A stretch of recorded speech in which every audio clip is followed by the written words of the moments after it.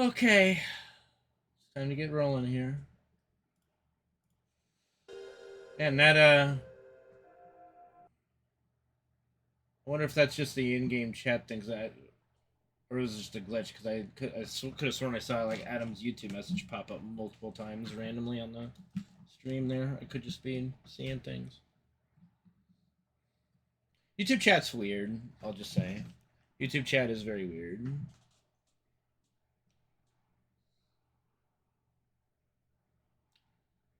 All right.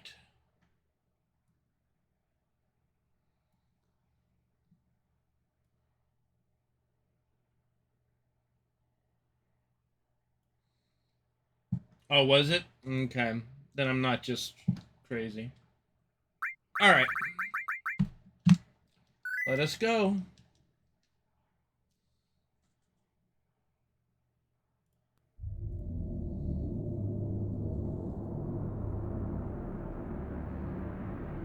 What's Project Epic or Epoch?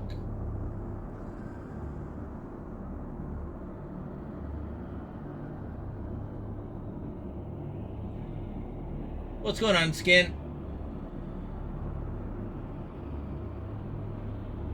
What's FTL2? Faster than light for the light for I don't remember. Faster than light? Okay. I think I've played that a couple times.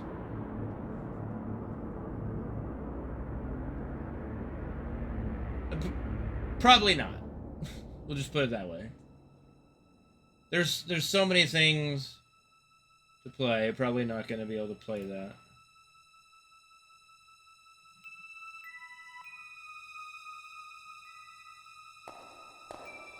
Let's see. Did I sync it up? The hell is... What do you mean a beefed up WoW server?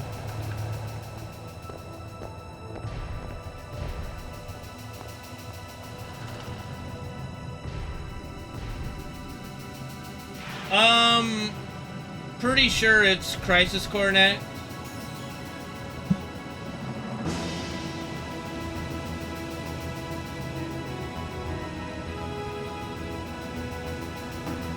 Oh, I mean, I don't care about classic WoW, honestly.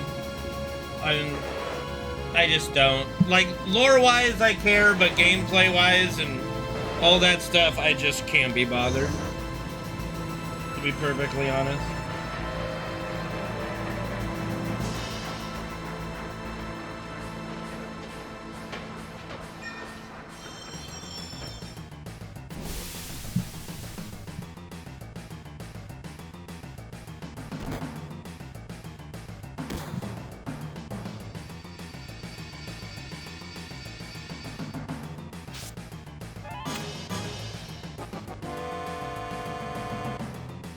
What up, Chrono? How you doing, man?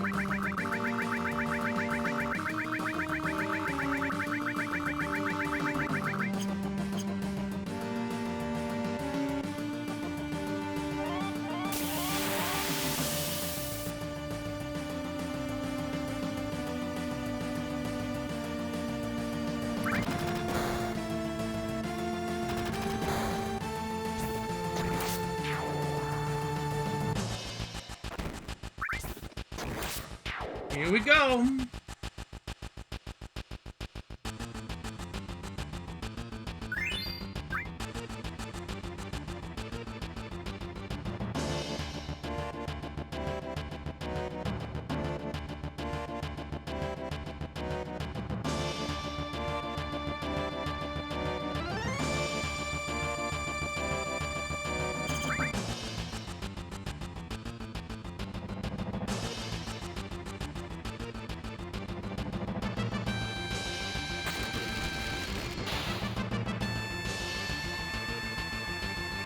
Thanks, Salty Jarvis. How you doing, man?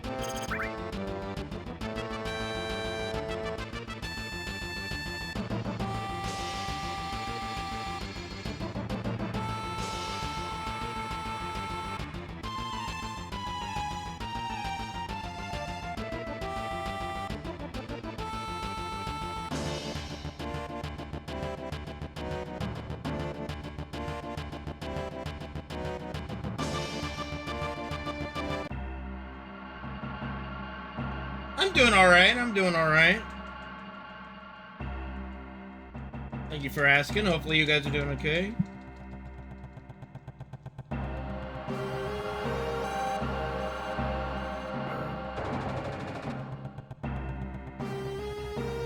My plan is the next 5 days, like what, today's Sunday? Sunday, Monday, Tuesday, Wednesday, Thursday, all being FF7 runs, so we can strap ourselves in and get ready for a long FF7 week, you know. Knock on wood, of course. That's my hope.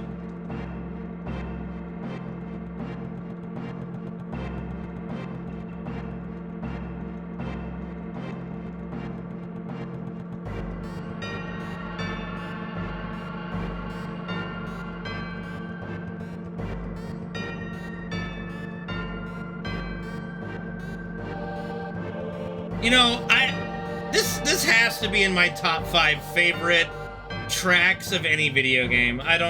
There's just something about it. It's just really amazing to me.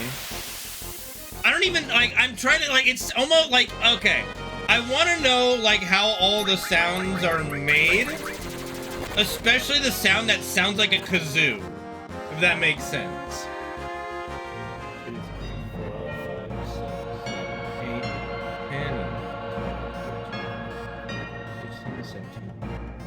20, 1, 2, 3, 4. Like, you hear that, it's not a kazoo, but it sounds like a kazoo, isn't it? I would not degrade this track by doing it with a kazoo, no.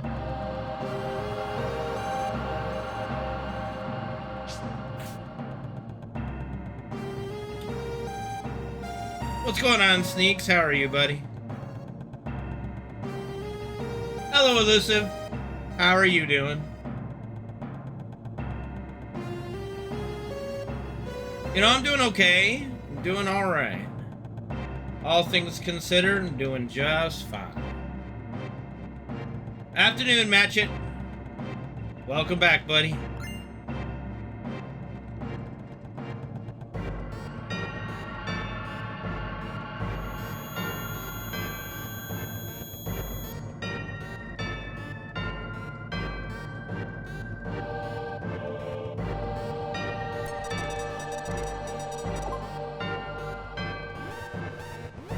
Just fine.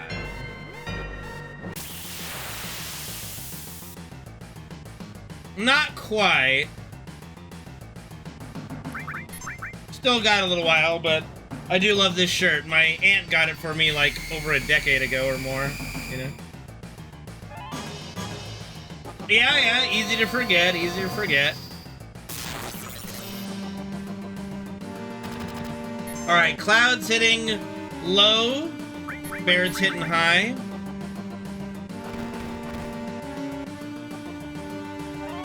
Ooh, that helps. A little crit there. That helps.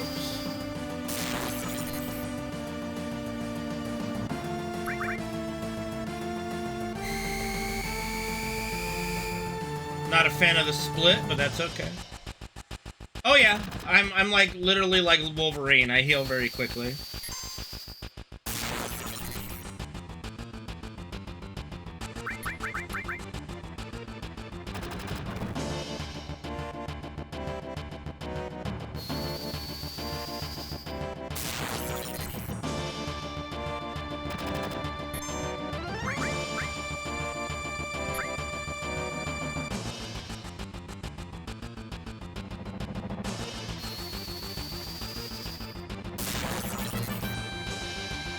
How's it going, Aloys?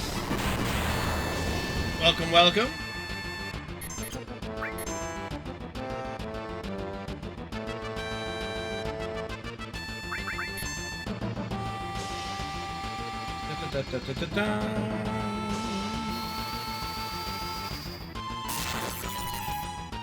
Not gonna have a quick guard scorpion, but it's okay.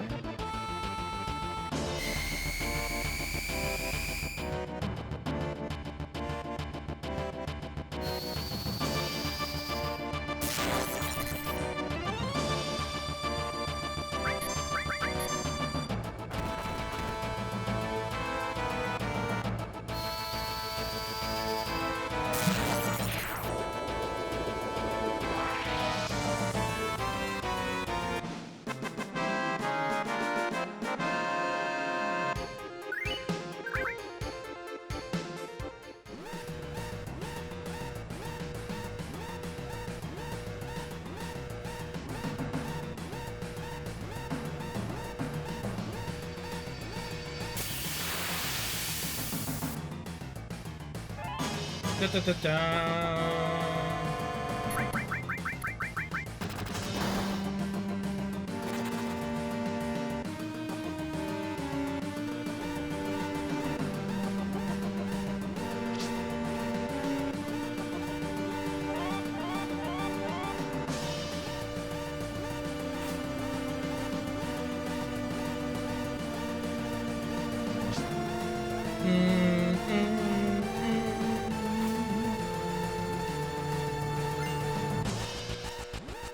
All right.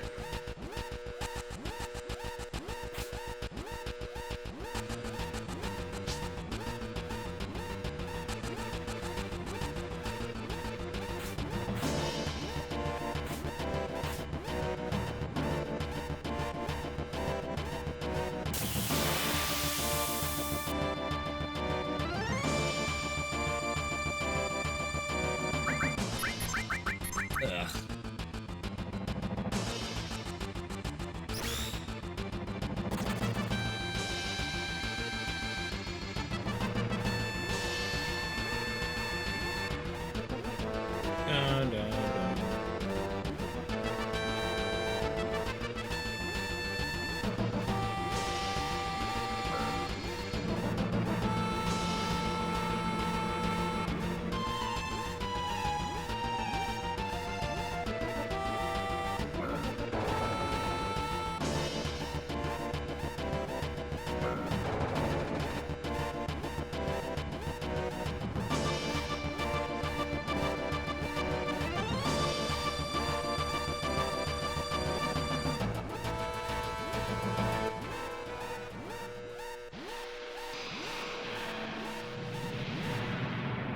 I'm indifferent. I never watched the guy. Don't really care for him, so I know. It is what it is. How you doing, user one? An anteater fact, absolutely. What's up, Shaw? How you doing?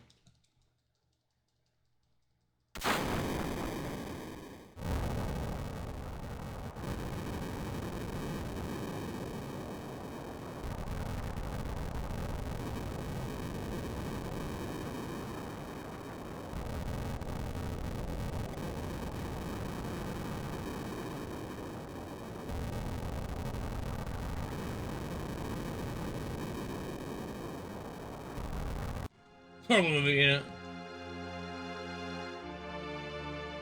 It doesn't surprise me. I'm sure animals like sharks and alligators have, like alligators, like crocodiles, alligators in some form, and sharks have been around since the time of the dinosaurs. I'm sure they've evolved a fuck ton of amount of times. But yeah, anteaters were around a long time ago too, so makes sense.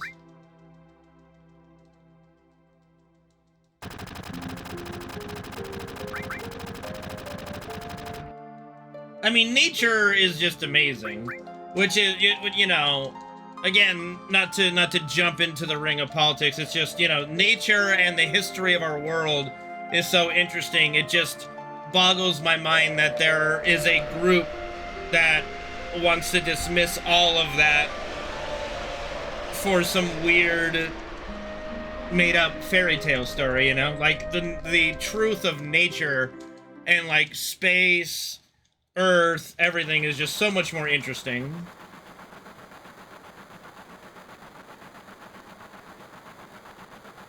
Let's see, when I think of alligator... Okay, when I think of alligators, I think of Jumanji. When, there's that monsoon that happens, and, I think it's Helen Hunt is in that movie. I think Helen Hunt is the female. And she says to Robin Williams, like, you know, you wrestled an alligator to save me, and he goes, it's a crocodile. Alligators don't have that, you know, fringe. Anyway, and so, like, he's explained the difference between, like, a crocodile and an alligator. Dude, Jumanji is, like, in my top, like, 3 Robin Williams movies. It might be my favorite Robin Williams movie. It's between, like, that, Hook. The problem with Hook is the beginning, I guess. Like, it sets up the story nicely, Like, you know, the beginning of a hook is needed, but it also is the worst part of the movie. But it's needed because without the beginning of the movie, there is no middle and end. Like there is no substance like to draw off of. So like while the beginning of a hook is like, you know, the middle and end is just so worth it. Yeah, I remember like Rufio was so cool as a kid. Like, you know, his fucking armor was like bones and shit. Like, oh man, that was fucking awesome, dude. Rufy! Oh! You know, I can remember being on the playground as a kid and we would all like pretend to be Lost Boys, you know?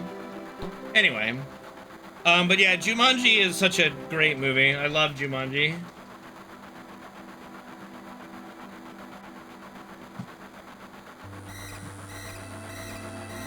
I did bite the bullet and watch the remakes with like The Rock and Jack Black and stuff, and I'm just sitting here going like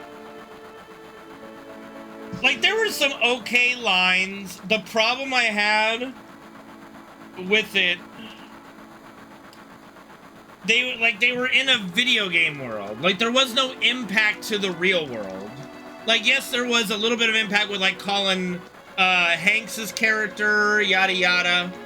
But, you know, like, not to spoil or anything, but it's just like the ramifications on the real world is what made Jumanji 1 so good.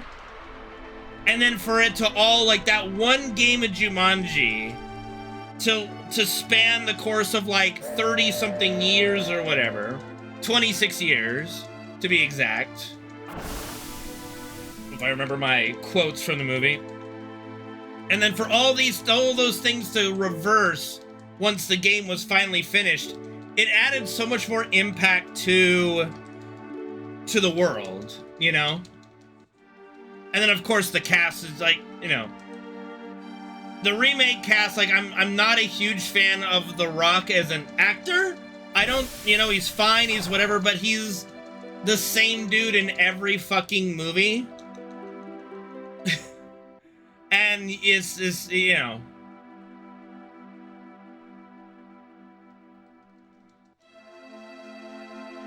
Like, I can remember first seeing him in The Mummy Returns, and then he had his own movie with the Scorpion King, and he literally just plays the wrestler The Rock. Like, he literally, like, even in the movies, he does wrestling moves. Like, I think he's rock-bottomed, like, 5 or 6 different movies. What up, Solar? Hey, I did watch Death Parade. I will be honest, at first I'm like, I don't really know if I like this, like the first couple episodes, and then it kind of went like, okay, I'm at least intrigued by it. I'm at least interested to see where it goes. But it was an interesting watch. I haven't watched Freerin yet though. But yeah, it's like, I think he rock bottoms in like The Mummy Returns. He rock bottoms in The Scorpion King.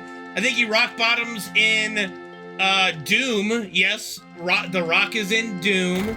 I think he rock bottoms in the Jumanji movies. Oddly enough, the one movie where it actually made sense and the one Rock movie I actually enjoy is Walking Tall. Like, if you haven't seen Walking Tall, it's actually a good movie, oddly enough. It's probably his best acted movie, oddly enough. But he does rock bottom somebody in that too, you know? Very tired, damn. Well, good job, good on you.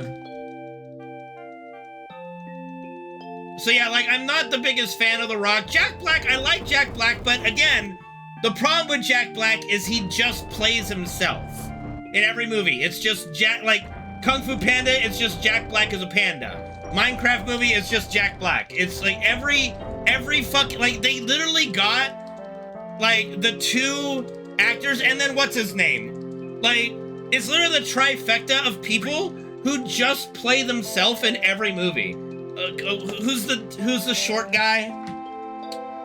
Kevin Smith. No, it's not Smith. What's it? Kevin. That's fucking. What is it? I don't remember.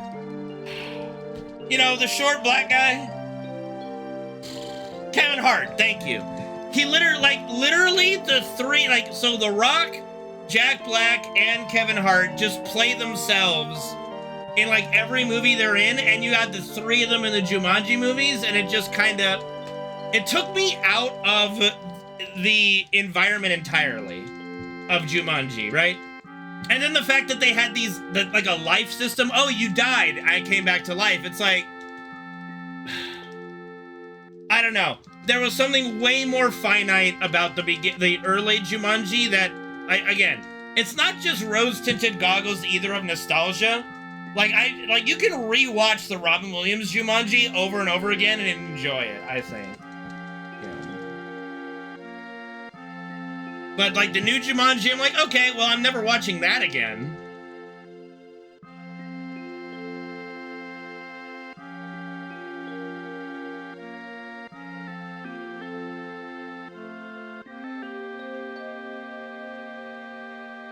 But yeah, there's that. I don't even know how we got on that topic. Oh yeah, we were talking about alligators.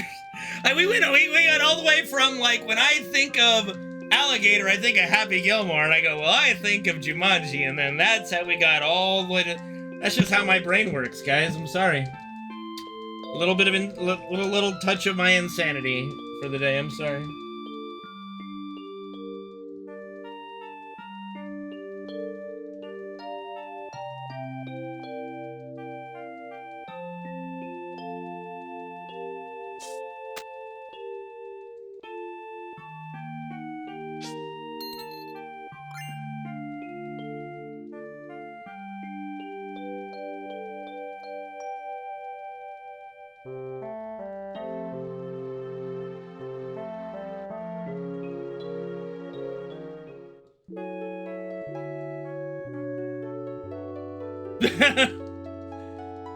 The Star Wars, like, when you say Star Wars music, do you mean the opening title crawl or the Empire theme? Like what? Which like, because it could be completely different viewpoints.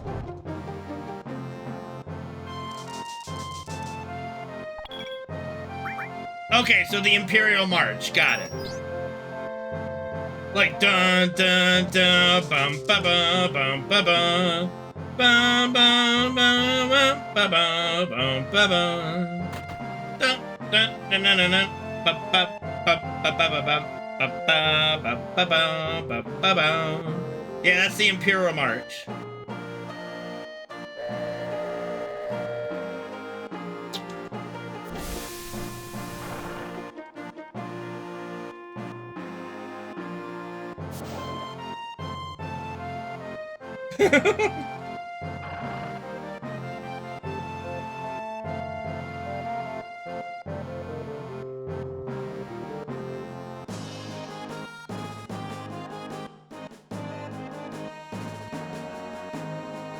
Indeed, indeed.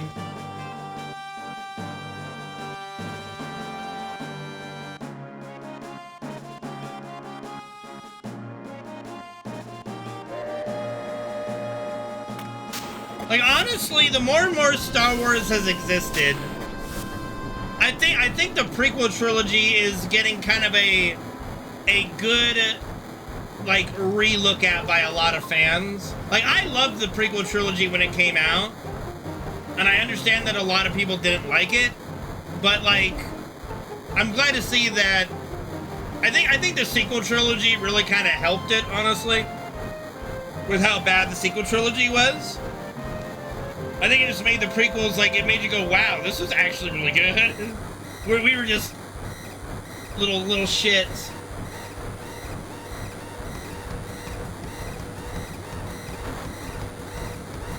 Congratulations, Solar, you done played yourself.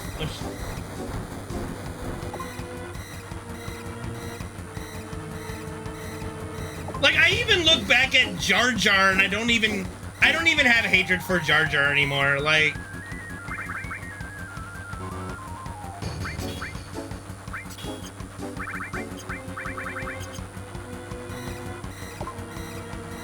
I don't know. I just don't have any hatred for Jar Jar at this point.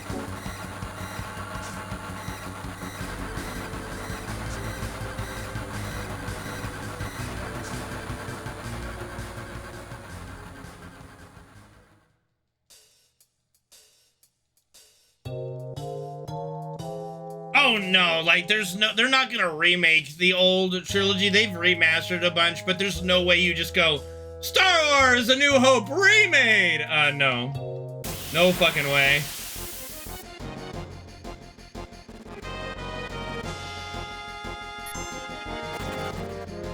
Yeah, but the thing with Harry Potter, 1, 2, 3, 4, 5, 6, 7, 8, 10, 11, 12, 13, 14. The thing with Harry Potter that works to become a TV show is they had to cut a lot from the movies for the book, from the books. And this show, I mean, aside from, you know, Snape being black, but, you know, they're trying to be more faithful, I guess, to the novels. Even so much as, like, you know, the very first scene in the movie basically is Harry, Dudley, Vernon, and oh god, what's the Petunia going to the zoo.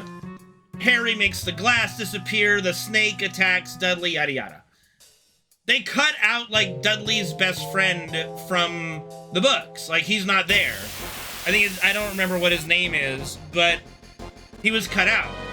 And then in the TV show, he's there. So it's like, okay, so they're just kind of, we just kind of got to see how much they add to it. And they've got to add, obviously, and not subtract. It's what I said with the remake trilogy, is that they're going to add, not subtract. Like, I remember when we were still wondering what remake part 1 was going to be, and we were brainstorming and stuff, and I literally said in chat, it's like the number one rule they have to live by is add, don't subtract. And for like the most part between remake and rebirth, there was no subtraction. Aside from like, okay, in remake part 1, you couldn't go down the basement of the 7th Heaven bar. That's a minor subtraction. Other than that, it's really a lot of addition. Adding more.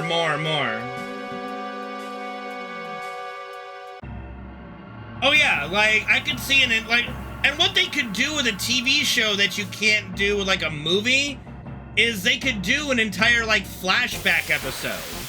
They could do the Marauders, you know, they could literally do an entire episode and just title it The Marauders.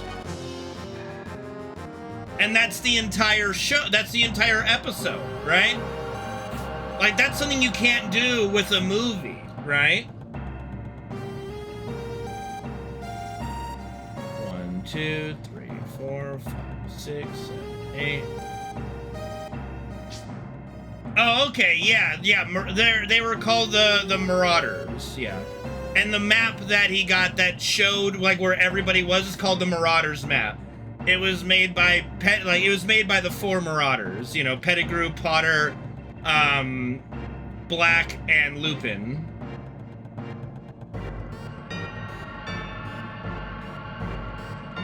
But yeah, like you could do something like that with a Harry Potter TV show. You can't do that with the movie. You can't like go 30. You can't like all of a sudden like imagine in The Prisoner of Azkaban, in that one scene where Lupin, Black, Snape, and Pettigrew are there, and they reveal Pettigrew, Lupin and Black hug, all that kind of stuff, and then all of a sudden it goes like a 30-minute flashback of who they are. Like, it just would not work.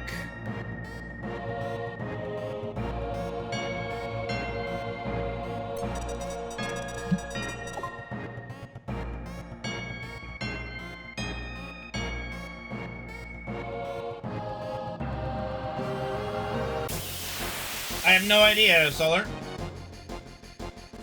No clue.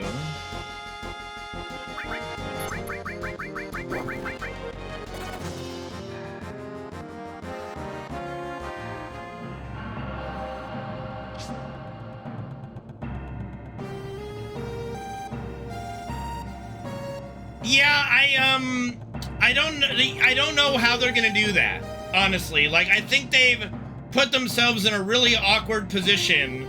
And I watch some YouTube channels that do Harry Potter stuff, like Harry Potter Theory is a really good one.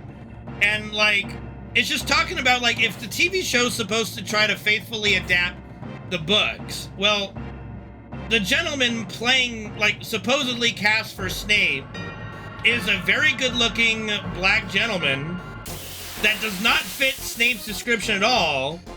And now you're gonna turn Harry Potter, Peter Pettigrew, Lupin, and Sirius Black not just into bullies, but literally like racist bullies. Like, okay. 1, 2, 3, 4, 5, 6, 7, 8, 10, 11, 12, 13, 14, 15, 16, 17, 18, 19, 20.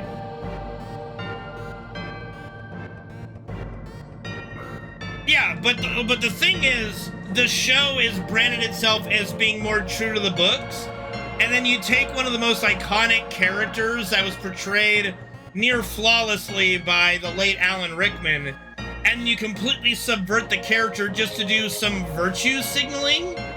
It doesn't make a lot of sense. It's like, that's not the character to do that with. There's plenty of other characters, and it's not like the Harry Potter universe is not multiracial. There's so many characters you could have people fit into that actually makes sense, rather than do some weird virtue signaling with that. Oh yeah, very rare, you know.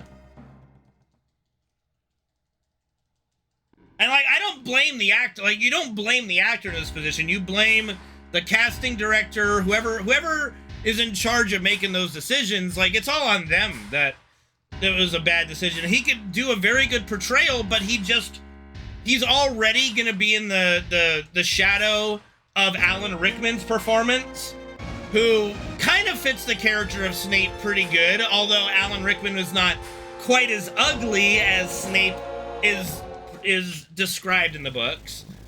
But he was pretty damn close. About as close as you could get to a real-life Snape. So he's already got big shoes to fill, and then you just make it a controversial casting choice.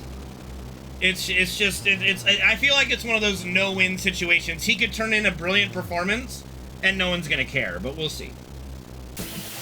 We shall see.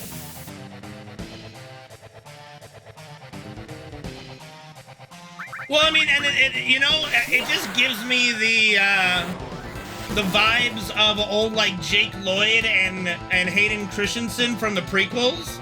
I know we just talked about the prequels, but it made me think about that. Like, you know, like, Jake Lloyd, the kid who played young Anakin, like, literally went into severe depression and just, he never acted again after The Phantom Menace because of how awful the people were. You know, it's just... And Hayden Christensen got blamed for his portrayal of Anakin, which, looking back now, you go, man, that was great. That was spot on. Well, yeah, but the guy who acted, like, I think the kid who acted as Joffrey, it wasn't because of hatred from fans, per se. He just wanted to do something else, but his portrayal was so loved and hated to be loved that, yes, he did get some pretty nasty mail, and that's psychotic. You know? Like people are psychotic. It's crazy. Like, with the advent of the internet, like, I don't remember ever rooting for a child to die in anything except Game of Thrones. When Joffrey was choking, I'm like, yes, die, you motherfucker! I was like, I literally was shouting at my TV, like, die, yes, die! I've never been like that, I think, with any fucking character in anything that I've ever watched before. And I know I'm not the only one. I know I'm not the only person that was not just glued to their TV watching and being like, yes, choke, you motherfucker, just die! Oh yeah, no, he was so unhinged as Joffrey. Like, every scene Joffrey was in, you don't know. Is he just gonna... He was like Emperor Nero. Literally, like, is he just gonna snap his fingers and I'm dead? Like, that's what was so great about him. And yes, he looked like a little bitch. And I think that was part of it that was so good. It's like, every single person watching it, like, man, I would just want to punch that little motherfucker. Like, I just... this motherfucker ordering me to die? No, I'm gonna fucking punch him in the face. You know? I'm gonna punch him in the fucking face. You order me to die, fuck you, you know? I do agree with that, chat member. I do think people are way too comfortable being pieces of shit on the internet. Absolutely.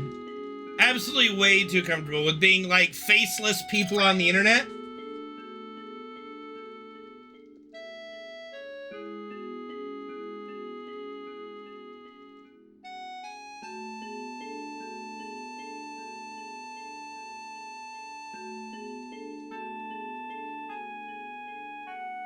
It's kind of why I like my situation of being a streamer and stuff. Like, I'm not hiding in the internet. Like, I'm out here. I'm expressing my opinions, right, wrong, whatever, you know, out there in the open. I am not a faceless, nameless person on the internet, right? I'm attaching I don't want to say the word brand, but I'm attaching myself and throwing myself out there to the wolves in that regard.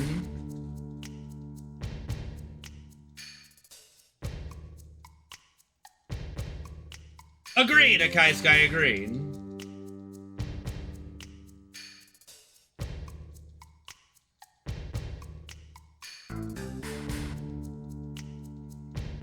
And you know what? As a human being, it just irritates you when, like, you hear of the stories, like, you know, God, the Phantom Menace came out when I was, what, 14?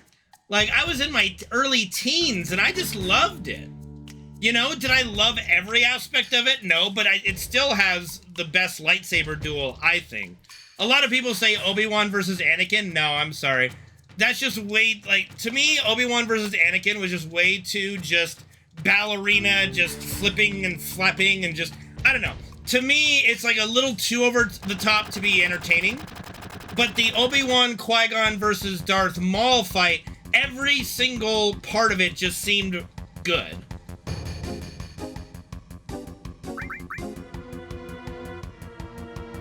Like, every aspect of it felt, like, real. And you could feel, like, every attempt, like, every blow was an attempted killing blow, etc. Whereas watching the Obi-Wan Anakin fight, like, okay, they're just twirling around right now. Yoda versus Dooku was funny, but it was funny. It wasn't like, it was, I remember erupting in the theater, like, with everybody else in the fucking theater, and we're just clapping and because you get to see Yoda bouncing around like this fucking frog man, you know, twirling a lightsaber at fucking Dracula, and you're just like, this is awesome, this is awesome. But as far as, like, just outstanding lightsaber duel, Phantom Menace for me.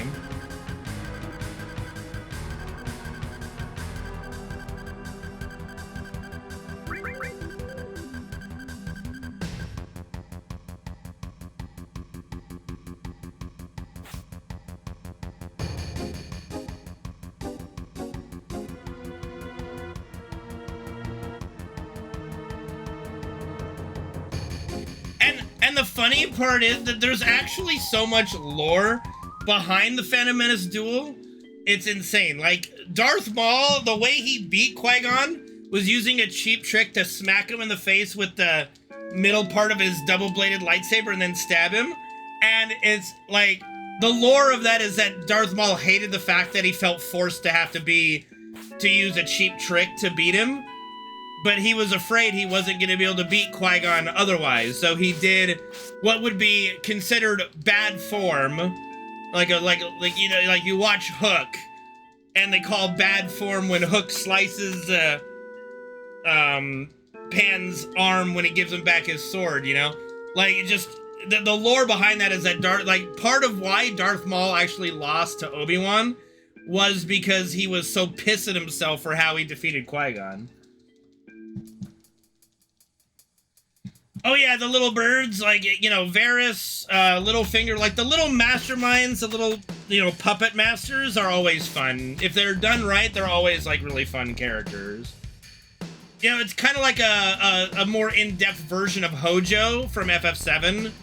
Like, Hojo is literally a puppet master in FF7. And that's why I think for as little screen time as Hojo gets, I don't think anyone that's a big FF7 fan doesn't like Hojo as a villain, or at least understand him as a villain, you know? Yeah, no, I mean, I think we all can agree that just the culling of all the characters in the final season, like the final couple seasons, you know, the writing was on the wall. What, like, it's no surprise that the moment they got past where George R. R. Martin had finished the writings, that it was doomed.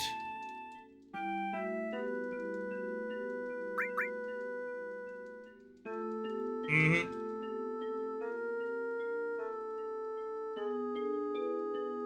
Like, honestly, because I've actually liked House of the Dragon, I'll be honest. It's been good. I've been enjoying it. I would have loved to just see them as soon as they got to the end of where Game of Thrones was actually, like, written, and they go, okay, now we're gonna jump to House of the Dragon. I think I've seen season 2. I think I've watched all of season 2. I think it was really good. I don't remember enough to spoil. But I remember it being very good. But yeah, I would have loved to see them just, you know, go off on these little sub-shows while letting George finish writing. And if you think those actors wouldn't just, you know, drop what they're doing and return to finish out seasons 7 and 8 once George finishes the books, you're out of your mind. They absolutely would.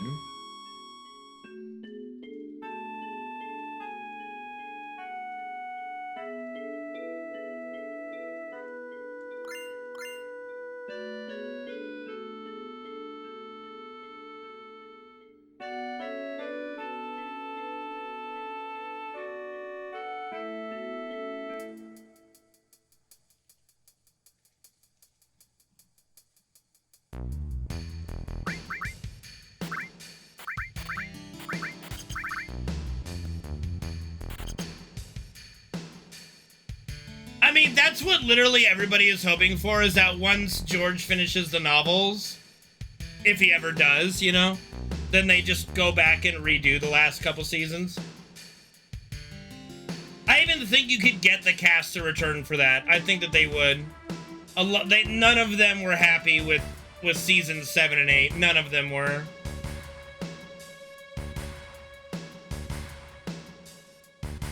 But at least, like, whatever George writes, if he ever finishes it, would be canon. Whether you like it or not, it can't be any worse than what they did with the actual show, you know? You'd end up with a situation with, like, Clue, you know? Like, Clue had, like, 3 different endings. And then an actual, like, true ending or something. So, you know, you could just chalk it up to, yeah, well, that's one way it could have happened. But here's how it really happened, you know?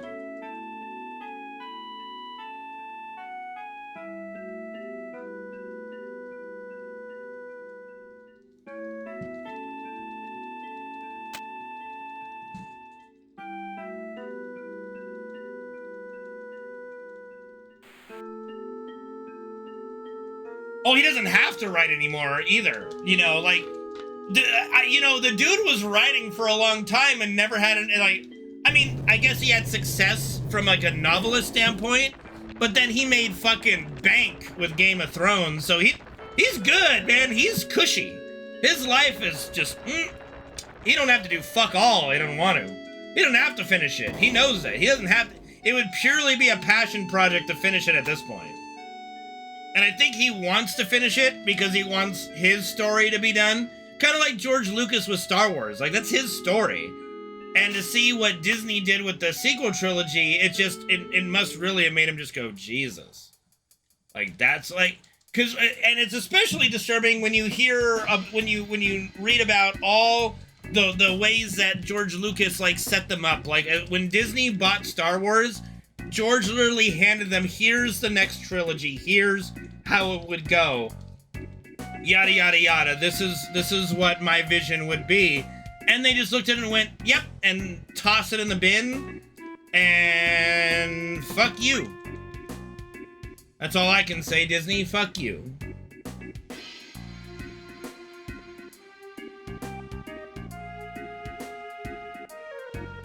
A big old dookie right all over the Star Wars fan base, dude. A big fat turd. He could! He could, Alex. He absolutely could. That would be quite the legacy.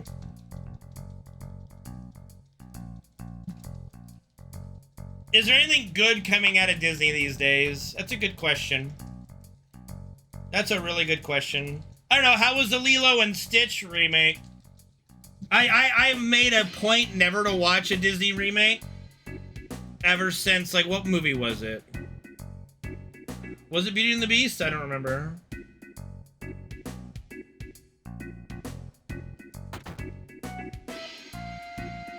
Like, yeah, I made a point not to watch any of the Disney remakes.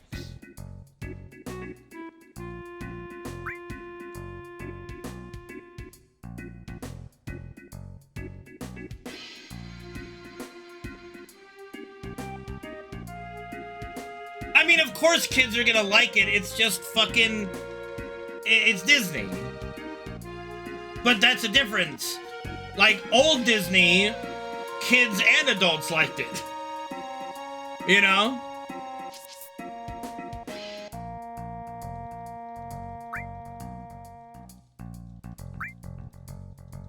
I think for me, like, the thing that... The straw that broke the camel's back for me was with the Lion King remake, learning they didn't even ask Jeremy Irons if he would reprise his role as Scar.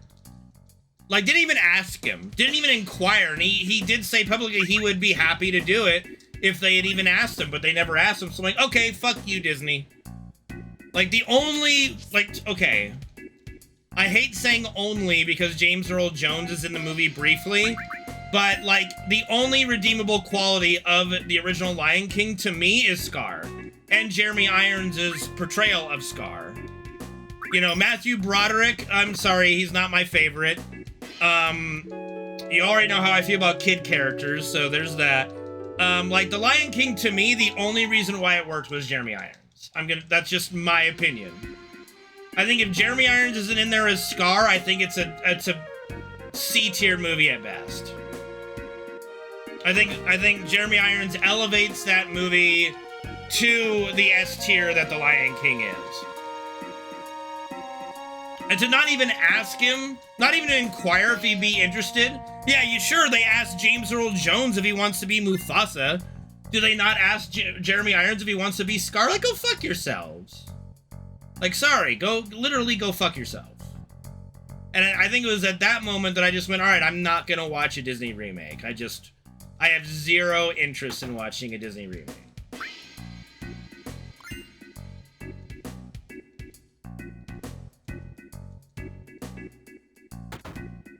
Alright, I didn't accidentally do the glitch this time.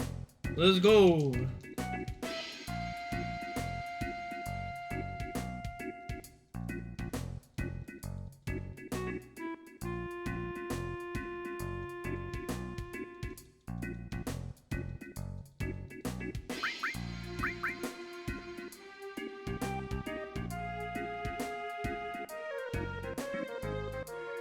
So yeah, to the question of has Disney made anything interesting, I don't know. Okay, honestly, okay, look. I'm not the biggest Phil Collins fan. I do like some of the songs in Tarzan. I do not think you need Phil Collins' music for Tarzan. I'll be honest. I don't think you do. I could be wrong, but, you know, I'm just gonna say... You know... You might be right, but again, Tarzan isn't exactly like Tarzan is the top of the C tier, or like the bottom of the B tier as far as Disney movies go anyway. Like, it's not Beauty and the Beast, it's not The Lion King, it's not The Little Mermaid, it's not Aladdin, you know, it's Tarzan. And it's fine, you know, but it's Tarzan.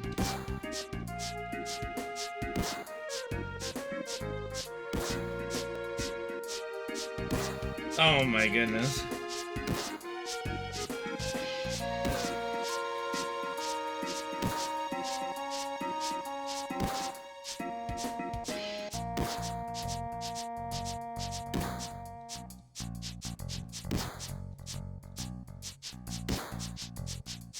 Like, I prefer the music in Beauty and the Beast, honestly. And I don't, okay, and I mean, this is gonna sound horrible. Alright. Like, Beauty and the Beast is my favorite Disney movie, okay? I hate Be Our Guest. And I hate, I don't hate, but, the actual song Beauty and the Beast when they're dancing, it does not that much for me. I mean, I like it much better than Be Our Guest, but Be Our Guest, I skip every time I watch Beauty and the Beast. I'm gonna be honest with you. I just skip Be Our Guest. To me, the best part of Beauty and the Beast is the opening.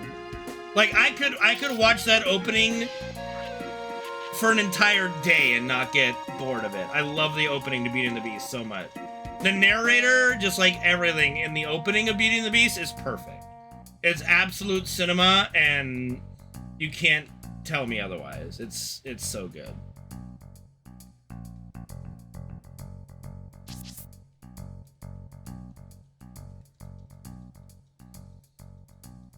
And then, of course, Gaston's song is awesome. The real reason I didn't go watch Beauty and the Beast live action was because I watched the Gaston butchery of his song on YouTube, and I went, okay, well, if they don't even get that song right, there's no reason for me to go watch this movie.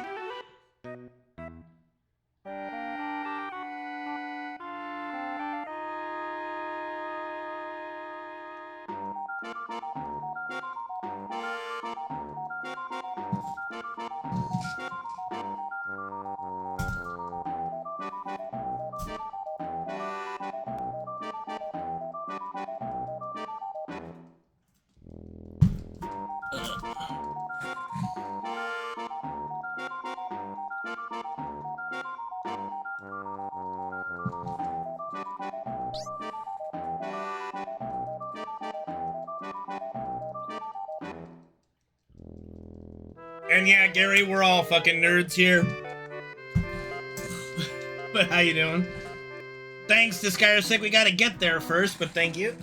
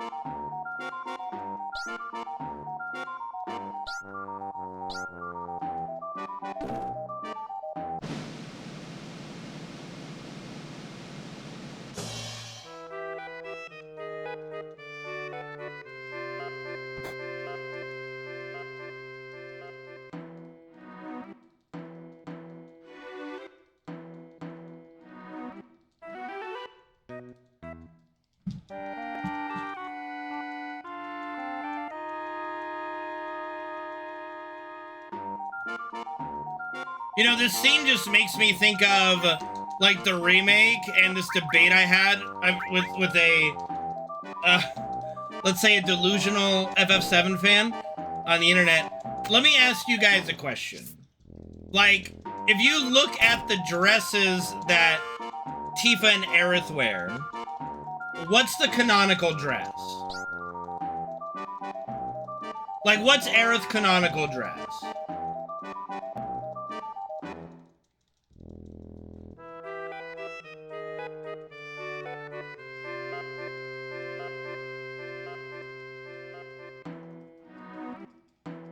We're getting to that, Disguise. We're getting to that, okay?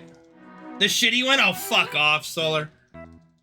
The shitty one! Oh my god. No, the canon dress is the gaudy red dress, because no matter what you do in the original, that's the dress she takes. Like, no matter what route you go in putting together your outfit, she comes out with the gaudy red dress. Same with Tifa. The canonical dress is the blue, like, you know, the blue short dress, yada yada. Not the kimono, not the Chun-Li outfit, right? Like, those are the canonical dresses. Well, guess what? In the remake, you have to do optional content to get that gaudy red dress for Aerith, right? So it just made me think of this debate I had with a Clarith that was like, where he's like, you know, if it's optional, it's non-canon. And like, if you have to do optional stuff to get it, then it's not canon. It's like, bro, you're out of your fucking mind. Well, she does wear that. And she's worn it for over 20 years, Solar. So, and here's the thing. This is what is the most important thing about it. What you think or what I think or what I, like, you know, our opinions don't fucking matter. When it's what they told us. When it's what they do, right? Our opinions cease to matter when we're shown what is canon, right? Like, you can think something else, but that just makes you wrong, right? You're just wrong, you know? Okay, but she did. You can think she doesn't look like that character. She literally did, you know?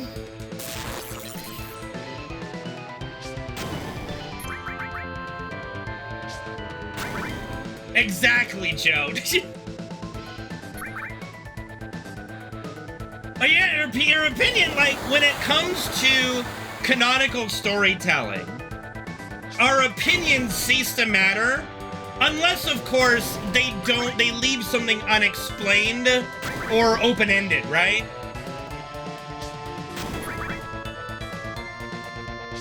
I mean, if he appeared in a football uniform in the canonical game, and it wasn't an optional thing, then yeah, it would be weird.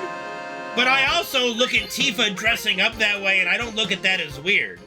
Like, Tifa is someone who could definitely go feminine if she needed to, as a means to an end, and put on her girlish charms. I mean, she's a good-looking lady, right? Same with Aerith, you know? Aerith is a little bit more of a spunky, kind of quirky person, but she could pull off the sexy, like, formal dress look too, you know? 1, 2, 3, 4. Well, it's, when you say it's not into her character, well, I mean, part of it is she's acting. Like, she's playing a part to get to Don Corneo, right? So, in a way, you're correct. As that she is playing a role. She is acting, right? She is acting a part. Same with Aerith. They are acting a part.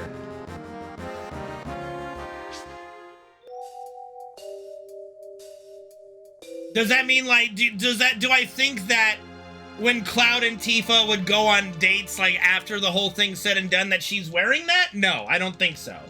Like, maybe, like, obviously I don't think she's wearing a tank top and shorts to a wedding, you know, or to her own wedding for that matter, but yeah.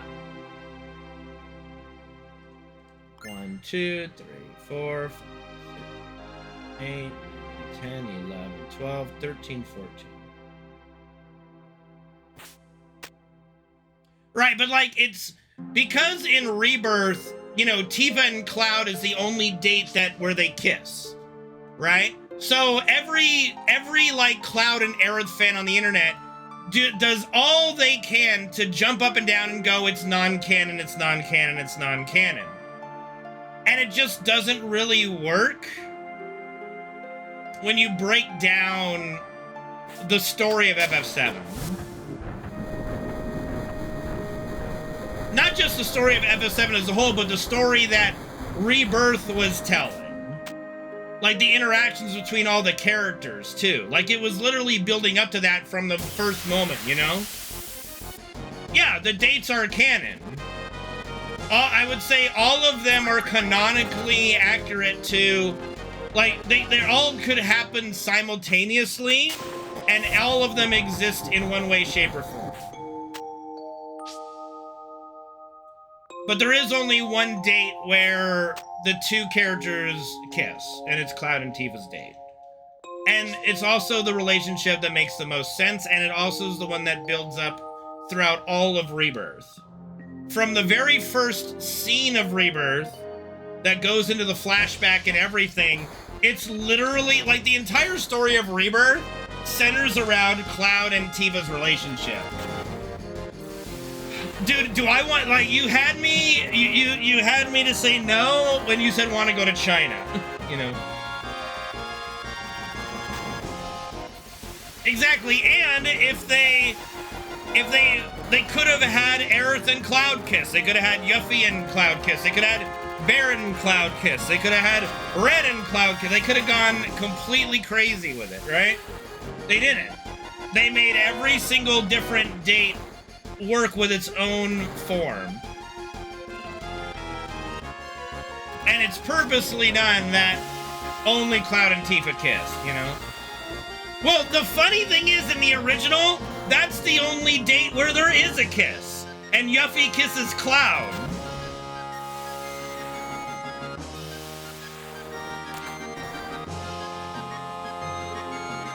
So it's kind of funny you say that, because in the original, that's the only date that does get a kiss, is Yuffie and Cloud.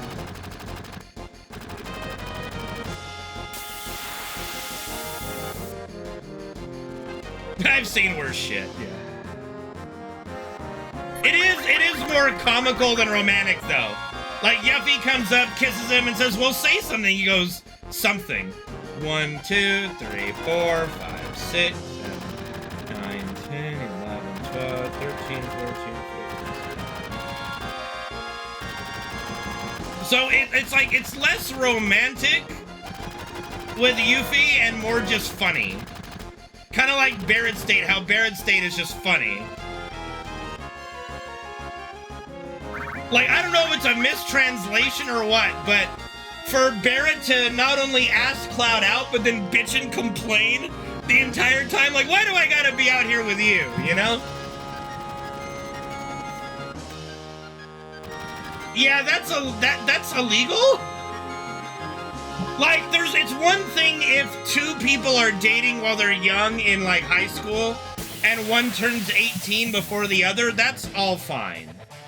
You know, like, there's nothing wrong with that. That's perfectly normal, perfectly legal as well.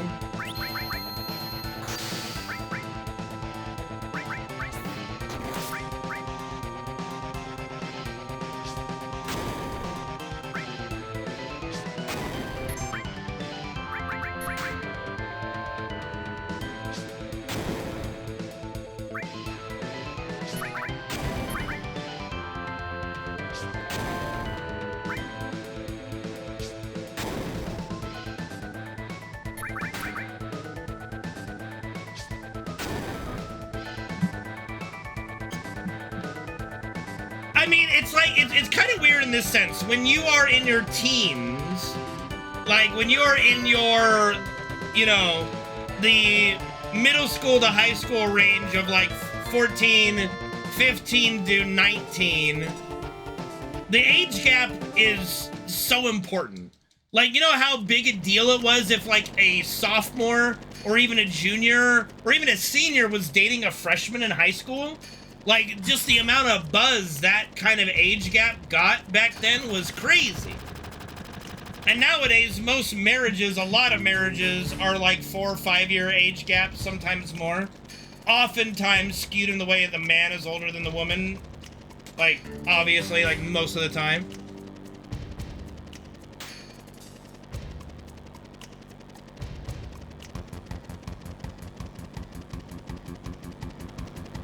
And what people also forget to realize, like, in a story like FF7, while yes, the cast overall is one of the oldest casts in any Final Fantasy game, there's still young people.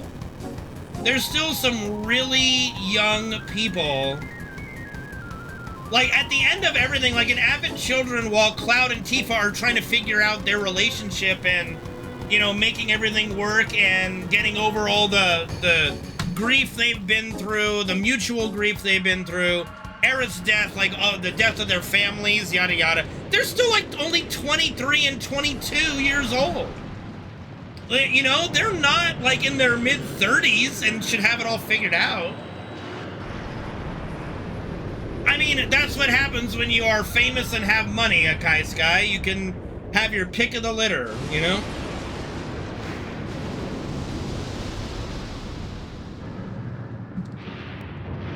Yeah, that goes until you kind of hit your 20s, Solar.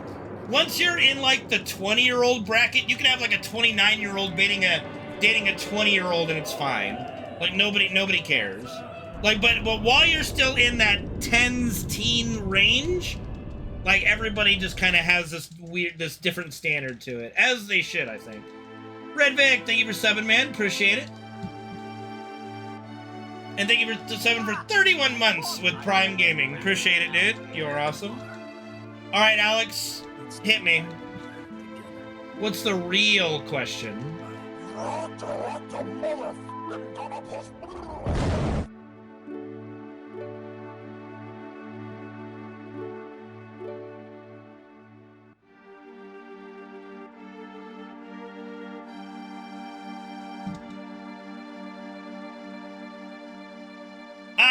You know, I couldn't stop it, Cross. I tried, man. I just can't seem to do it right, you know?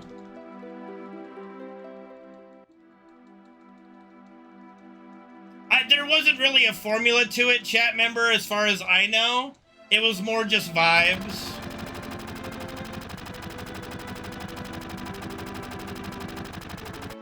Why do giant things move slower? Because oftentimes they do move slower, but they go further. Like, their movement might be slower, but the distance traveled makes up for the slow movement.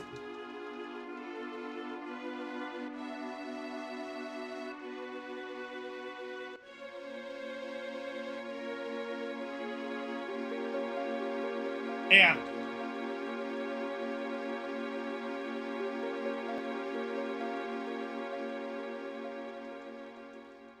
So, like, if you look at someone like Andre the Giant, for example, he was not fast, but the move, like, his mass was so big that when, like a single stride of his, that would be otherwise, like, slow for us to look at, achieves more distance, like, you know, it's just when you're a big, giant, lumbering mass of a human, or just a giant in general. I mean, you look at something like Gundams or, you know, fictional kaiju monsters, yada yada.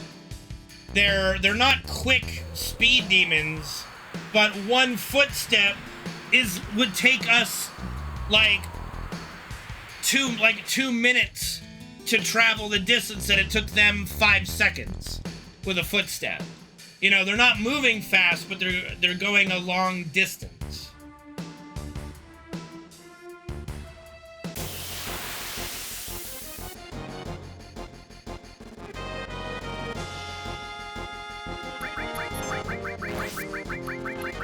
It's kind of like if you watch Attack on Titan with the rumbling too, aside from when they were swimming. When the Colossal Titans were swimming, they were actually moving pretty quick. But while they were walking, you know, they're not moving very quickly, but they're traveling at a really fast speed because of how much distance they can do. So even though they're just walking, their walk is faster than our sprint because of just how big they are. That's why, like, the rumbling would trample over half of humanity before being taken down, you know?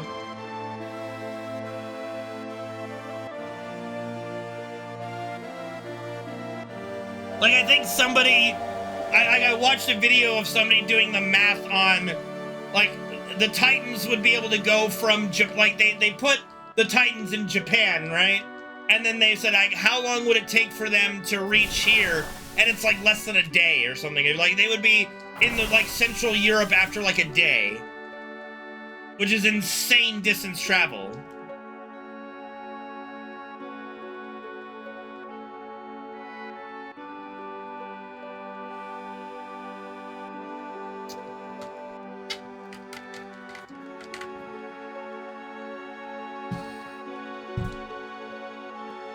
So yeah, there's some really fun little videos on YouTube about that kind of shit, you know? Like, what if the rumbling was real? Like, 90% of humanity would be destroyed before we would take out the Titans? Oh yeah, no, this scene was probably the most tearful scene in all of Rebirth for sure. And, like, just the way, like, I wanted to punch those people in the face. I'm like, who treats a little girl this way? Like, I think they were trying to show just how, like, bad an environment Midgar was, or is. Like, just with how awful the people are there. And I'm just like, this is fucking horrible. Like, look, like, these people are literally making fun of a little girl trying to find help for her mother. Like, let me at them. Let me kill every single one of them. Like, please tell me I get to kill them. You know, like, I am, like, one of those people, I'm like, I hate you more than I hate Hojo. Jesus.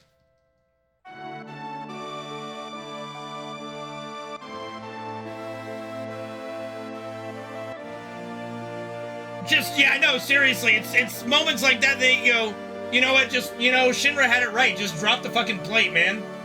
Just fucking mass purge, let's go. Just drop it. Fuck these people.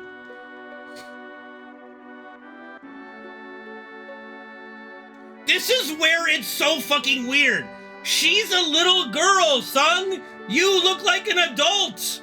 What is this? What? I swear they fucked up. Like, they had to have fucked up. They messed up with the timeline there. And they just kind of...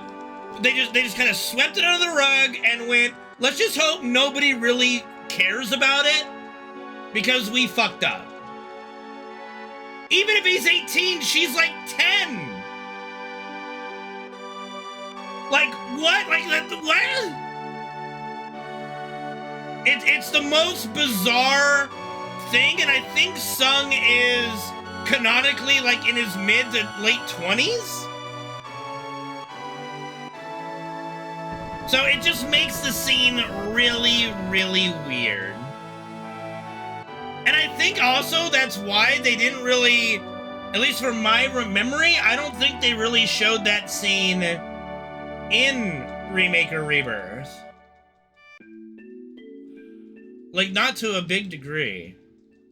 I don't think so. No, Sung being a motherfucking groomer is what he is. That's what he's doing. Fucking shit, dude. No shit, dude.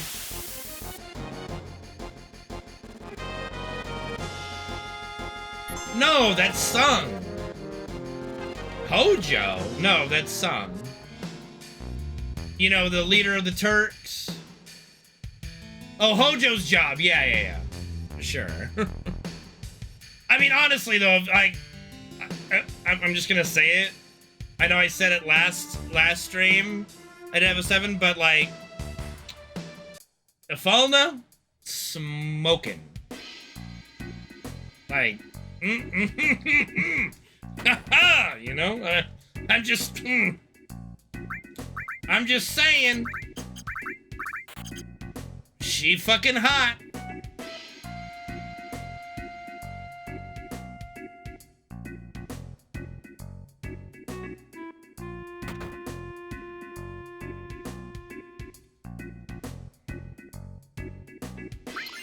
Hey, there's a reason why there's a song that I think was a #1 hit. I don't know. That was called Stacy's Mom.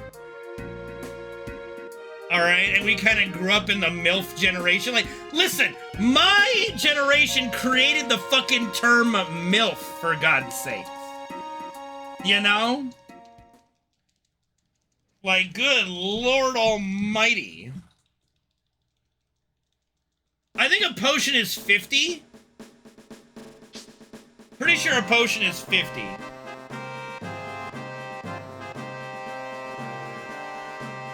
Is it from? No, I don't think it's from a movie. It's not Blink-182, is it? Is it Blink-182? I don't remember.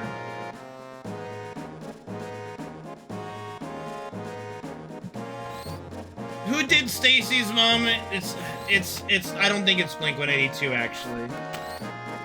Is it Simple Plan? No, was it Simple Fountains? Okay, I don't know who that is. The Fountain of Wayne? I've never heard of them, so that must have been like their only hit. That must have been like the one-hit wonder of all one-hit wonders. Yeah.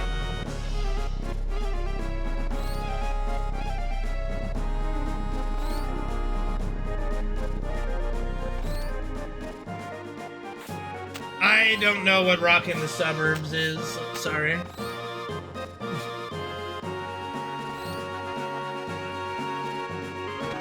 Yeah, but American Pie brought it into our vocabulary. There's no denying that. Like, literally that scene where he goes, dude, the chick's a MILF. What? M-I-L-F. Mom, I'd like to fuck.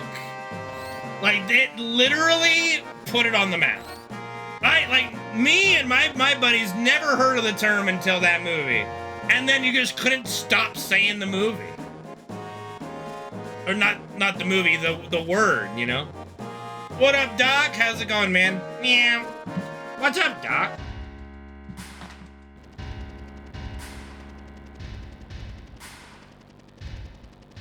I mean, of course it existed before, but American Pie, it's like, oh... There have been plenty of things that existed before. It's like, okay, who invented the moonwalk?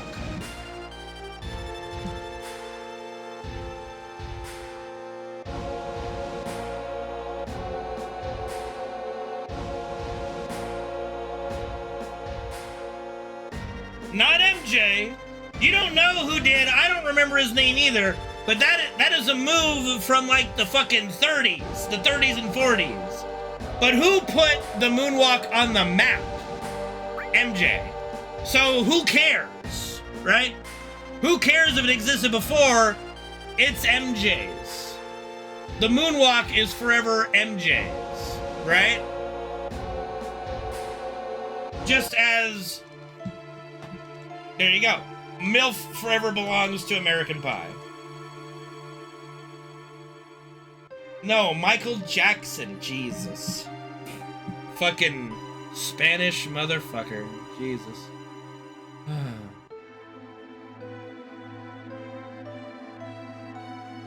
I know. I am too. The fucking cars, bro.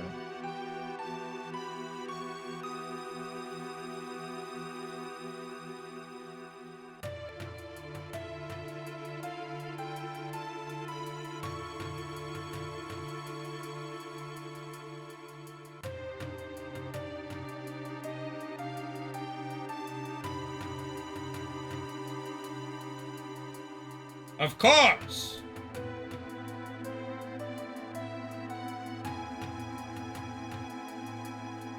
MQMF? Like, come on, dude. Foreign okay, here's the thing I like about Japan in some ways, and I think they do this in German a lot too. Oftentimes they won't like try to translate a word. It'll just be the English word. Like you'll hear them speaking their language, and then all of a sudden it's an English word, just boom, right? But that's because they don't try to translate or put their own equivalent to the word. They just take what it is. So something like MILF should have just stayed MILF in every language.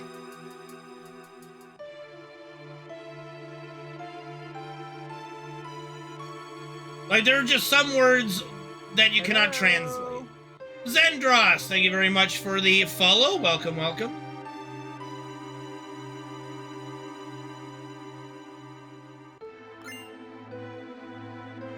I mean, like, movies, here's how I look at it.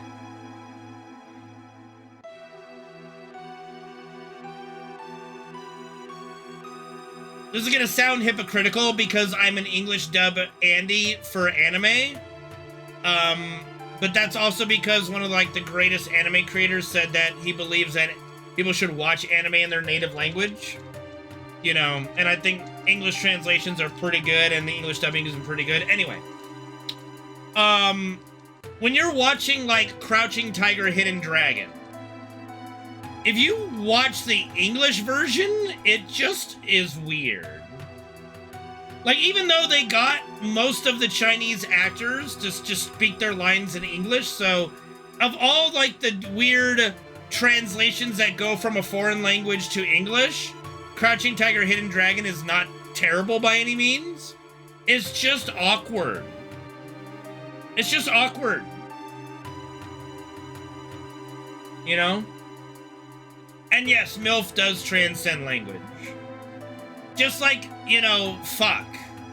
I'm pretty sure most languages have their own equivalent of fuck, but I'm pretty sure a lot of them just say fuck, too. Crouching Tiger, Hidden Dragon. I have not seen Jet Li's Hero, but I take your word for it.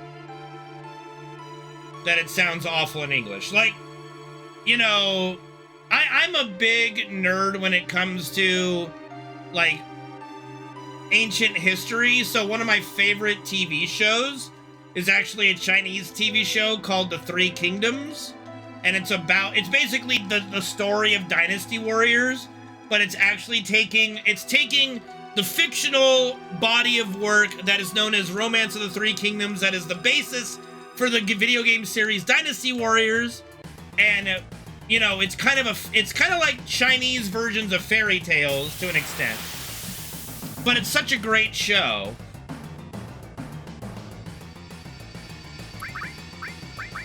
And you have to watch it with English subtitles because they don't have a English-speaking version, right? But you know, that's just it kind of gets you in there.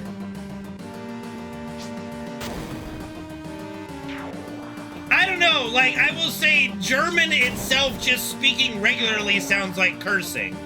So, I don't know. We'll have to see.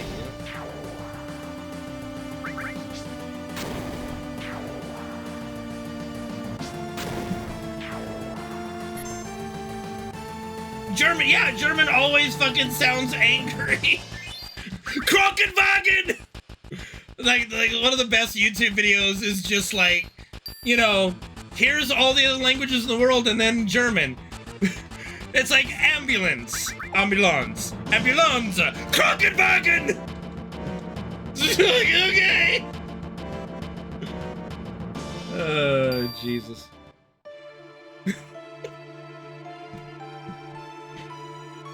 Oh, fuck me.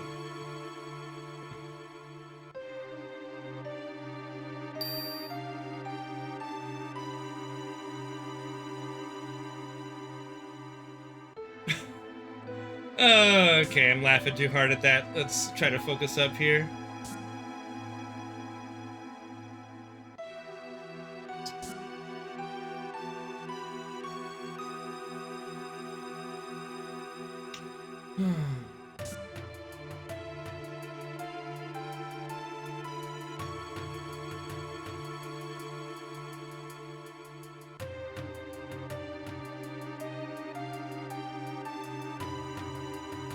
Last FF7 run rip to Dine.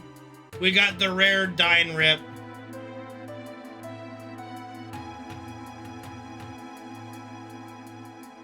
Alright. right, Gary, relax, buddy. It's okay. I have seen Eurotrip, yes. Scotty doesn't know that Fiona and me do it in the van every Sunday.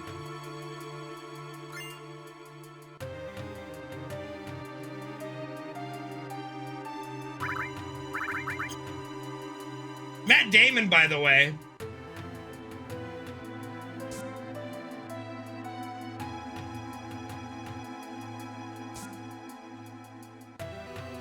I don't remember the fucking safe word, I'll be honest. No. Well, see, that's the way German works. Like, I took 4 years of German in high school.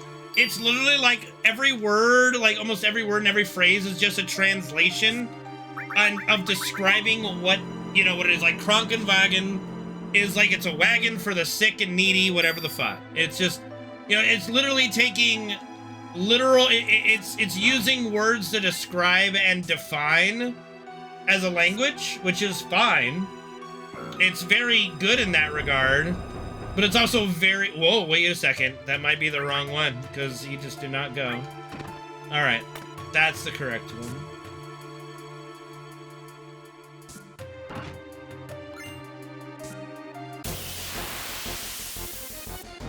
All right. I know, Gary, I know you're just messing.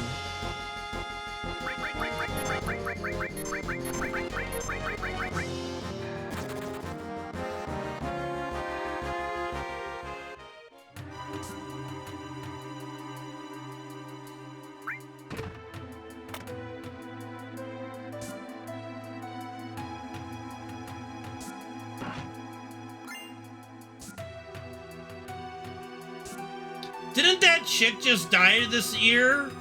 The Eurotrip chick? Didn't she die from something this year?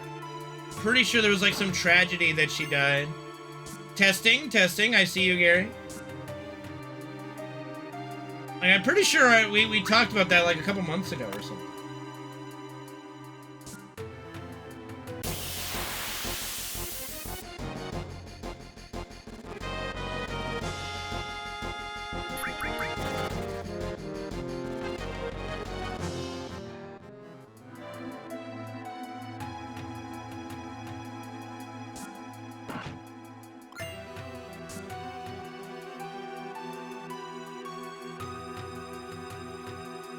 Yeah.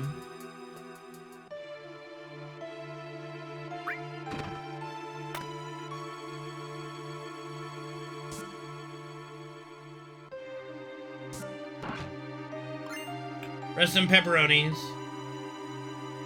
You know what's weird about those, you know what makes American Pie actually kind of believable? Like, the thing that those old romantic comedies always did that was a little off to me was, it's like, okay, you had the guy that was interested in like the popular chick who was, yeah, she was hot, but then like the nerdy girl or like the best friend is like 10 times hotter and more likable, and you're just like, bro, what?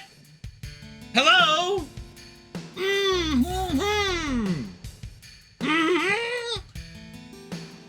And I think that's where American Pie kind of worked, because yeah, Nadia is like smoking fucking hot in that, and the girl that plays Michelle, she's okay. She's not ugly. She's not hot. She's just more his type. So it was way more believable in that regard, I felt.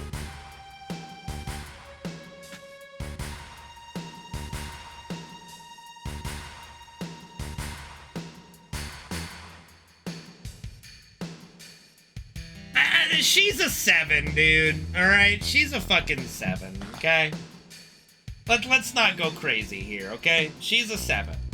She's a great lady. She's fine. She's not ugly. She's pretty, but she is not a 10.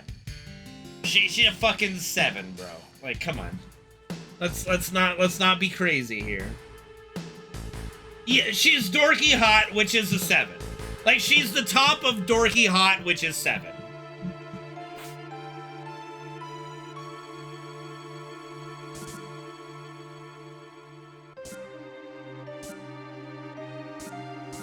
Yeah, and that's your personal thought. I'm just saying, like of the grand scheme, if you compare like American Pie, like Nadia to her, it's like, oh yeah, Nadia's hotter, but you know, Michelle fits Jim way better.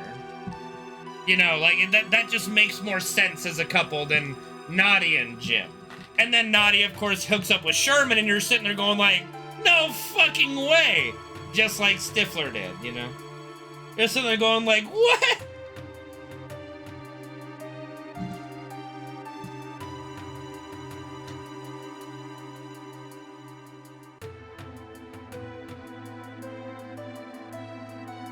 You mean Tara Reid? Oh boy. I don't know, Solar. You're putting Tara Reid as the hottest. Whew. That's a rough deal. Now, Tara Reid had a little bit of a stint where she was like she was like the hot chick in a couple movies she was in, Van Wilder and things like that.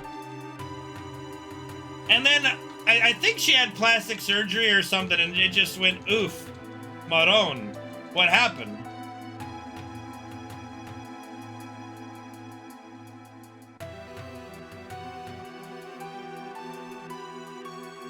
Like, Hollywood is a rough place to be, man, especially for ladies. And the amount of plastic surgery that these, yeah, she was in Sharknado. I've never seen Sharknado. I know she's in fucking Sharknado. Oh yeah, no, I think American Pie, Tara Reid, is the hottest she's ever been. Absolutely. She was like girl next door hot. Kind of like, oh fuck. Literally the movie Girl Next Door. You know, 24 daughter, what's her name? She kind of disappeared after dating, I think, after marrying Dion Phaneuf, I think. She was dating Sean Avery, then married Dion Phaneuf. What the fuck is her name?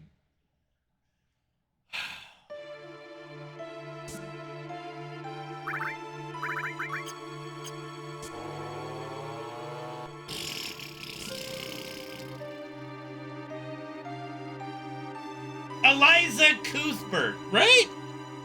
Eliza Cuthbert? Is that it?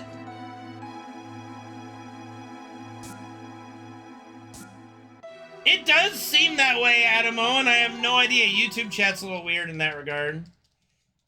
It's not reappearing, at least. It's like it's reappearing on the stream, but it's not reappearing in the YouTube chat box, at least. Yeah, she was in Coyote. Was she in Coyote Ugly? She might have been. No. There was a different chick in Coyote Ugly. Rare, good-looking blondes? Oh my goodness. Oh my goodness. Have you ever seen, like, women from, like women from Sweden? For goodness sakes, like, goddamn. I mean, if you're not into blondes, you're not into blondes. That's fine. I don't discriminate via hair color. They're all women are gorgeous no matter what hair color.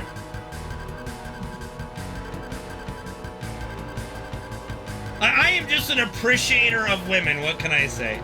I think women are beautiful creatures, and we are fucking ugly.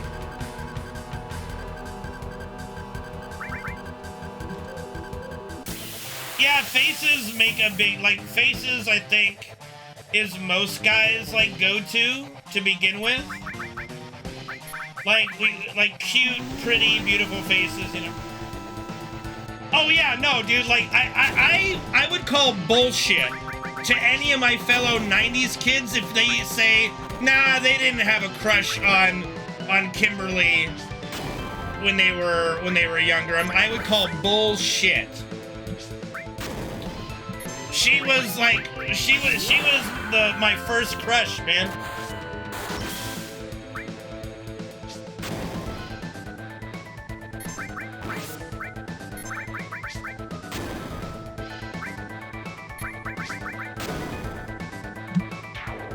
God damn, dude, that's fucked. Getting banned from watching Power Rangers. We've had many of the same. Dude, I've been streaming for almost 13 years now, maybe longer. Of course we're gonna have some of the same fucking conversations. It only shows the importance of those moments in our lives.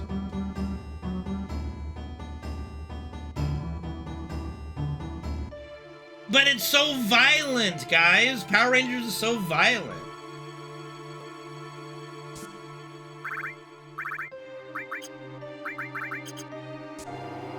God, yeah, at some point, but let's give it some air to breathe. Get it? Air to breathe? Ha! Ha! I cack myself up.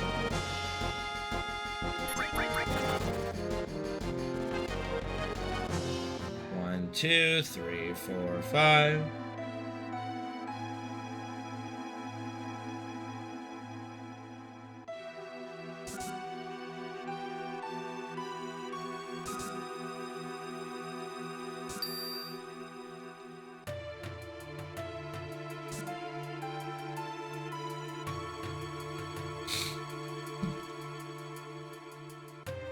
You know what's funny is, like, I've never seen the actual Japanese Super Sentai show that it's based on. But from my understanding, like, that show is basically all action, and it was the American version that actually added the soap opera bits to it.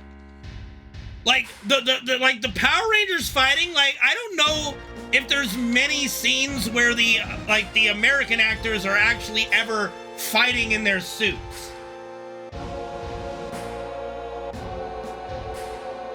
But I'm pretty sure they, like, 99% of all fighting scenes are just from the original Japanese Super Sentai footage.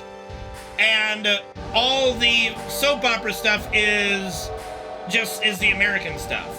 So I don't even know how much Jason David Frank or Kimberly, whatever, were in the actual power suits. So far, I mean, it's been okay, you know, so far so good.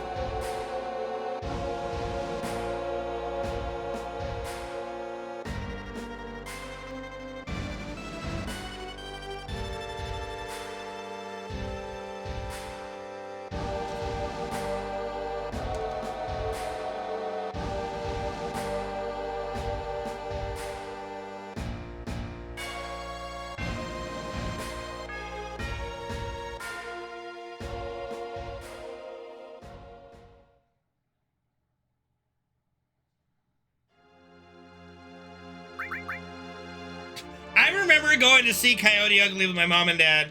I don't know why, but my mom wanted to go see it.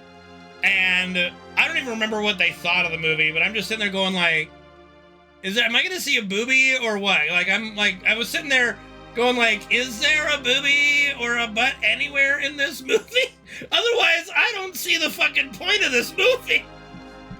Like, show me some tits, please.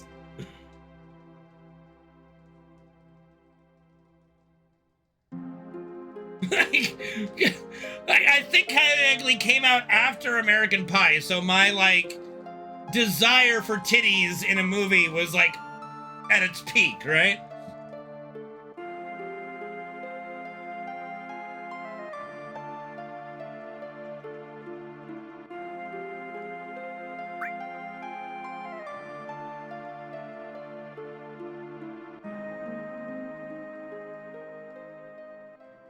My parents didn't take me to see American Pie. It's actually funny. One of my mom's old friends, who's, like, no longer a friend, long story short, but she was, like, an old friend, like, she was, like, a granny, took me to the movies, and I wanted to go see American Pie, and so she took me to see it, and I'm just like, this is amazing. She had to have been, like, 70 or something. I don't even know when she thought of the whole thing, but I was just having a blast watching American Pie. I'm like, boobies! I had to have been like, what? When did American Pie come out? I had to have been like 13 or 14 or something. I was just like, yes! Titties! Oh, here we go again, dude. Here we go again with the titties! Fuck me. Okay, it's not gonna permeate the entire stream, okay? For God's sakes. 1999! I would have been 12.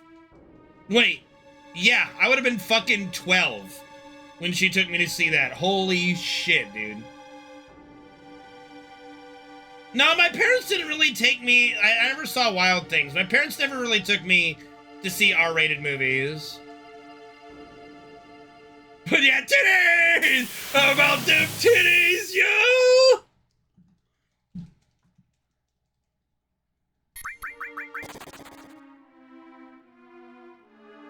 Oh, Jesus.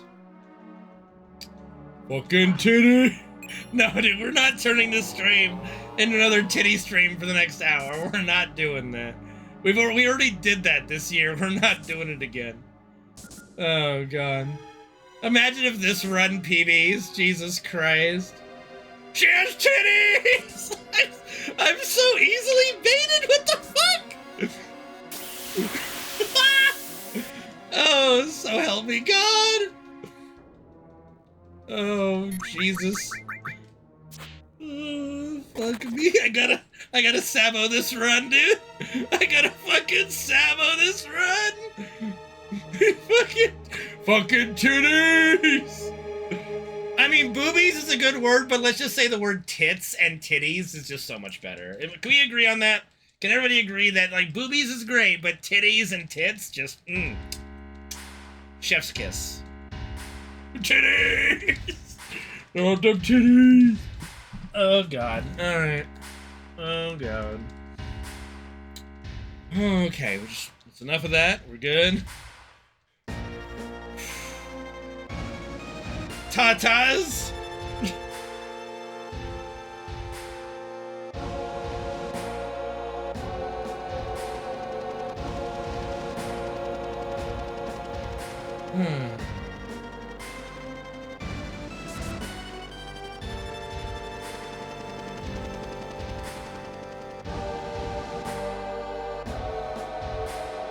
Oh, I need to drink some water. Yeah, no, seriously, American Pie was my first titties. I think many of my fellow 90s kids' first titties.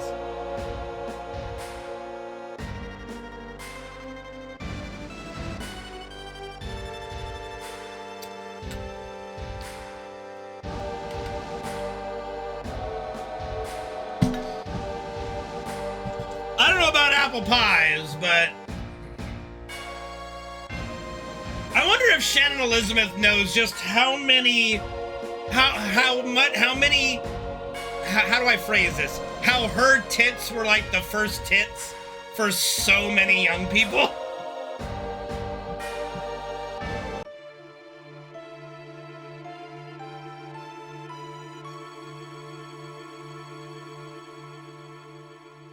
And I'll say, very nice titties.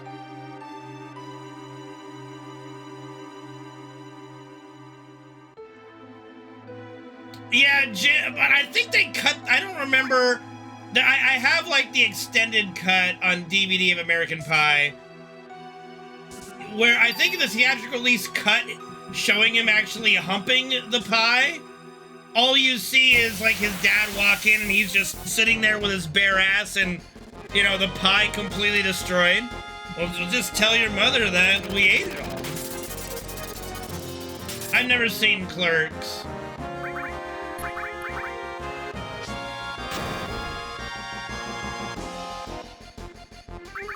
Are there titties in Clerks?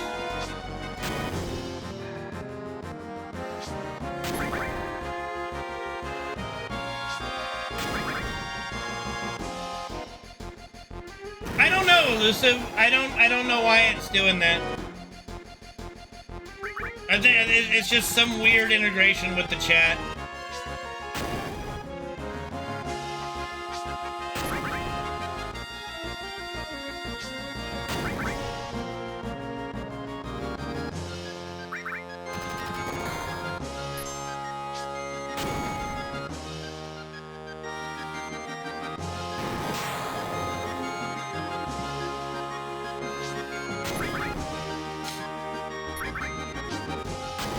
They made 3 of those movies? Jesus.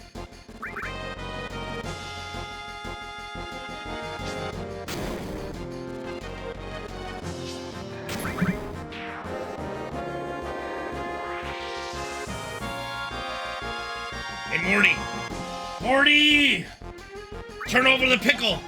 The payoff is huge. I turn myself into a pickle, Morty! I'm Pickle Rick!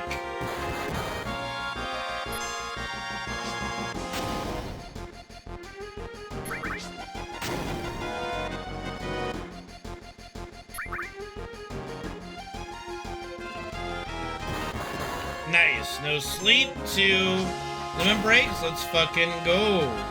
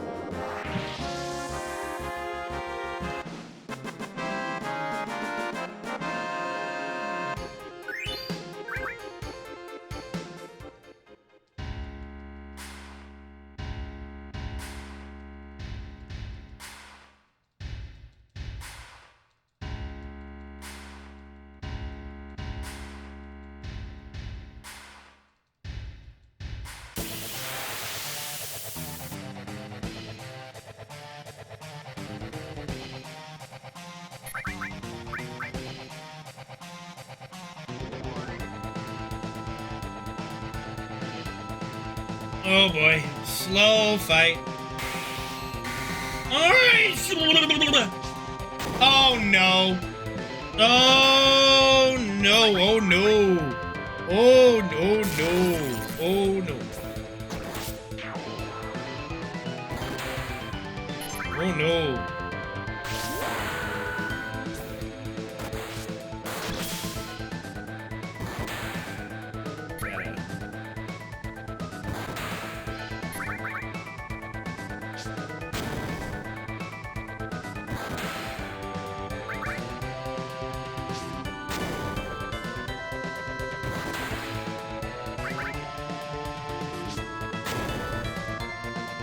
Alright, that's a little bad.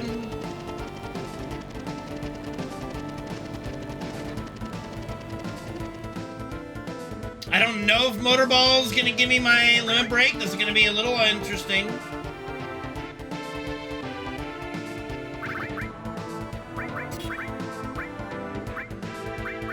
What am I doing, bro?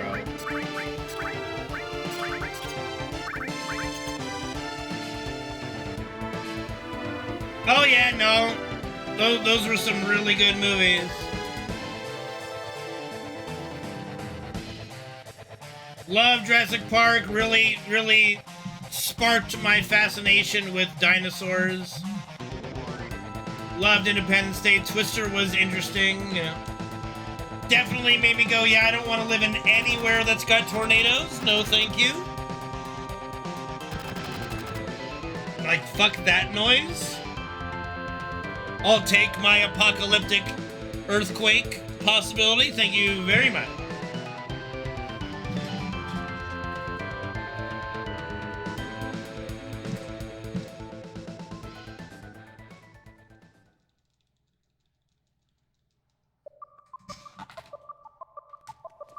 God, no. Like, I would not live anywhere where just a tornado could randomly spawn on top of my house and GG, game's over, dude. There goes all your stuff. Like, no thanks. I'm good.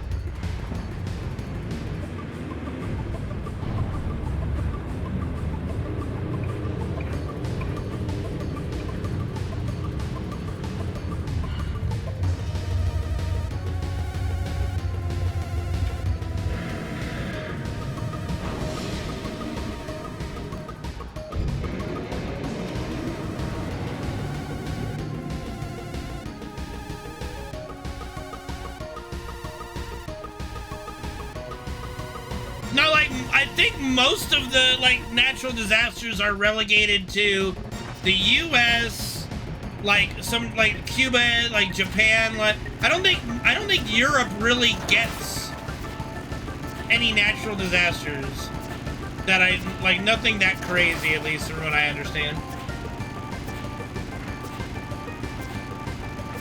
Yeah, but I mean, earthquakes aren't just like random.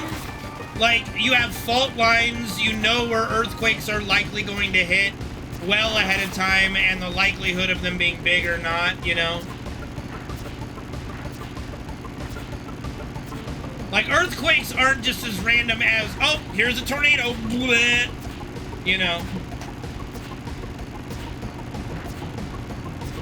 Like, there's a rhyme and reason to earthquakes. There's no rhyme or reason to a tornado spawning on you. It can just happen if like the weather is in that general area.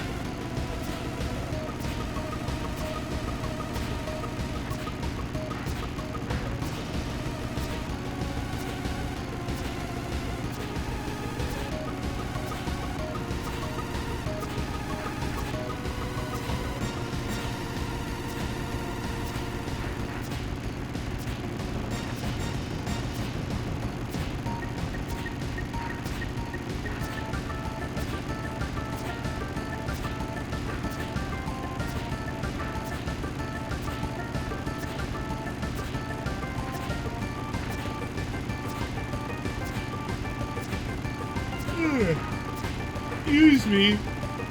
Excuse me.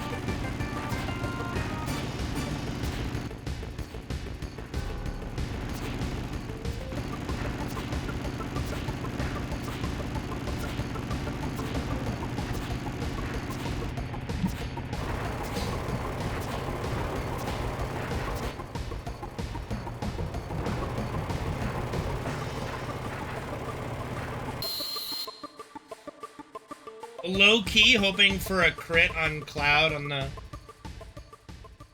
Or I want him to dodge. I want him to get either critted by the first attack or dodge. I don't know if the 42 damage is going to be enough to give him a limit break. I don't think it is. So he needs something a little extra.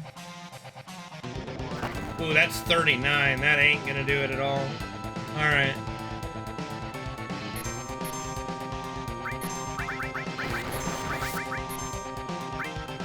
I'm gonna throw one with Tifa now, because we're not gonna get one later. I think that'll make up for it.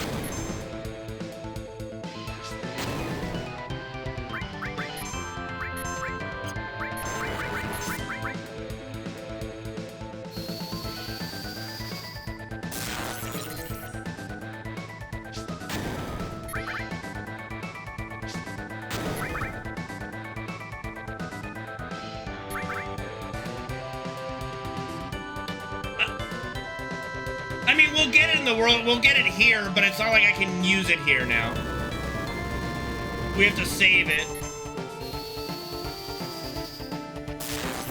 So I just gotta hope that what I did is gonna be enough there.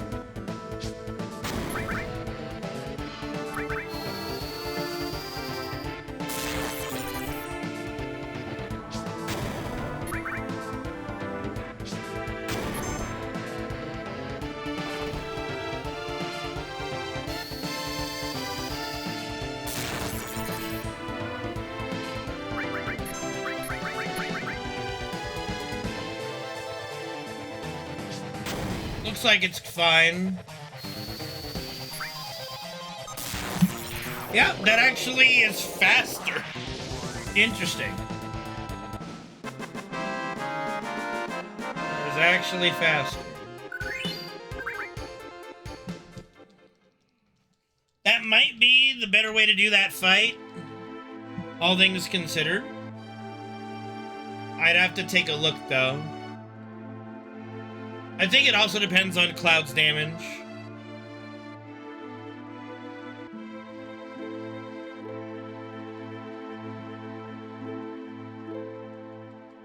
The green wave power up for magic? Yeah.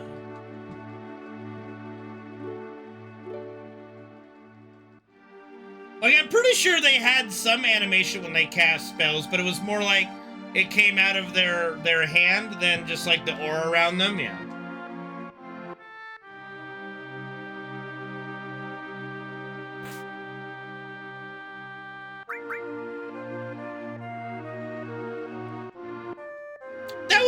nice little touch just to have like some OG sound effects.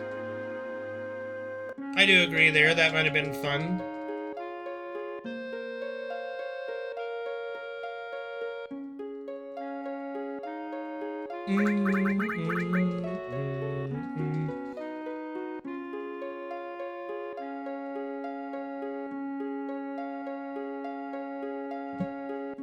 All right, let's mosey.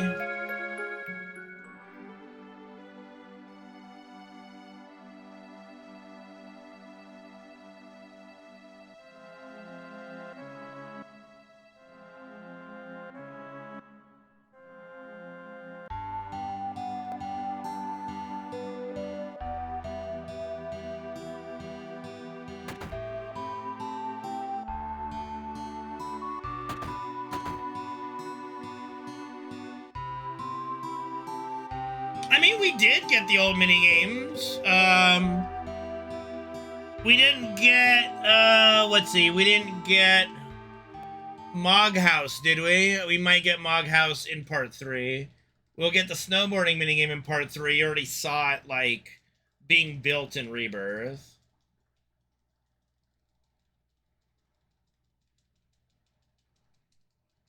Oh.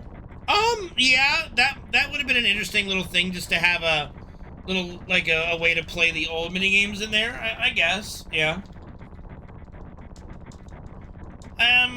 I'll take a hard pass on that one, Astro Hippo. Thank you for the offer, though. The basketball game, I could see that coming in part 3.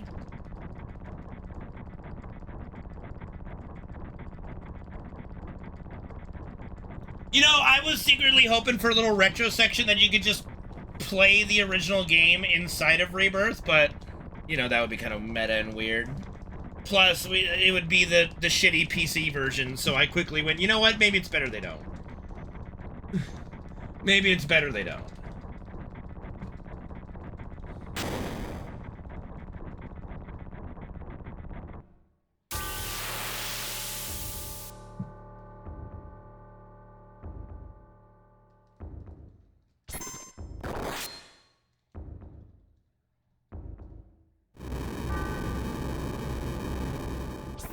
Alright.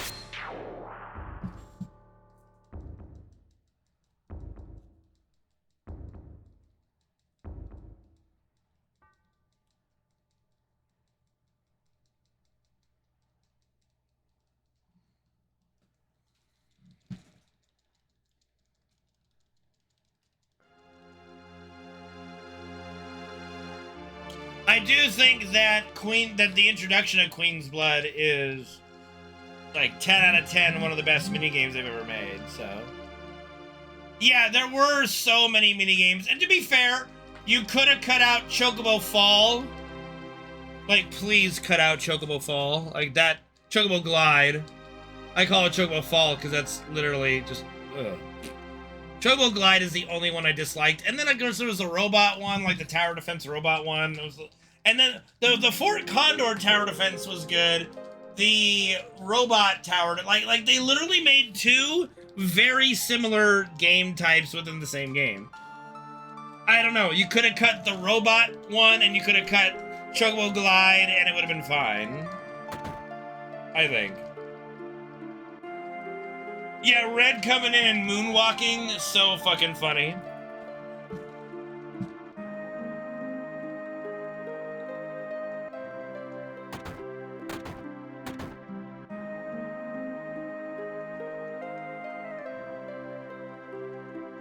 I mean, the tower defense Fort Condor game is way better than Chocobo Glide or the robot tower defense one, so I'm okay with it.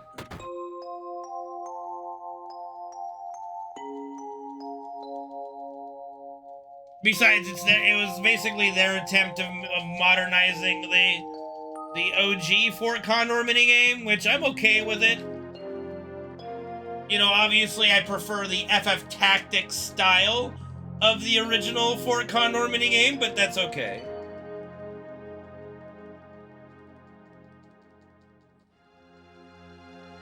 Yeah, that's the robot one, Solar, yeah. The fighting game was, oh god. I had to pause cheat to get through it, but it was rough, yeah. What tech dude in part 3?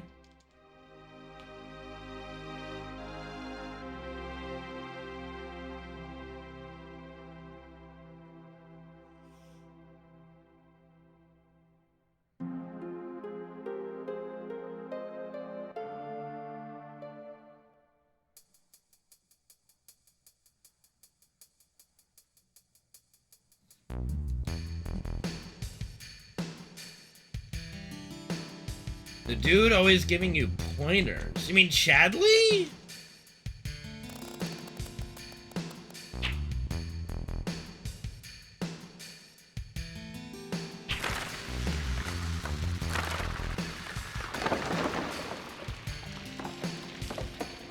Oh yeah, no, Chadley's gonna have his villain arc in part 3.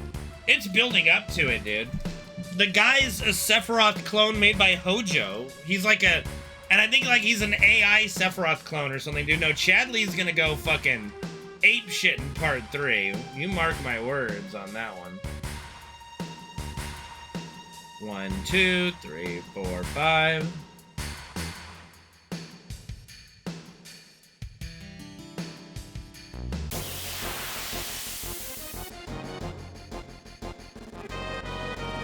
Zero what?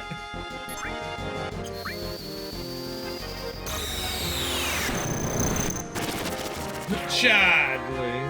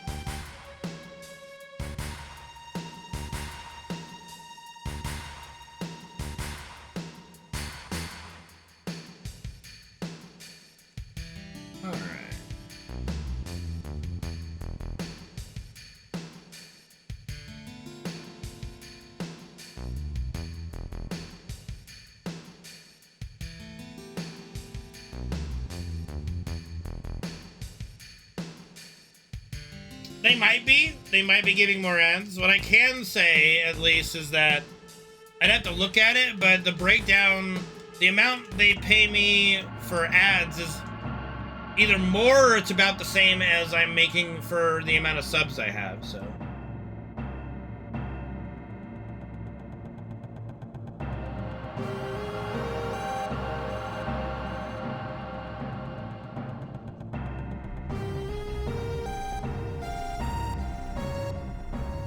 Yeah, I can explain that later.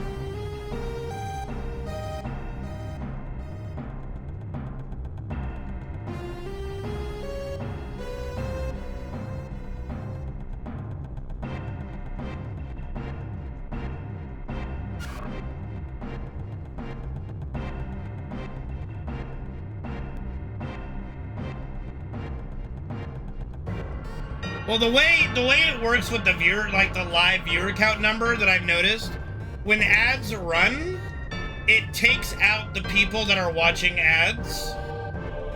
And then after, like, when it refreshes, it goes back up to what it was prior. So it's more like an indicator of like, okay, so you're at like about 80 viewers and it goes down to like 62 when an ad comes up. That means like 18 or so are actually watching ads.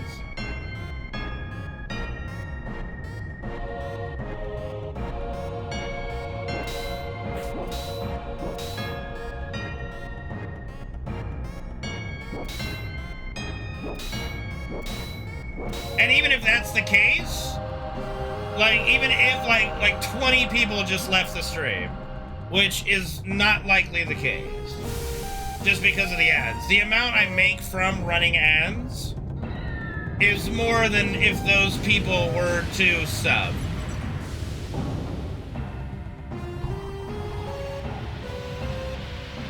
Like, there is a world where I would be comfortable enough with the amount of people that I, like, that sub to the channel. Like, see, now the count's back up to 85, like, a minute later. Like, I did not just get 25 random people coming into the channel. It literally, when an ad runs, it subtracts the amount of people, that's the way I look at it, that are actually watching the ad. It, like, takes them away from the viewer count while they're watching the ad, and then once the ad is done and it goes through a refresh cycle, no, it's not cheating me. It's kind of like a way of indicating how many people are watching ads. So it's like, of a stream of someone around 80-ish, about 20 are actually watching ads. The other 60 are either blocking them or are subbed to the channel, yada yada. So, but then it comes back up. I don't know why it does that. It's something, I don't know, it's just something, I guess their internal way of calculating it or just doing it. I don't know. I don't know why it's like that. That's just what I've noticed. That's just something that I've noticed. But like I was saying, if there is a point where, like, the consistent sub numbers every month is to a point where I'm like, all right, this is fine. I don't need ads anymore at all. I would disable ads entirely. And that's a big risk too, because I think there's something like, if you disable ads, I can remember trying, like, when I like a year or two ago, when I tried to set ads to 0, it gave me a very strong indicator that this is a bad idea. And if you opt out of running ads on your channel, you might not be able to run ads ever again. Or something to that nature. I'd have to look at it again. But it was like, huh. No. I've gotten a lot of people that just sub to the channel because, like, hey, I like it, then here's a sub so I don't have to watch ads. It's like, okay, cool. Because when the ad runs, it also says, you know, if you want to support the channel and not see these ads, then you can do that. So it is what it is. I don't think like, there's been a lot of new people that have popped in, and I don't feel I'm alienating them with the ads.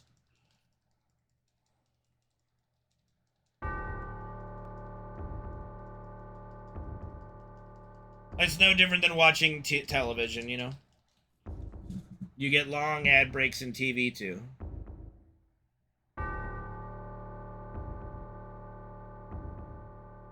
Yeah, see, the thing, like, you're not supposed to get ads. Like, I have opted into no pre-roll ads. Like, that's a setting I have. And I have opted into, like, yeah, the reason why I'm running the ads in the way that it's set up is to, on paper at least, remove people getting hit by an ad the moment they enter the stream. It's called pre-roll ads. Yeah, Turbo is no ads, but the streamer gets revenue as if they were watching the ad anyway, so Turbo is fine. Yeah.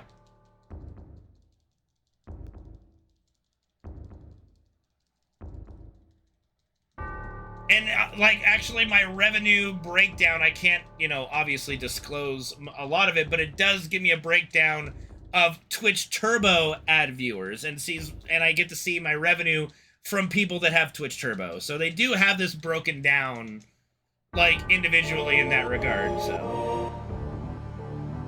Yeah, so, but, like, in order to disable pre-roll ads, I have to run a certain ad schedule, which is the ad schedule I am running currently.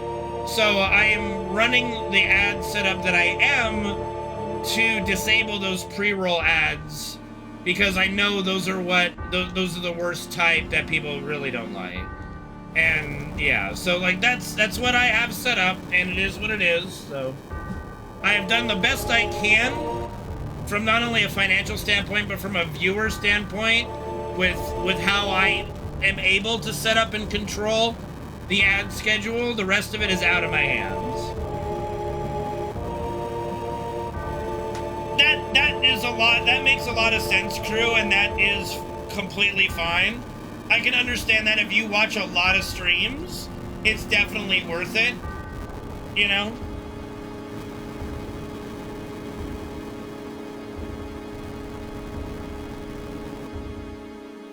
I don't think Turbo is better than subbing. I don't like, if one, like, you have to think about it. I get $2.50 a month per sub. I don't know if a Twitch viewer, like a Twitch Turbo viewer, if they were watching me every day and the ads ran, maybe it'd be more than $2.50. I don't know. It very well could be better. That makes sense, King. I mean, it's not for everybody, especially with how non-invasive. Like, I can remember the days when I first got partnered, ads weren't even a thing. Ads weren't even a thing yet. So, I mean, I can understand the dislike for it, but it is another way that they are increasing my revenue, so I'm, you know, and I'm not a huge Twitch streamer at the, like, not yet anyway, but, you know, it does help a lot.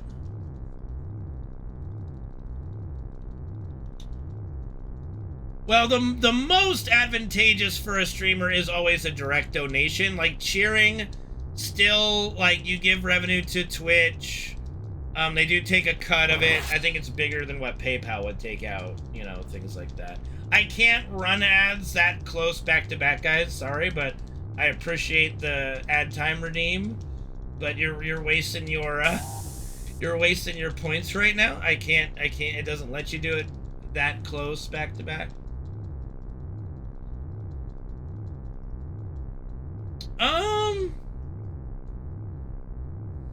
Well, during our final push to get cutting edge, I was actually getting like 50, 60 viewers in my WoW streams, which was kind of crazy.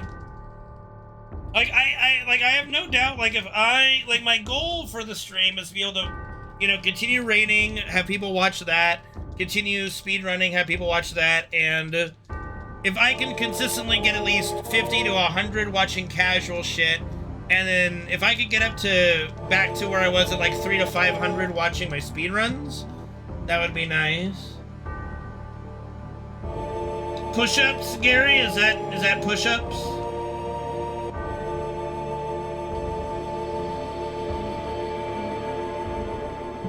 Yeah, I can understand that, and it's mostly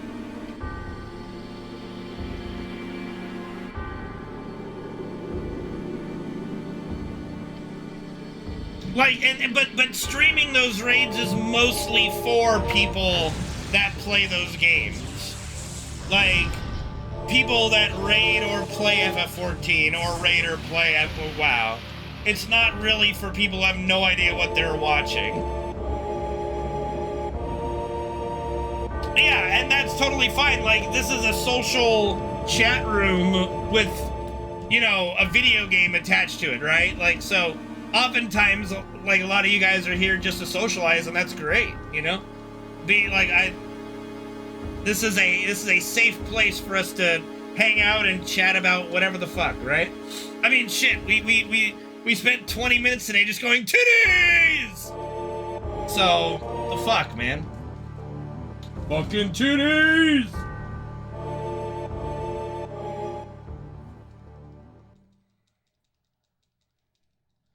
that is the opposite of the purpose of my stream. The purpose of my stream is to ruin your childhood, I suppose. Hardcore speedruns, bro, Sif.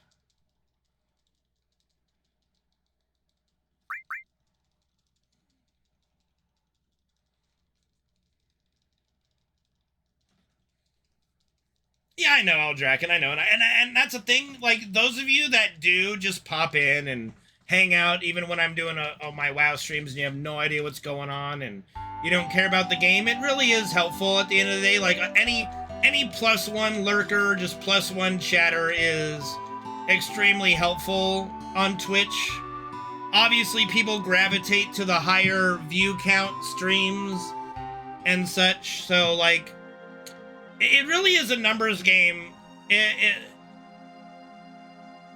If I cared purely about making money and not enjoying myself, I would have just kept my stream to doing 7, 8, and 9 speedruns, because there was a time when I was doing FF9 speedruns that I had over 1,000 viewers way back in the day.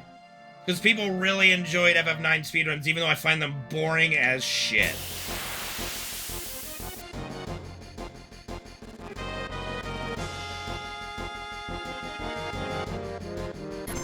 Like, I'm sorry, I love FF9 as a game.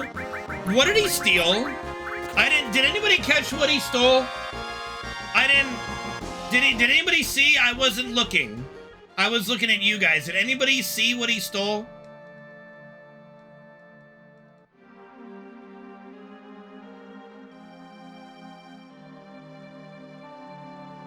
Dude, what the fuck? He just went all the way around. Are you kidding me?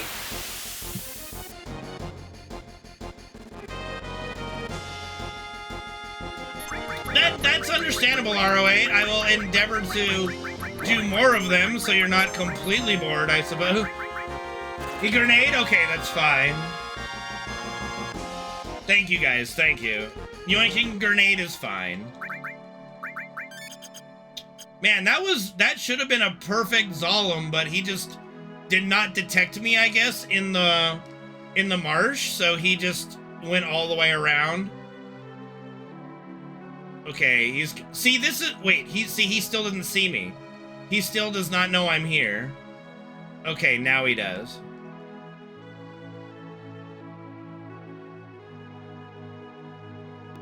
Like, the Zalem is such a weird AI thing.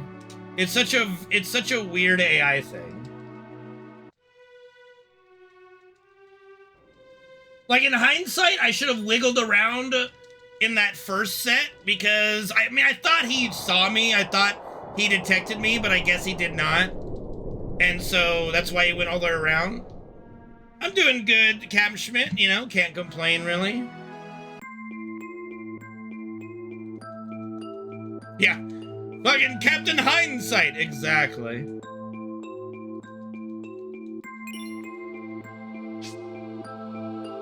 No, this is glitchless. I'm not doing the Cosmo. I'm not doing any skips. This is glitchless.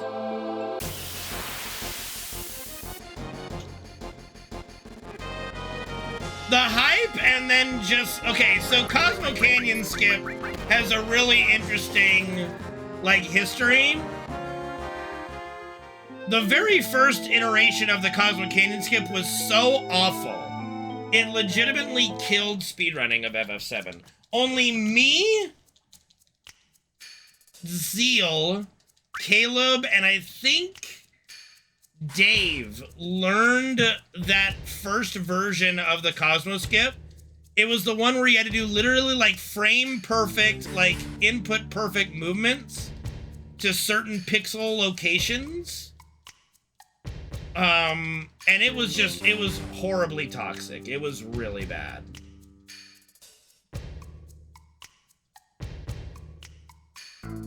And it was really prevalent with resets, because not only did you need to be at the location at the right in-game time, or at some of the right times, but you know, the frame perfect movement. So the moment the Cosmo skip was discovered to have a much easier setup 1, 2, 3, 4. It kind of revived the run, but, you know, it still sucks skipping Cosmo.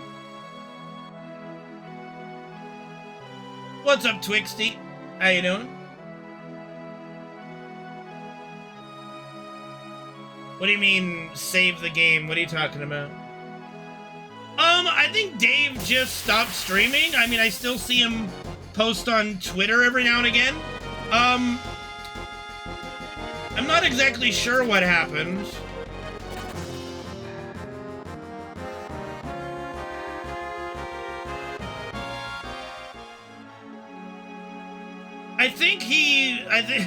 I don't want to say, like, again, I don't know for sure, but he seemed to quit streaming, like, once he was done with that giant bullshit, like, leveling to 99 in the first reactor stream.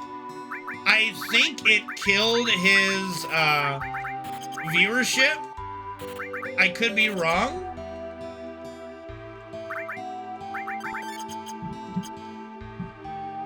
And I think he got some, I believe he got some depression from the aftermath of it. I have no idea, you know?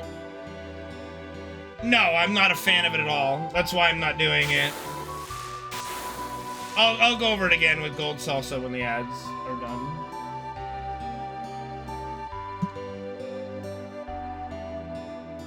That's why I'm like, I'm never going to do one of those, but I'll wait till the ads are done, then I'll go over that with him.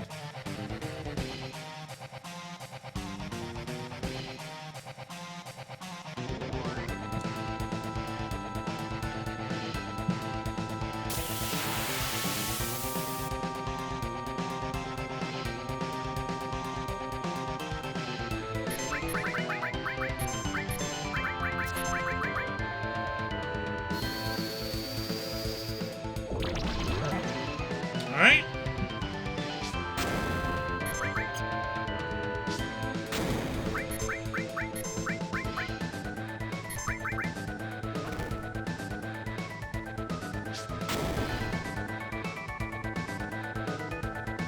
Yeah, I mean, disc 1 just, it's the most dangerous time, and it's the time where we have to do the most intricate of strategies, because, you know, Tifa's Power Soul isn't fully online yet, and we're not just beasting bosses, so to skip all of that, it just, to me, it's just, what's the point?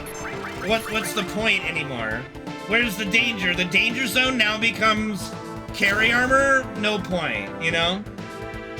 No point now.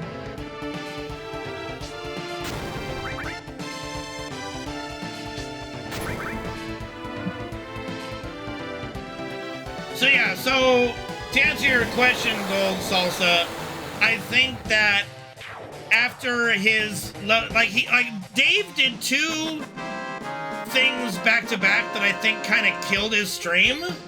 I don't know for a fact, but it's just, I can remember so many people in my chat telling me how just bored they were, and they just stopped watching him because of it. But it was the leveling to 99 in the first reactor stream that he just was just grinding away for like a month.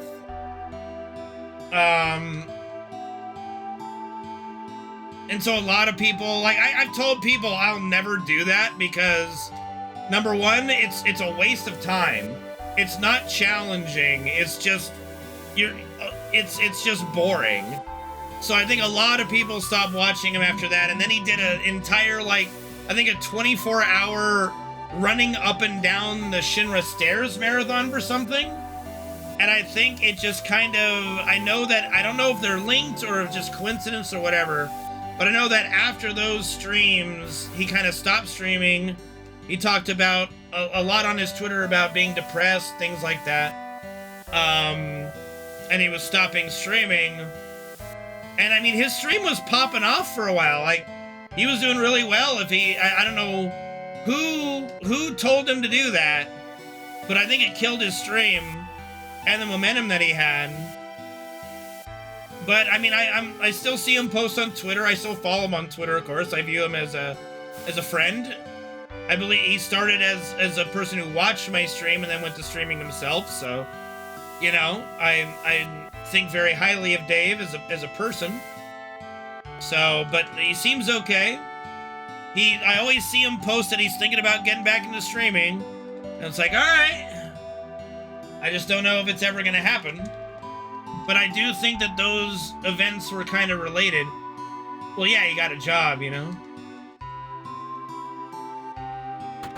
Well, I mean, I literally, like, during Dave's run of that level 99 in the first reactor, I literally had some of my longest subbed and, like, viewing people tell me, if you ever do this, I'm unsubbing and never watching your stream again. I said, don't worry, I have no plans to do that.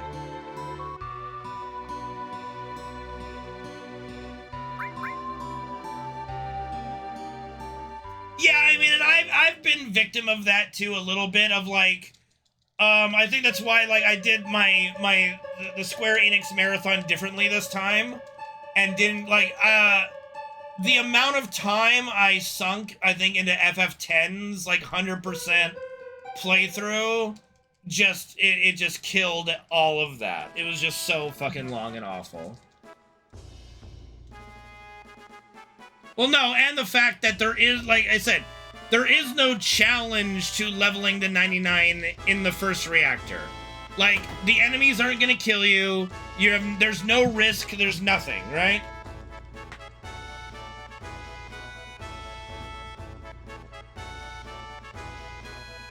I don't even have a clue about any kind of controversy over a level 99 run. I have no idea what that is, you know? Wait, he didn't finish out the game? I thought that was the whole point, to be like OP and just one-shot everything as you go through the story. He didn't even... Oh my goodness. So yeah, that he must have really hated. Like, it must have like got to the point where he did it, he finished it, and he's like, I'm fucking done with this. Like, that had to have been the breaking point then. Like, to not even go and finish the game after that? Like, that's wild.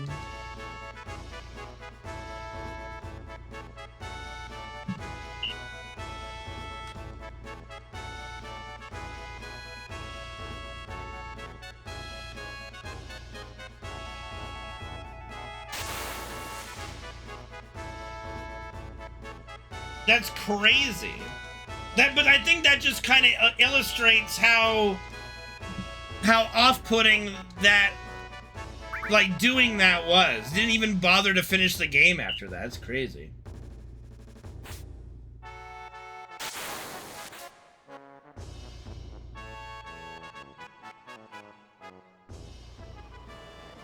No, the rest of the game is going through the rest of the game. You're killing bosses. You're going through the story. You're finishing out the game. What's the point of leveling to 99 in the first reactor if you're not even going to finish the game? Like, so the grand climax of the level 99 grind was just to let yourself get blown up by the bomb?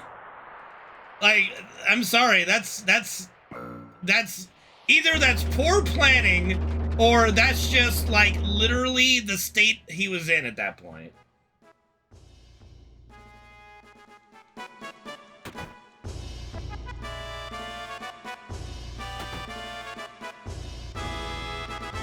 Yeah, well, GoldenEye speedruns are all, like, individual levels. Like, GoldenEye is one of my favorite games growing up, but I would only speedrun it if I was doing full game speedruns, but that's not how it works.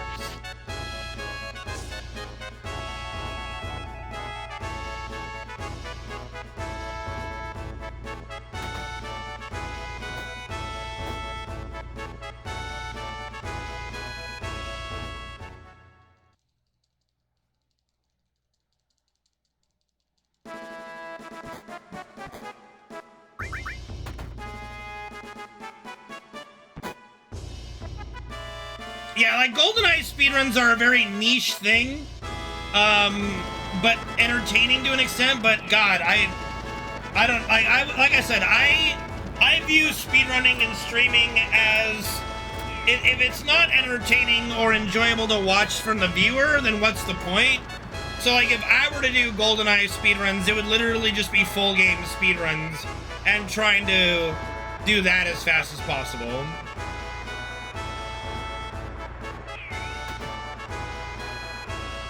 No, I have no idea about Monetary Dragon. I don't have any, I don't care. I don't even know what you guys are talking about. I was only talking about Dave's run where he let the bomb blow up after he got to level 99 in the first reactor. You hate watching Blitzball? I mean, that's understandable. It's not exactly a spectator sport.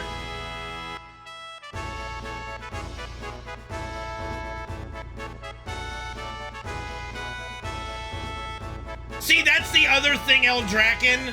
The looking at the ground or looking at the sky is another big turnoff to speedrunning those games, because then the viewers are literally looking at nothing. Like, there's no stimulation for anybody except yourself. So, like, that was another big aspect as to why when I was starting speedrunning, there was a lot of games that I wanted to speedrun. I looked into GoldenEye, I looked into Ocarina of Time, yada yada. Super Mario 64, just the amount of glitches and the viewer experience for GoldenEye, a lot of things turned me off of the other games, you know?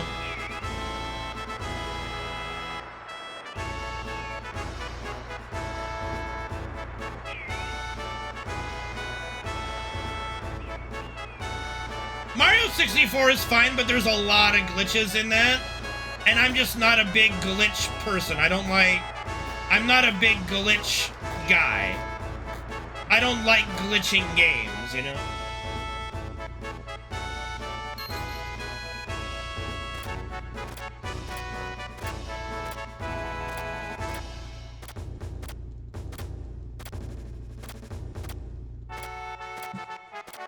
Like me, I prefer playing the game legitimately and beating it based on your own skill, not abusing a glitch. And yes, there is skill to doing some glitches, I understand that.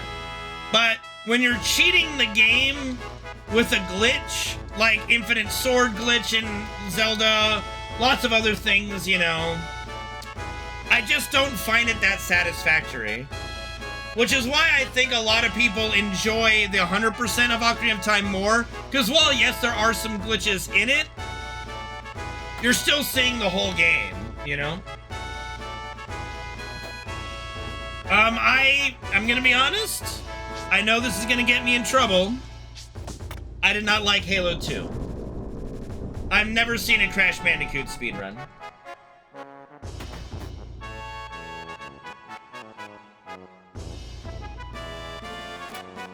I'm sorry. I'm sorry. I did not like Halo 2. The way the guns worked, the combat just it just felt too different to me, and I did not like it. I did not like it. I did not like it, Sam. I am sorry. I did not enjoy Halo 2. Thus, Halo 2 was the last Halo I bought.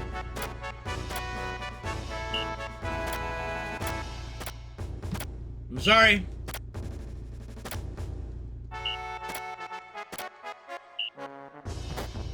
Not all shooters are shit, but I just didn't like Halo 2.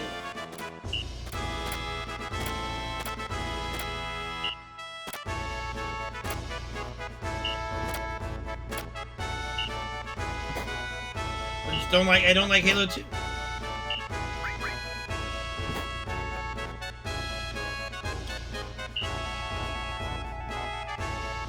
I'm sorry, Barely Awake. Just did not like Halo 2.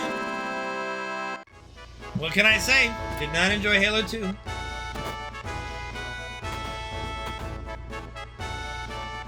Bro, I don't even know if Cortana was hot yet in Halo 2. Yeah, I don't know.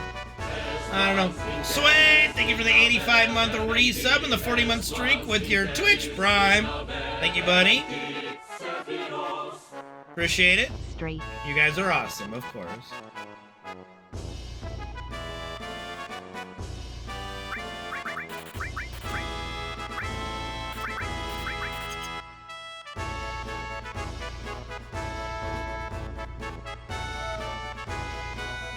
See, and I was kind of already, like, spoiled by Counter-Strike. So, Halo, and, you know, I'm a PC first-person shooter person. I do not like first-person shooters on controller.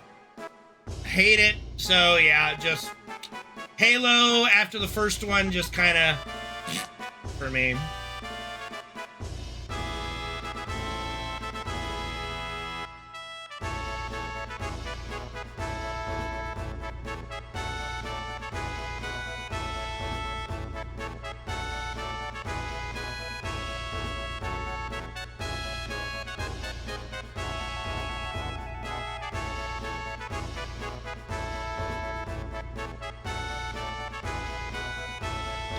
Shooter.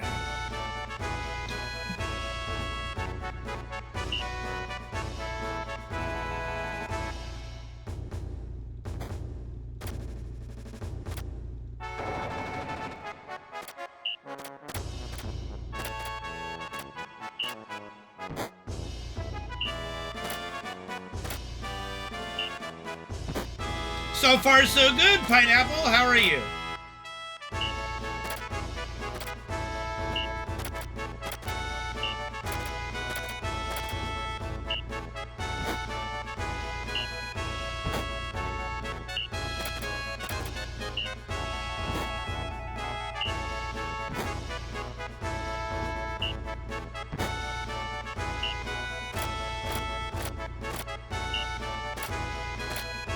Hanging in there, I know that feeling.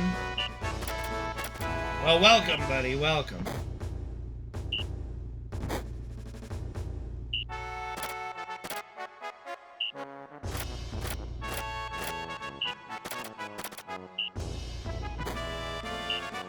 The fuck is Serious Sam?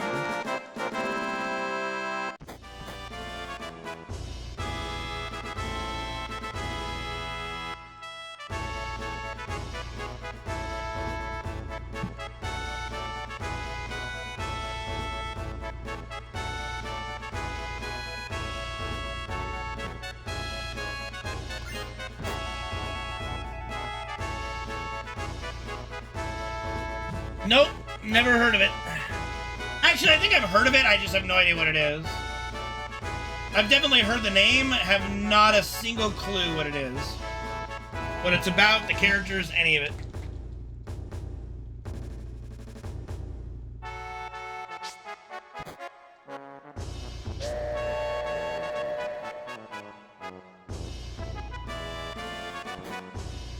This sounds very serious.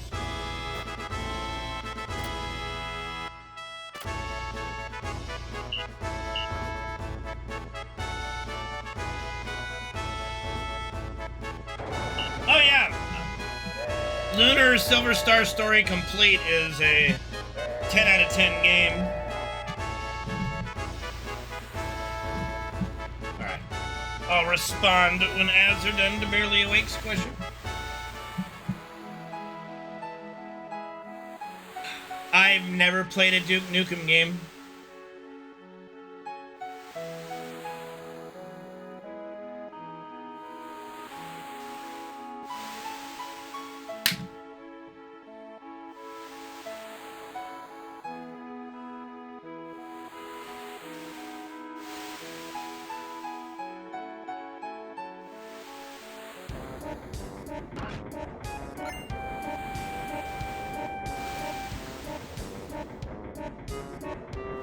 Yeah, the PC version, it's a lot easier though, like a lot more wiggle room. And it's got a completely different step counter, but yeah, it still exists. But let's just say it's easier. Just for lack of a better phrasing, it's easier. It's not as tight, I guess, is a way to put it.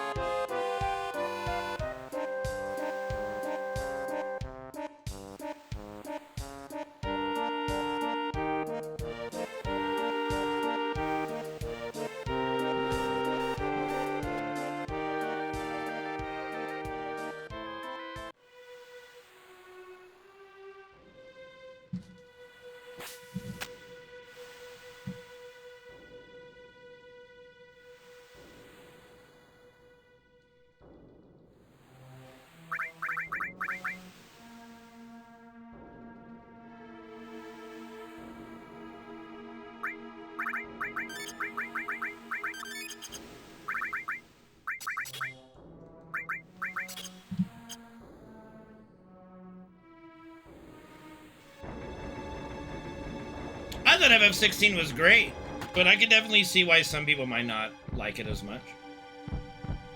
But I thought it was awesome.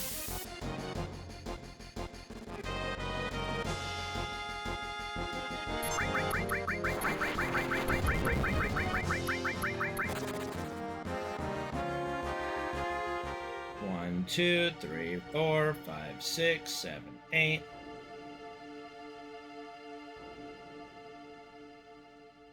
It was really good. I thought the kaiju battles were fucking awesome. I really enjoyed FF16. The side quests were awesome, actually.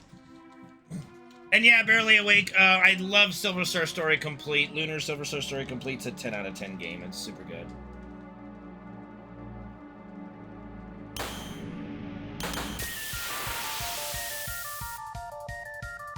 The kaiju battles were so insanely cool. Like, I hope that's kind of how we're gonna have to fight the weapons in part 3 to an extent. Low-key hoping for that. Nice.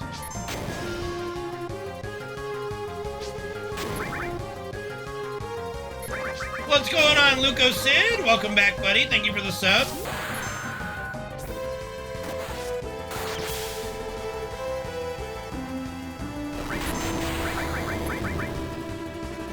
Alright, we're getting everything we need right now.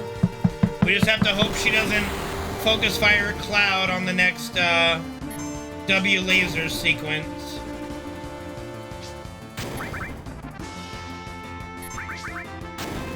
I've never played Wild Arms.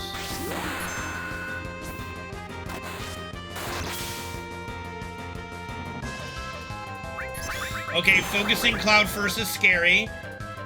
Okay, looks like we're good. She's gonna hit all 3. Nope. Okay, red twice. I'm fine with that. I am fine with that.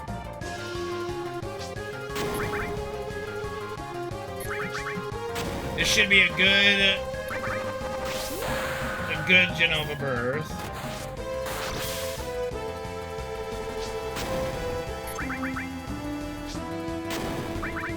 Should do stop here, and then she should die. Nice, even missed the stop. The most iconic weapon, FF7 Buster Sword, FF7 Masamune. Not really up for debate, I think.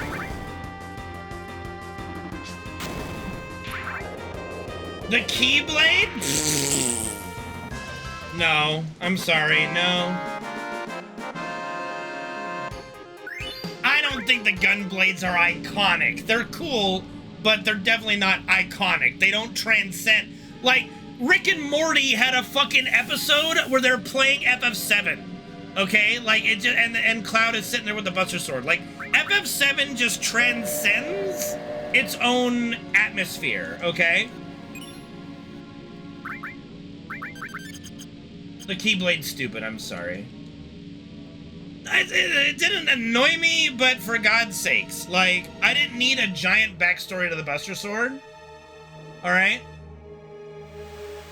I did not need a giant backstory to the fucking Buster Sword. And they kind of, I'm gonna, like, the one criticism I have to Rebirth is they kind of diminished the Buster Sword, because in the opening sequence when you're playing as Zack, they say, like, there's a member of, like, a member of soldier equipped with a Buster Sword. And I'm sitting there going, what? So it's just, like, I think that they meant for that line to resonate or something with, like, fans, like, oh my god, they said Buster Sword, but it just, to me, it had the opposite effect. Where, like, these regular soldiers are saying, yeah, it's a guy wielding a Buster Sword. Like what? Like wielding a Buster Sword, not the Buster Sword, a Buster Sword. So it kind of makes you look at and go, are there more than one? Like, is this not a unique weapon now? It's a Buster Sword, so someone, they're just churning these things out? Somewhere there's a factory that Buster Swords are just being made out? Like, what? So that kind of threw me off a little bit in the remake, I'll be honest. Other than that, it's fine. And I'm sorry, the Keyblade is lame. I'm gonna say it. The Keyblade is fucking lame. It's a fucking key. It's like, go grab your car keys and wheel it and swing it around and go like, yeah, this is cool. No, I'm sorry, the Keyblade is not cool, in my opinion.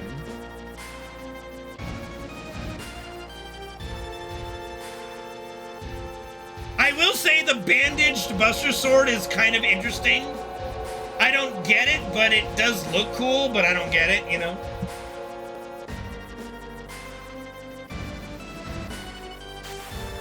I mean, the Buster Sword is a low-tier weapon in the OG, but it's still iconic, and the remake kind of fixed that and made all the weapons scale. So, I mean, I did remake and rebirth first playthroughs with just the Buster Sword, really, because it's my favorite and it's really good. So, you know, so they kind of subverted that in the remake trilogy, which I like. That is an aspect I like about it. It does make me question how they're gonna do ultimate weapons. Like, they might just be super good compared to everything else. Like, yeah, the Buster Sword's viable, but the ultimate weapon is the ultimate weapon, okay? I'm sorry, but that logic is very flawed.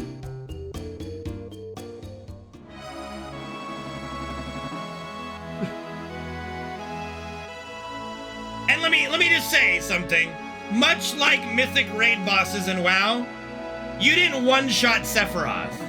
Most of the time, you didn't one-shot Cloud either. So their record of their weapon versus your weapon is much better than your record versus them. So let's just stop this nonsense now. None of y'all fuckers one-shot Sephiroth. Don't even fucking lie.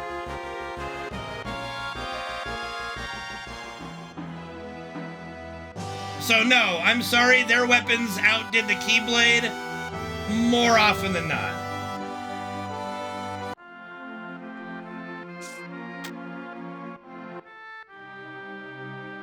Fucking ratios, dude.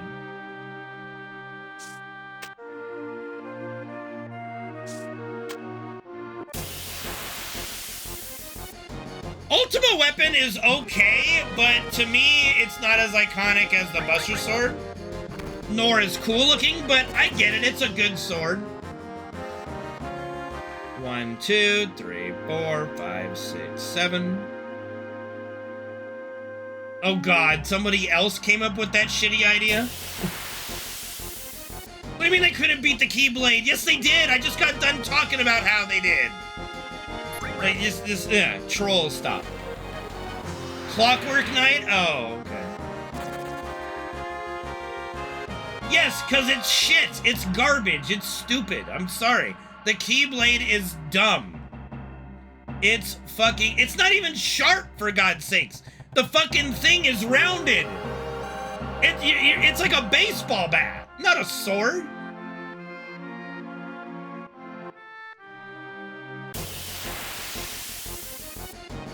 It's a key mace. It's a key mace. It's a fucking key mace.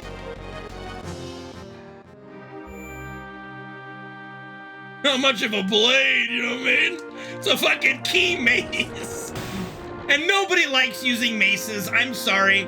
We've all played Kingdom Come Deliverance, and maces are good, but you're sitting there going, I don't want to fucking play with a mace. Like we all played Diablo 2 and went, I don't want to use a fucking mace. I want to use the damn lightsaber. Like, no one likes to use maces, okay? Like, I'm sorry, nobody likes to use maces.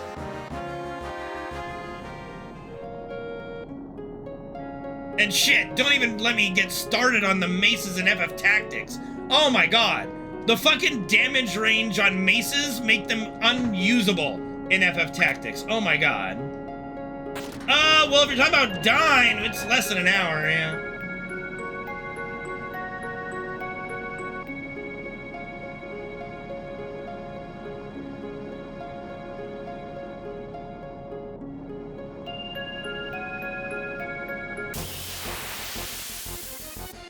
What WoW event? I didn't see one. Yeah, I know. I've got it pre-ordered.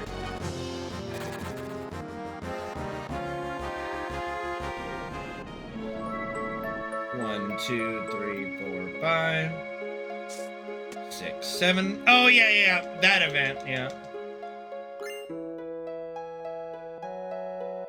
Nice. Good. I know we've been trying to farm that for a while. I'm glad you got it. One whole mount, bro. That's one more mount than you were gonna get, bitch.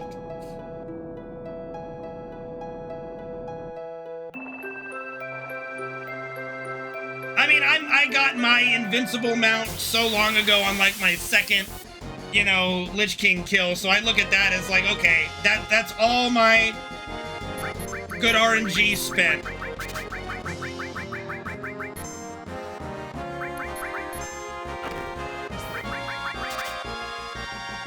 I would choose the mace, because at least maces aren't as lame as a fucking keyblade.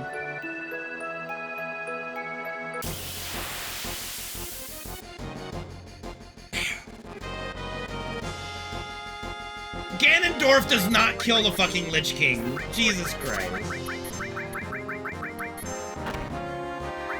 Like, no.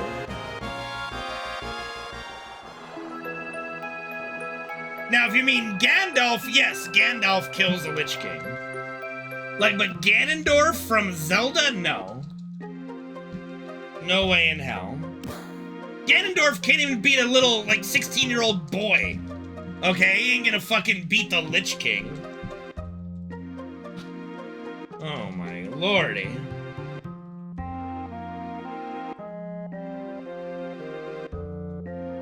The Boy of Legend who didn't even know how to wield a sword 3 days ago. Like, fuck off. Jesus. Fucking garbage.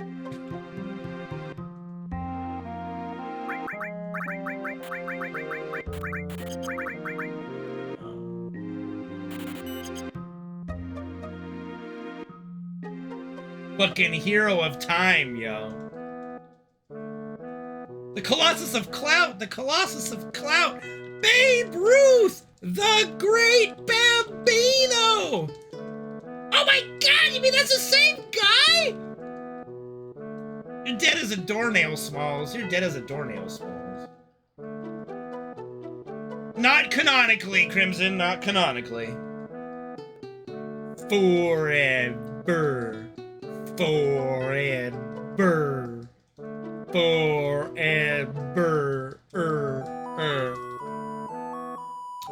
Don't even get me started on The Sandlot, dude. I grew up with that fucking movie.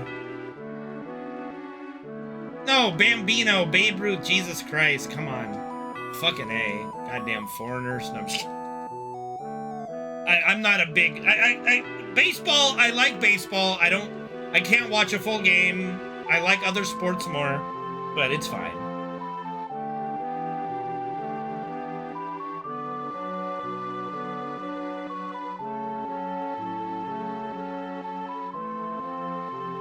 Yep. You know what's the weirdest thing? Like, she's definitely, like, 3 or 4 years older than him. He's gotta be, like, 13 in that movie. She's, like, 17, 18. Like, she's got tits.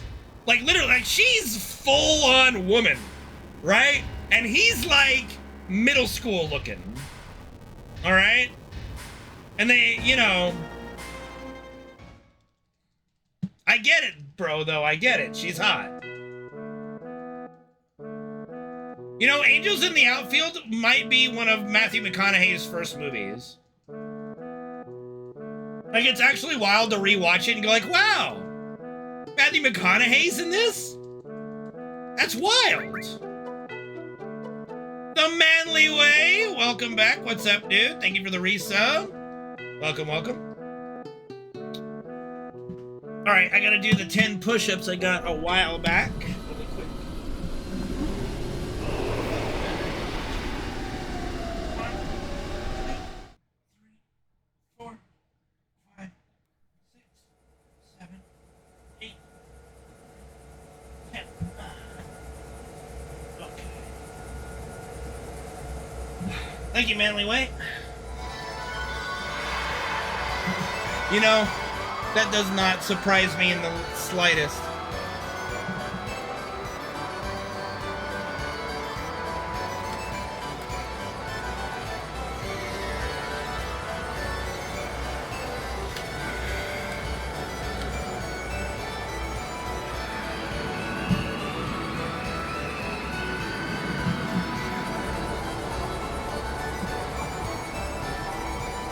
I just love, like, the epilogue of The Sandlot where it's like, Squints grew up and married Wendy Peppercorn. They have 9 kids, and you're like, Jesus!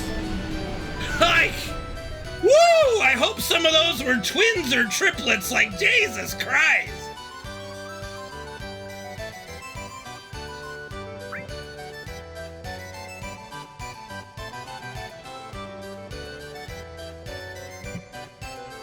How's it going, Penguin?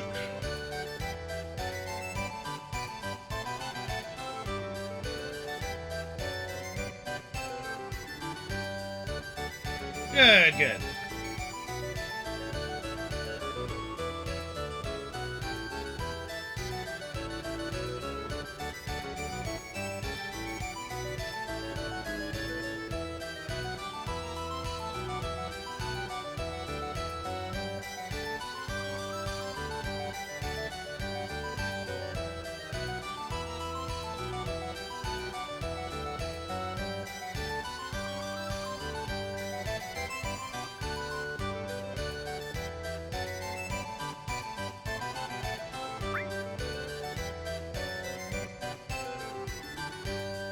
Happy cat. Happy cat. I think my 7-tweet TV is broken. I don't get to see any of the emotes right now in my chat. I wonder how I gotta fix that.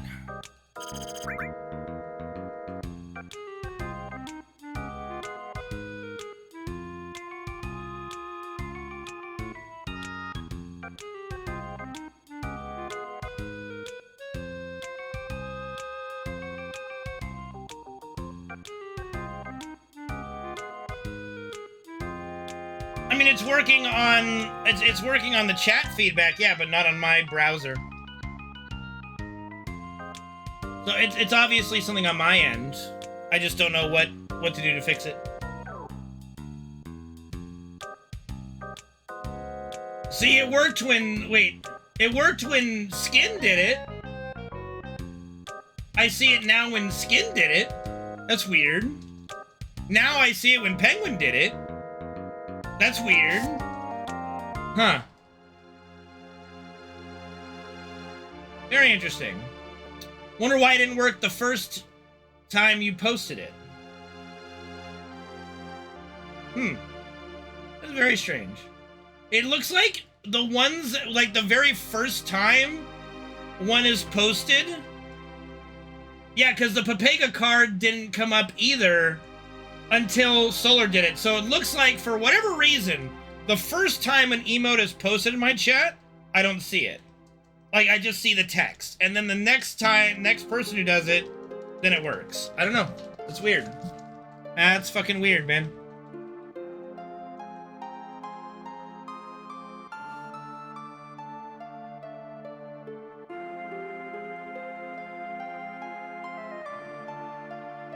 No, some did. So some have, and I haven't seen the emote. Like, I think Skin entered my chat with an emote and I didn't see it. I didn't get to see what it, like, you know, but I did say what's up because, you know, I still see that you posted. It's just like a blank, it starts as like a blank open message, like there's nothing there, and then like 5 seconds later it does the text version of it. And then I guess the next time it's posted, it pops up. I don't know. It's weird. That's fucking weird.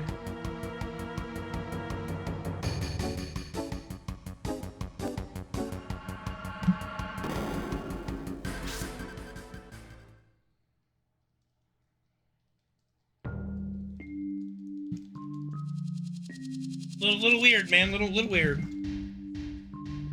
And then I even Googled it, and it said like, oh yeah, clear your cache and cook it. I'm like, I'm not doing that. I'm not going through that shit.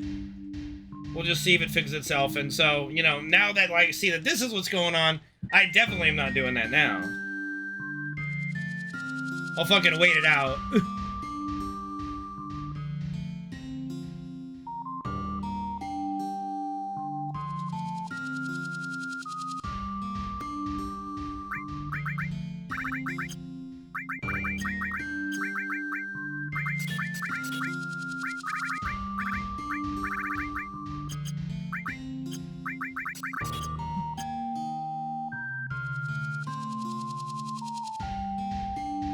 I have no idea what the debug console is. You are speaking Egyptian to me.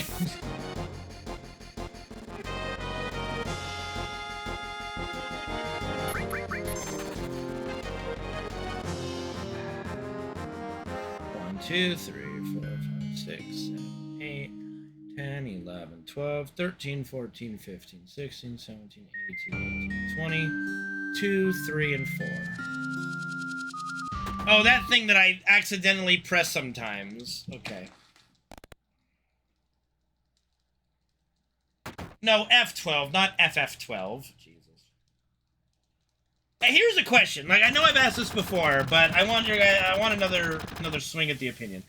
Do you think this video game series would even exist if the name wasn't Final Fantasy? Like, what if it was like just Fantasy? Fantasy 1, Fantasy 2. Fantasy 3. I think literally the name Final Fantasy is so important. Like, the name of it is so important. Like, I think like The Legend of Zelda is another game that is beholden to its name.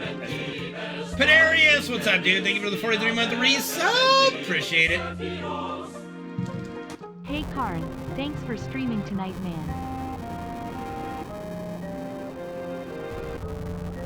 Like, imagine if Legend of Zelda was just Hero Guy. Or Hero of Time 1. Hero of Time 2. Yeah, but it's the Legend of Zelda. It's the legend of her, you know. Lank? Really, Joe? Really, Joe? You're gonna do him that way? Yeah, but Mega Man also just kind of works. You know?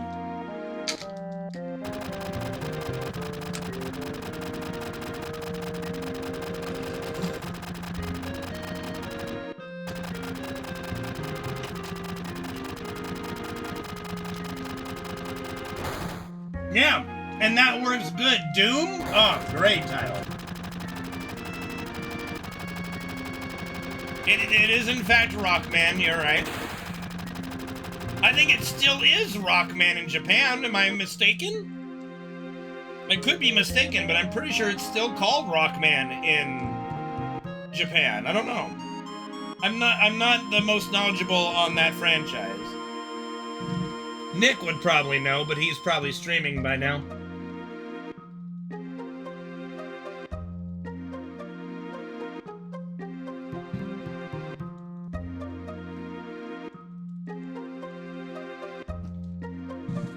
Still Rockman? That's what I fucking thought, yeah.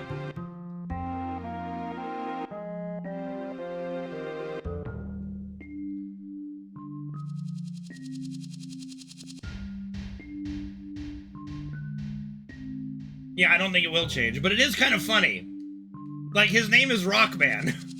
Does he ever use a rock move?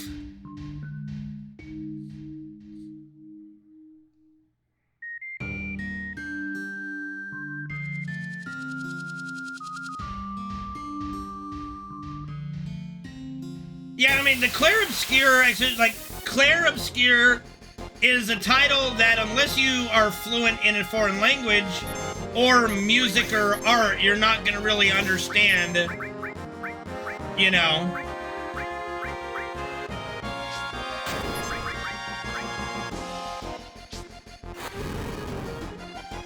But that Expedition 33 part definitely helps.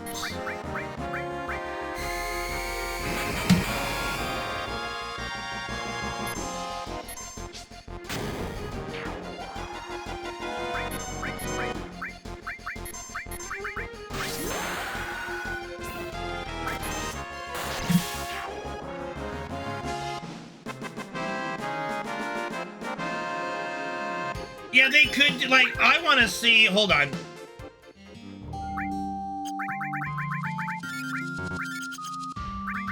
I want to see, like, Clair Obscur, the war again, like, the war between the painters and the writers. Like, honestly, the story of Clair Obscur Expedition 33 made me more intrigued about the lore of the world. No, they didn't lose any of the mystery. There's still mystery of the real world. Like, what is this war between the painters and the writers? Like, that's very... I want to know more about that.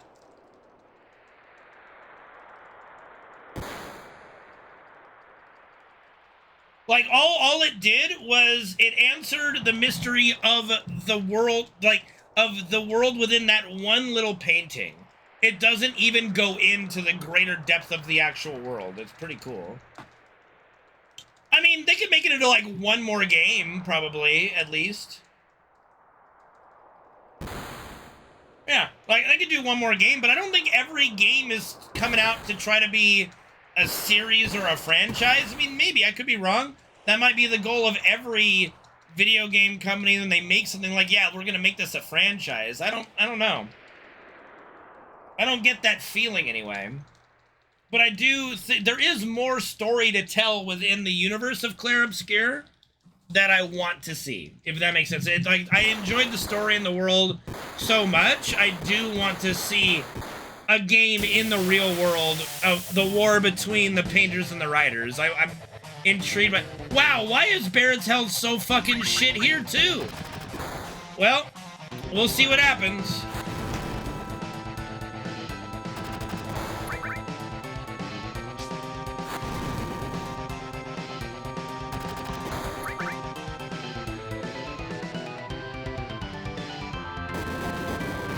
So far, so good.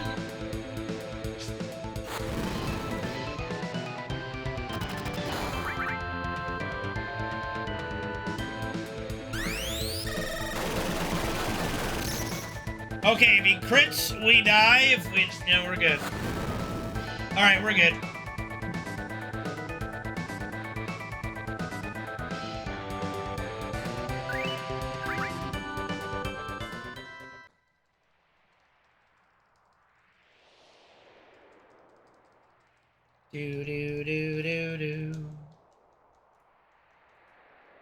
Yeah, just get a right arm, dude. That's it. Just get a right arm. Easy peasy.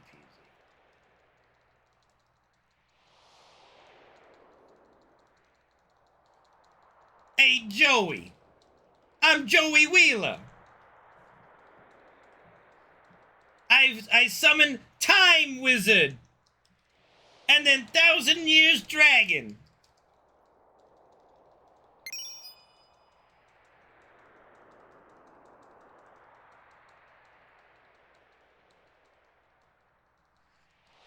I bring out my flame swordsman.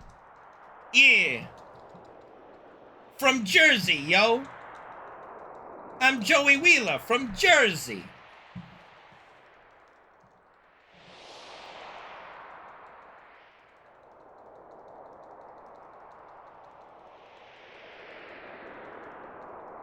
Jersey or Brooklyn, either. I think it's more Jersey than Brooklyn. I could be wrong though. Yeah. Baby dragon.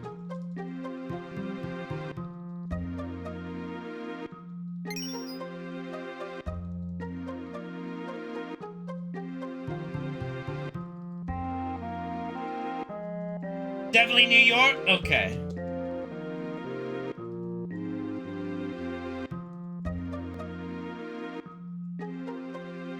I'm Brooklyn Joey Wheeler. And the best card in my deck is fucking 2400. Who the fuck do I think's gonna beat? I'm gonna beat. Come on now. I ain't got no chance.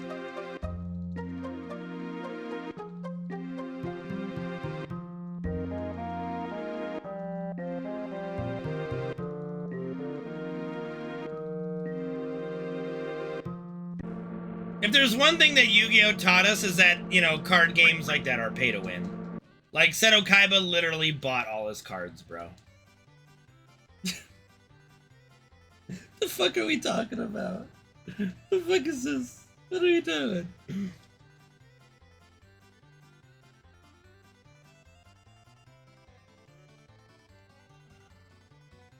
Oh my god. You know, some of the shit in the anime just is so funny.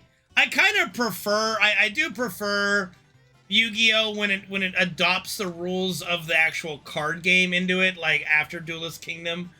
Like, I'm sorry, but Yugi beating Kaiba because of Karibo and polymerization?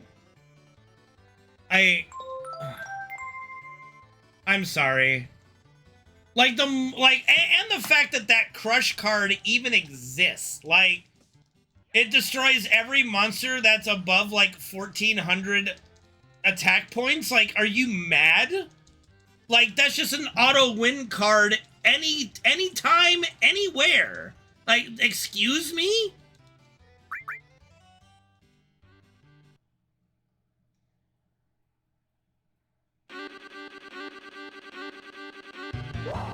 Like, Kaiba, like, I'm sorry. Kaiba beat Yugi. OP as fuck, yeah.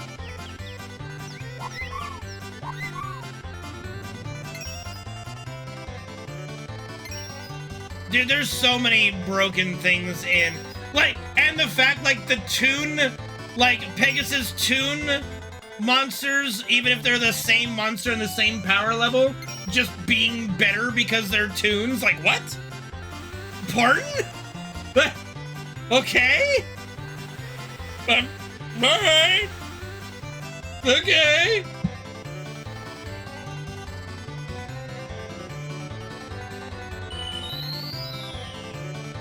Bro, everybody fucking cheats, man. That one, okay. What I also thought was crazy is, like, you know, the anime introduced us to Exodia, but through Yugi's grandfather, right? The only cards in existence. Like, we're led to believe this is the only copy of Exodia that exists. And then fucking Dual City comes out and there's this one dude with 3 full sets of Exodia in his deck. Like, what? Excuse me? Like, pardon? It's just, huh? What? He's just fucking mulliganing his deck to do Exodia? The fuck is this? What is this shit? Yeah, fake sets that should have been disqualified. Hello? It's bullshit and y'all know it. Okay, they're fake cards. They shouldn't be allowed. Hello? That's cheating. Like, get rid of them. Hello?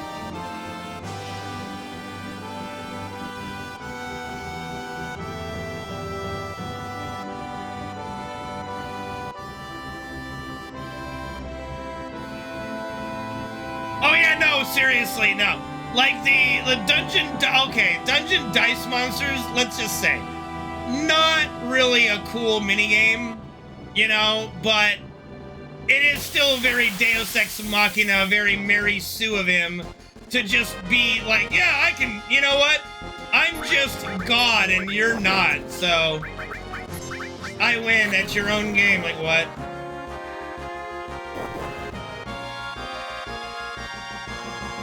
Bro.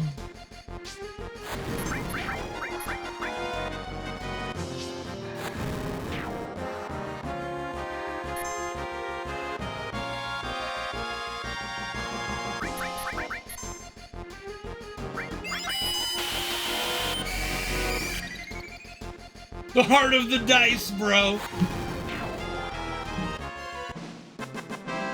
It's the heart of the dice.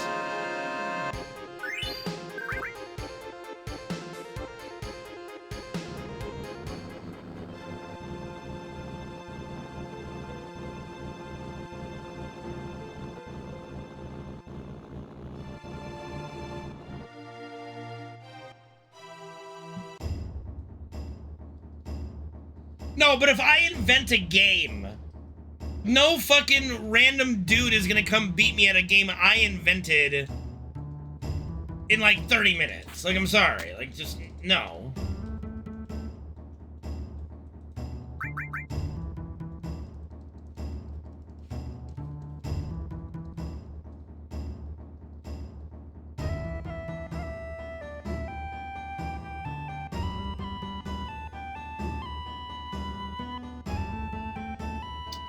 mean, yeah, but that's because they're all old farts that don't know how to play video games. They can make video games, they don't know how to play them. Like, when you're a kid, let's be honest, when you're a kid and you're making up games to play with your friends and you make the game, you're fucking winning the game. Because you made it, you designed the game for your fucking strengths. Alright? Like, we've all been there, I think. Maybe I'm alone in this. But we all fucking been there as kids. We always had that one friend that would think of fun little games for us to do, and they'd always win their own game.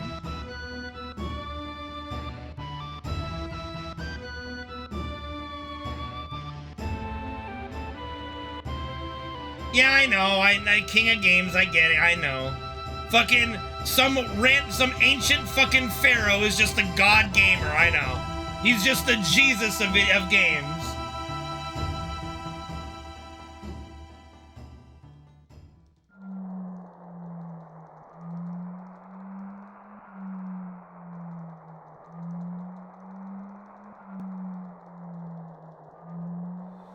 I mean, yeah, it doesn't mean that the trope's not a little lame, though, but, you know.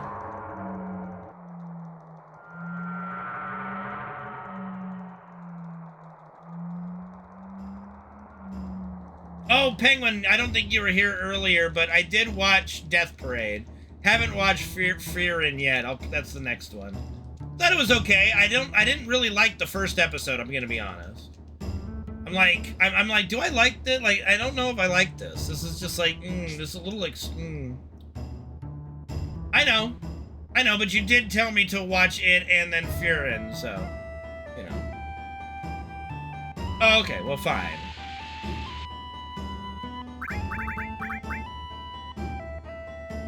On Zephyr's behalf, I don't even think Solar's the one who recommended it, I think. I don't think Zephyr recommended it. It don't matter.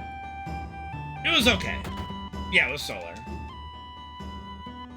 It was definitely Solar.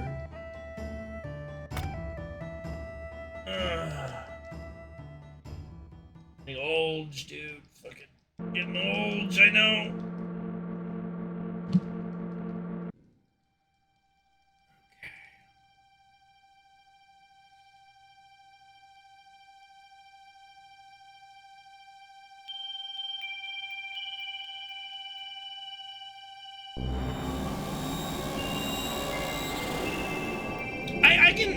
I can see why people like it. I guess, it's just one of those things where I watch it and I go, did I get anything out of that? I don't think so. I don't think I got anything out of that. I watched it. I got to experience what it was. I just don't feel like I got anything rewarding from it. It did help that it had a bunch of the voice actors that are in Fairy Tail, so that helped. That helped it, certainly.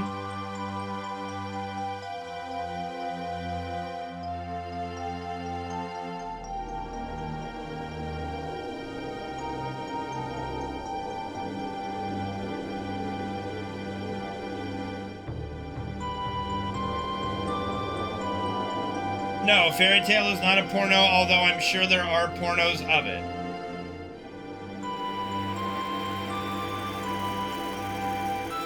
Without a doubt. You don't get, like, very popular animes with a lot of hot girls and don't have porn parodies of, I'm sure.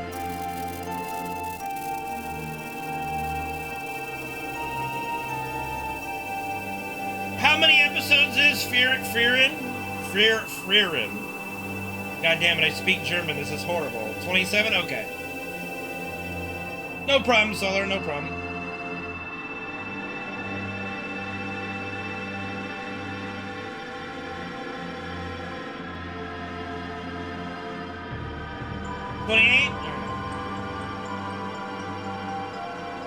Journey's End?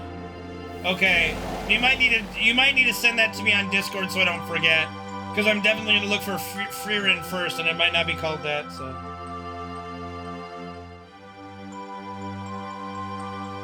Vulgar, I think you mean amazing.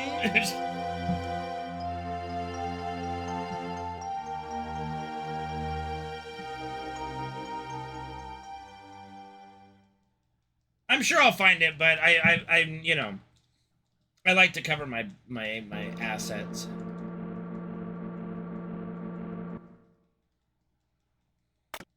Oh, Urza's the best redhead in all of anime. I'm sorry.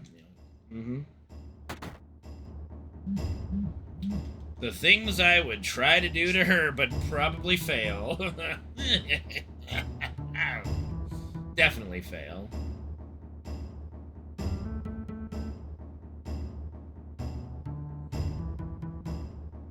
Oh, Devil and Popola? Yeah, but they're not an anime. Well, I guess now technically they are an anime. Devila for sure. Popola, you know, but Devila, yeah, Devila for sure. Yes, indeedy do.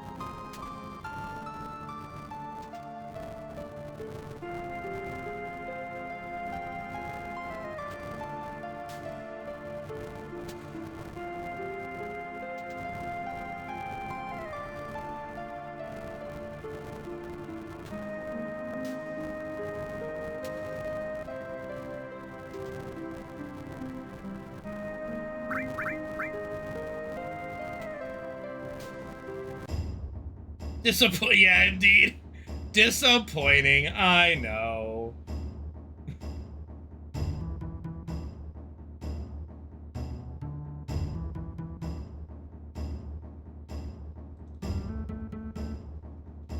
Five minutes is a little generous, though, I'll be honest. Like, I would not give myself 5 minutes against her as a Scarlet.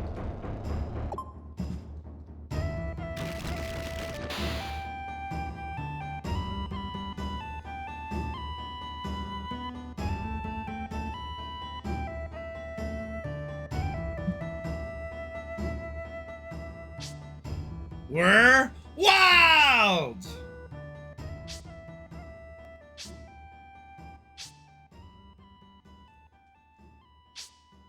What are we? Wild!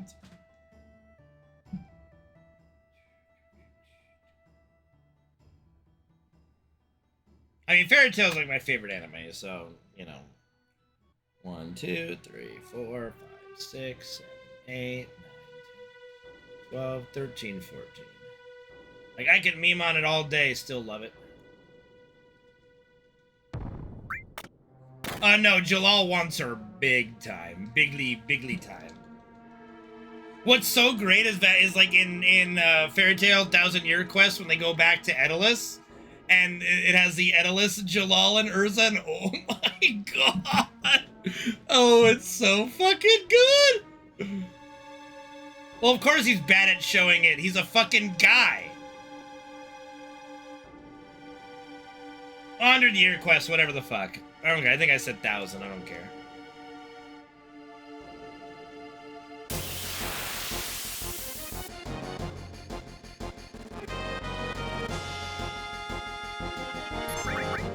Same fucking shit.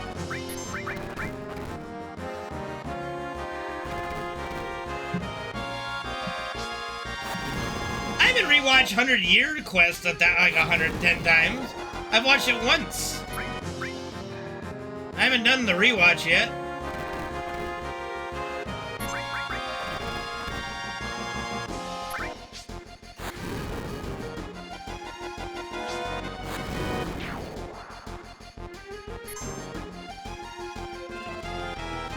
Losing time.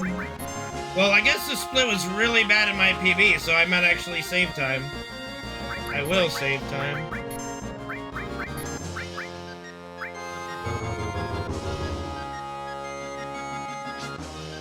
I like Berserk a lot. I just like Fairy Tail more.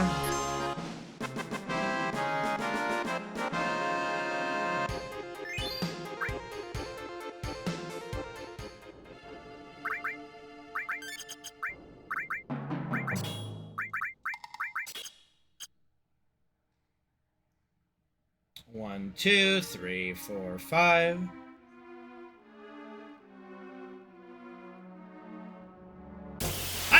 I've loved every adaptation of Berserk. I don't quite get folks' issue with Berserk,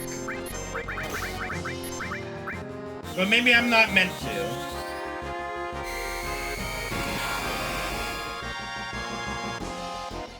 Why do I count my steps? Because that's the way the step counter works. It's how we manipulate encounters.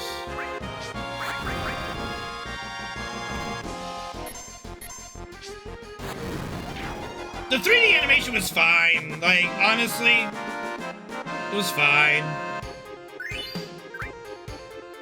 It was a little awkward at first, but it's fine. Like, it's such a tiny nitpick, I can't even give a shit, honestly.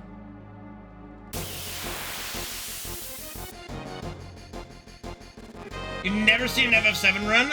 Okay, I'll go into more details in a moment here.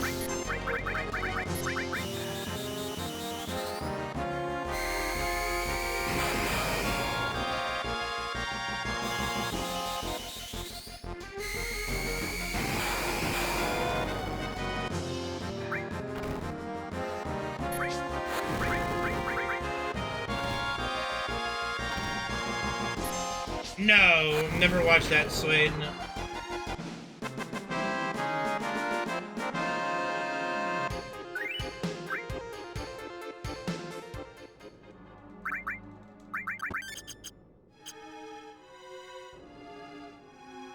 So the step counter, so the way encounters work in this game, young slurms, is it's based on what's called a step counter. So if you played the game, you loaded up the game, and you just ran with Cloud in the same exact way, every time you'd get the same encounters in the same exact spot.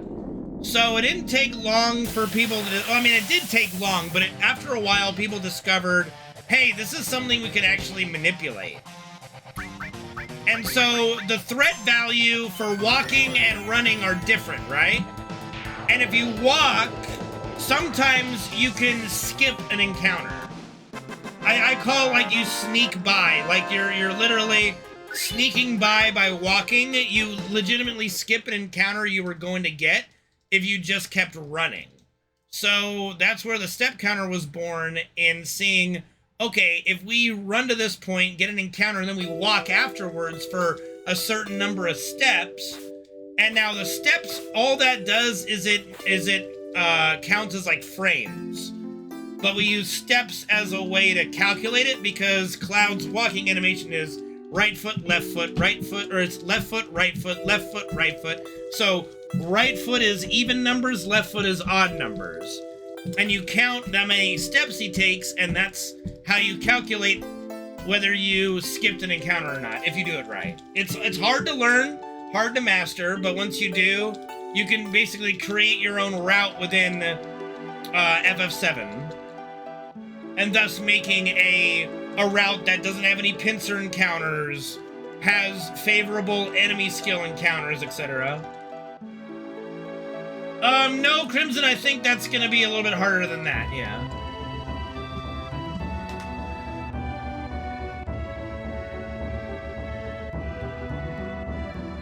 You're welcome, young slurms. You're welcome. So yeah, that is why sometimes we walk, is to try to manipulate the next encounter.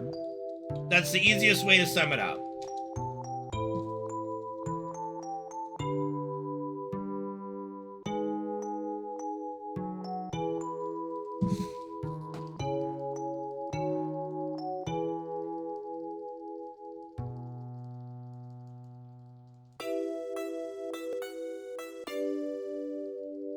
Yeah, well, I mean, it didn't take long, because as I was running the game before we knew about the step counter, I noticed I was getting because, you know, you get pretty consistent with your movement. I'm like, I always get this encounter in the exact same spot, so it's the exact same encounter. And then you start to see, okay, well, this is a bad encounter. What if I got it on a different screen? What if I forced an encounter over here? Like, oh, it's different, and I don't get that bad encounter anymore. So then all it took is somebody with more brains for technical stuff to go in to the game's coding and see how it works and go, oh, well, this is how you can use it to your advantage, you know?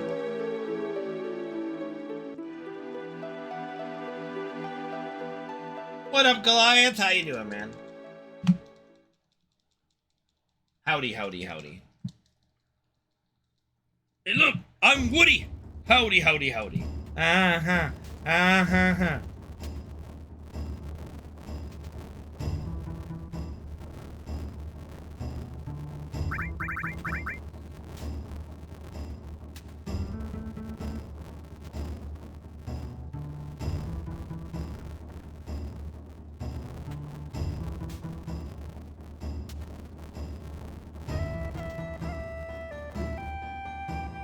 I hate the new skips, honestly. Ugh.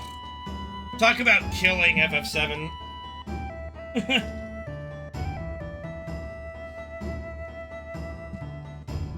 I'm hoping that the glitchless category might take off.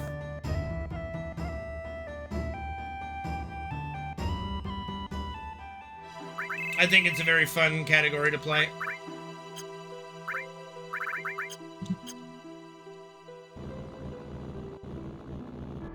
Oh yeah, I mean, from a coding perspective, it's incredible, but, you know, from a speedrun and a viewer perspective, it's trash.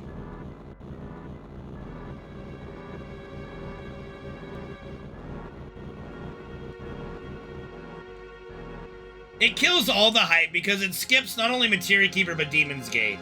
And, you know, Carry Armor's got some hype to it because it's the final, basically, run-ender of the, it's one of the final gauntlets of the run, but Demon's Gate is the hype of the run. The Demon's Gate fight is the hardest fight in the game. It's also the longest boss fight in the game.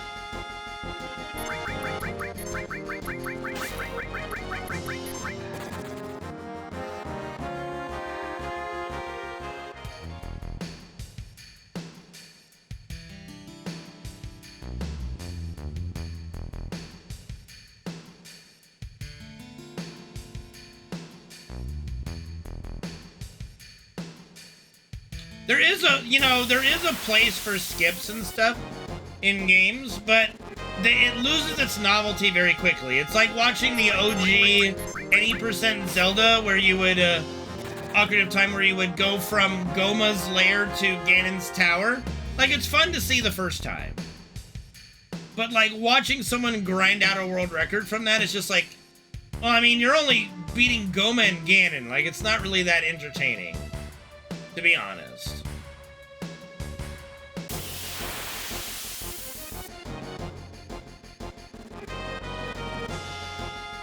Oh, it's quick, no doubt. Definitely quick. No debating the quickness.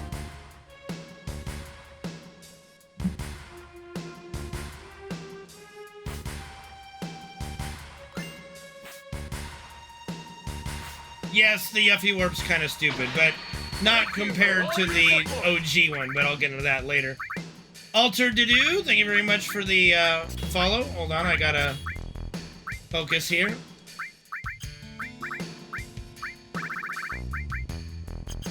Okay, let's okay. I gotta see what his magic is. Okay, we need 2 more.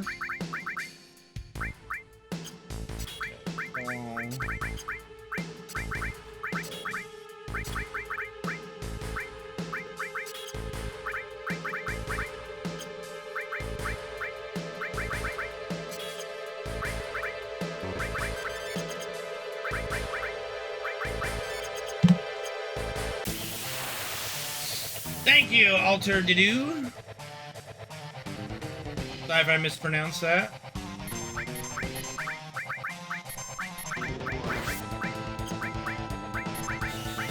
Alright, here we go. Alright, 99 minus, 99 okay, never mind. We're good, dude. We just get to sit back. Very nice.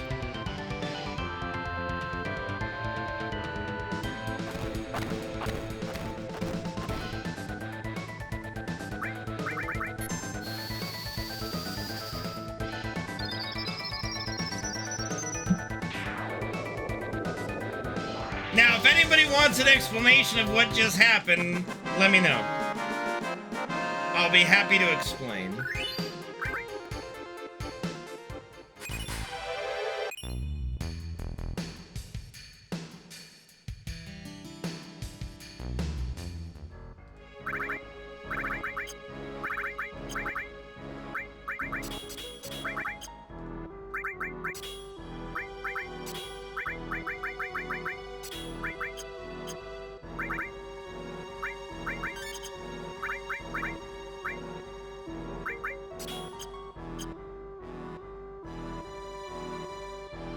We found a witch! May we burn her?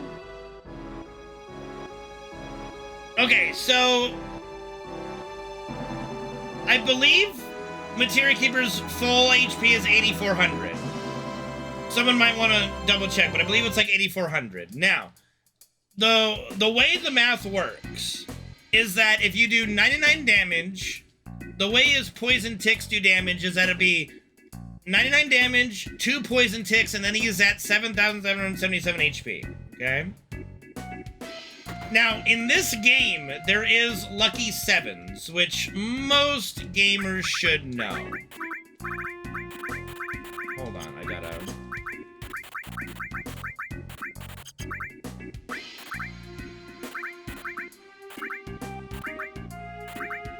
Okay. So, Lucky Sevens is not just a state that your characters can go in, it's also a state the enemy can go into. So, we put Materia Keeper at Lucky Sevens, which means if he were to attack any of us, he would do 7,777 damage to us and one-shot us. Now, how we avoid this is poison damage is calculated in the game as self-inflicted physical damage. So, Materia Keeper, before he can do his turn, where he would deal 7,777 damage to us, he hits himself with poison for 7,777 damage, thus depleting his HP to 0. And that is how the 7777 trick works.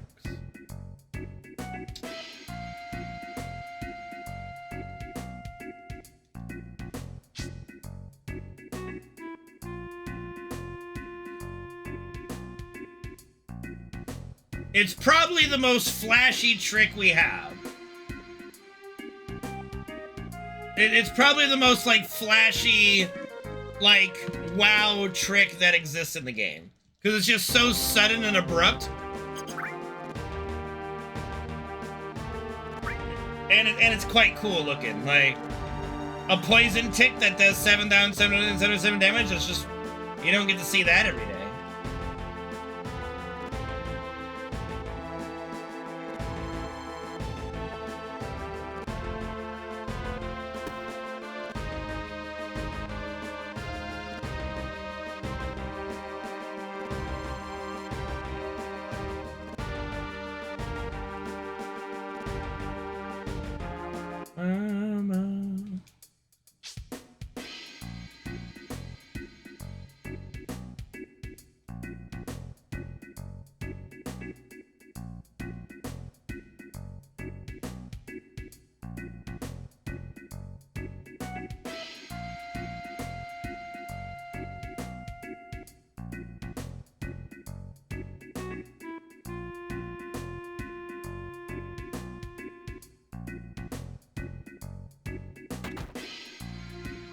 And it's legitimately, I think, like the only trick we have left in Glitchless because it's not a glitch. You're not doing a glitch to make it occur. You're not performing a glitch. It's just using the battle system.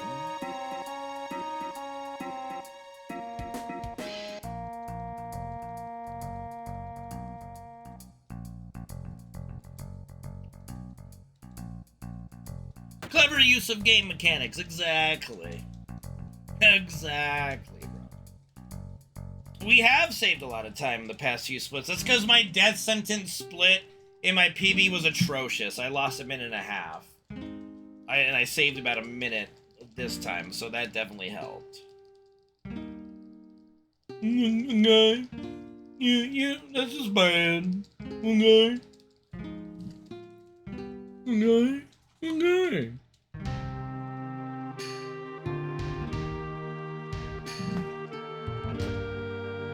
Alright, this is not fucking Yu-Gi-Oh, alright?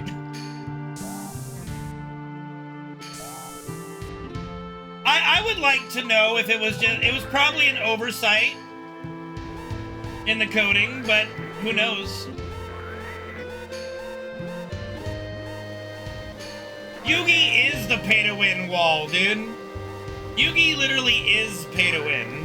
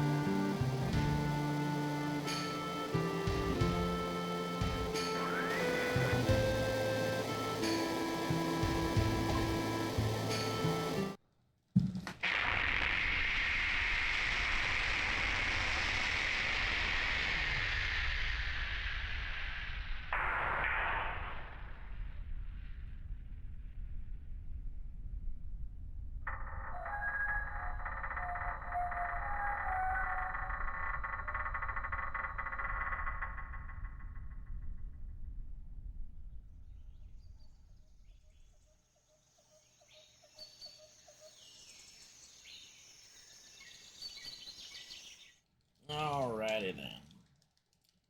Looks like we'll save a little time on this split too.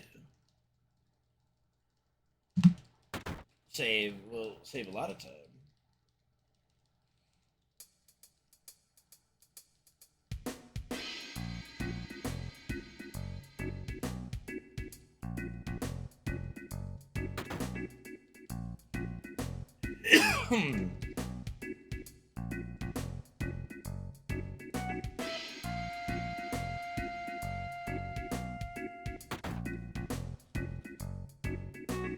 No, we ain't fucking talking about Yu-Gi-Oh!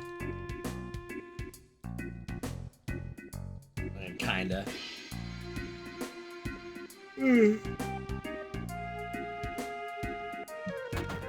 Yu-Gi-Oh! It's time to duel! Like, did nobody notice, like, the whole transformation thing? I'm just genuinely curious. Like, did nobody notice this? And then he starts talking differently. Like, come on. Like, nobody noticed this? Nobody picked up on this?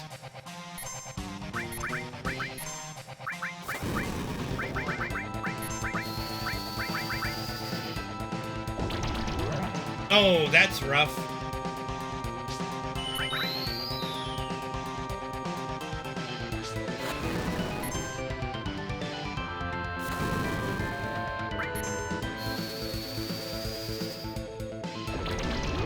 Oh dear.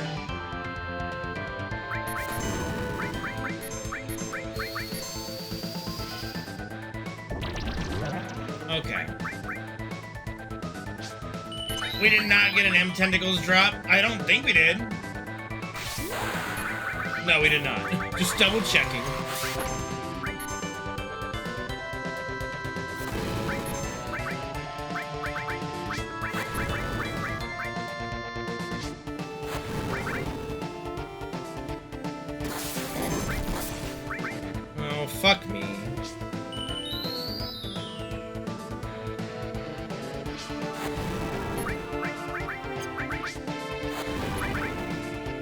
nonchalant there.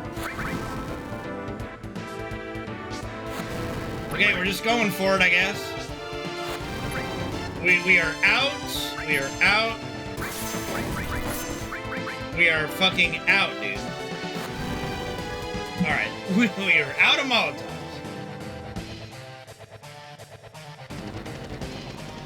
We might get this in part 3. We haven't even done Rocket Town and Rebirth.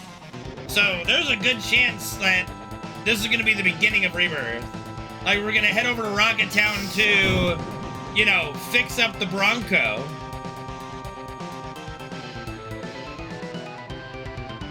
M-tentacles are not guaranteed, but it's a much higher chance. It doesn't matter. Like, we can already have it. Doesn't mean that we're not going to have a moment where Shinra shows up wanting to take it. And then we have to fight Palmer to keep it. There's definitely...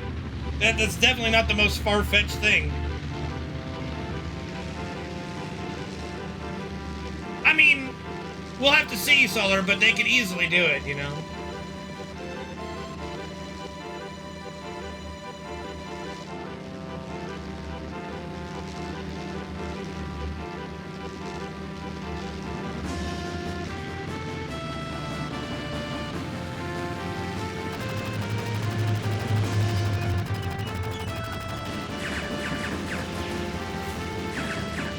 What is GX?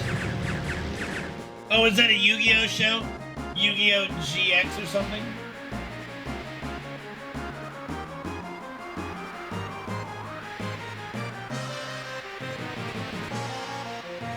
Gotcha.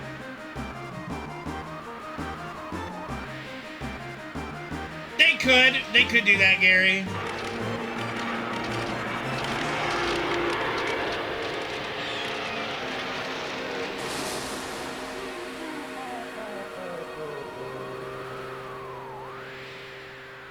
I'll be honest, I pretty much stopped watching Yu-Gi-Oh! After the Battle City arc. You know. I don't know why, just stopped being interested in the card game, so stopped being interested in the card anime.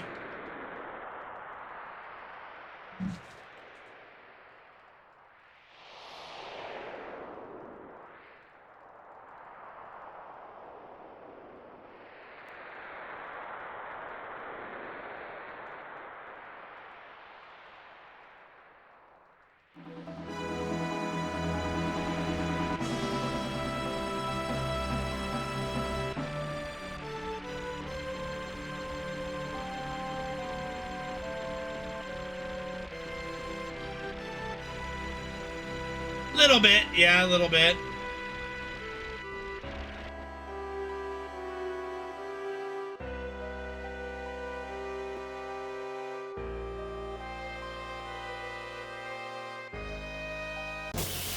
That's a good spot for the encounter. We might only get one encounter on the way over to Gold Saucer.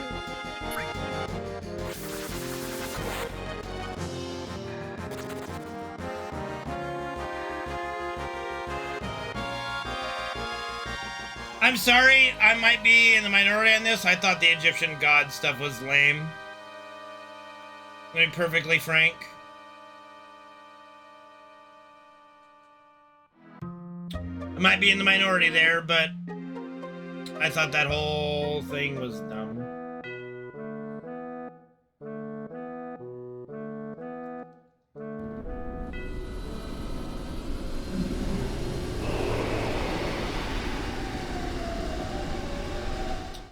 As I said, I might be in the minority here, you know?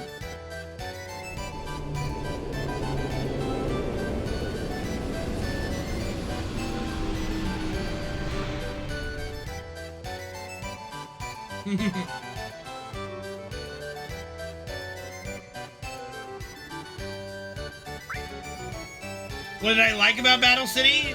Everything before the Egyptian god cards became a big deal.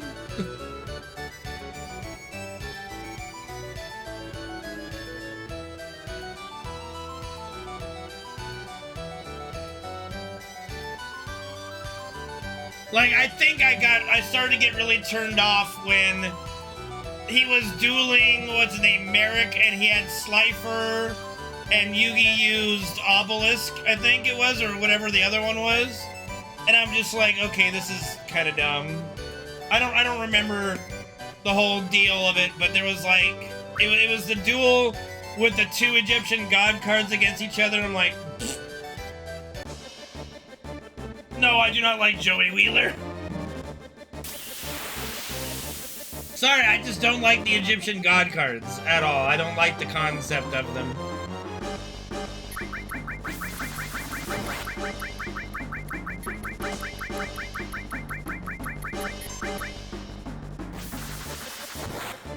Like, it already got a little ridiculous with the idea of, you know, you have 3 Blue Eyes White Dragons, and creatures with 3,000 attack points, which basically no card has that much.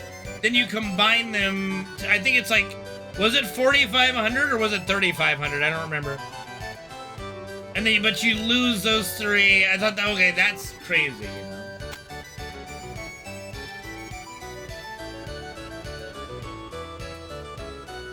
Might have been 4,500. I don't remember.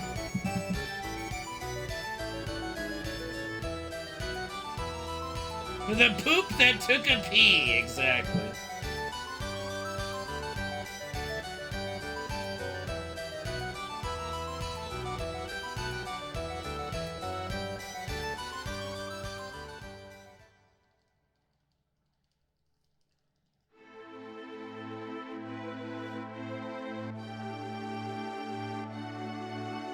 It never, you know what, I'm not even gonna go down that road. I don't want to picture that. We're not going down that road.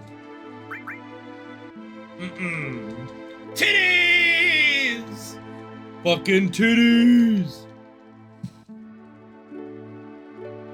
Gotta love them titties! Did I like the darts arrow? What the fuck is darts?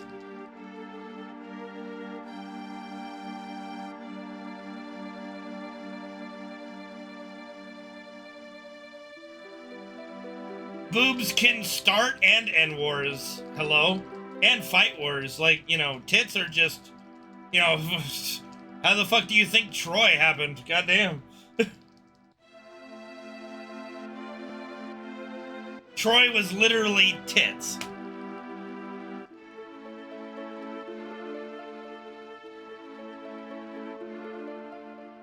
Like, tits the war.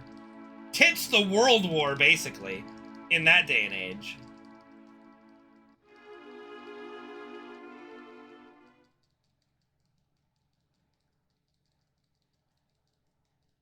No, Troy's not entirely made up. The events of that did occur, but like the heroic moments, like a lot of the like folklore is not true, but a lot of that did occur. It is still based in actual history of that period.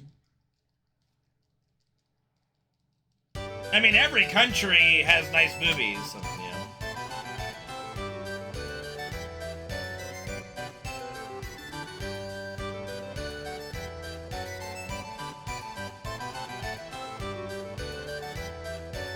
You believe in them historians again, Bobby Boucher? Foosball is the devil.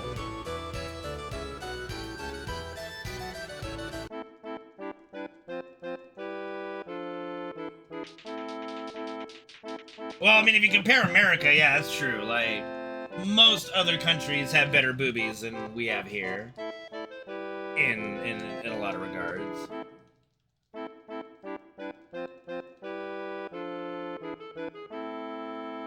Oh, bro, we'd be allying everybody. Like, hello, world peace with boobs. Come on.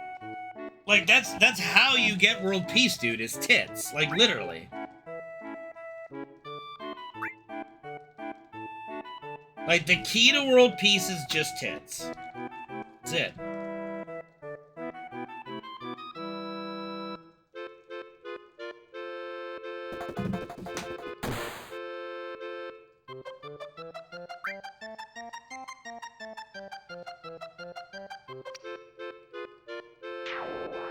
Both are correct! So many kinds of poops, bro! All those kinds of poops. Oh, shit.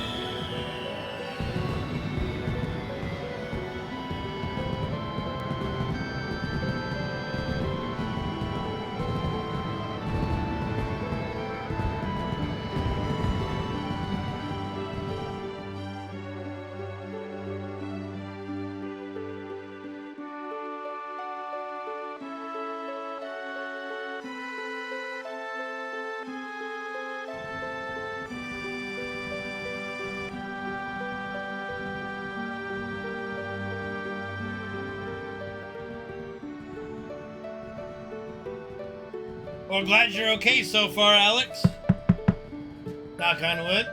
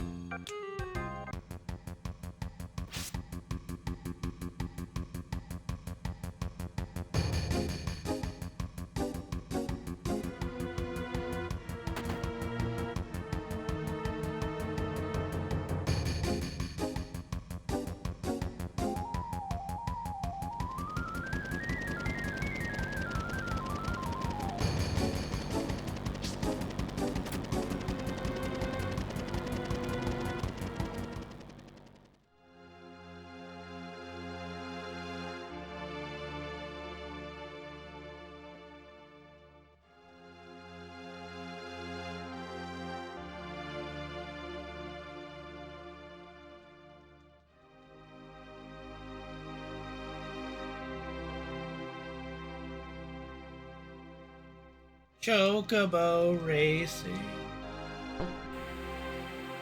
I love how it's like Chocobo racing, get win. Get win. Like, what? That's like Big Rig's your winner. Get win. Chocobo racing. Get win.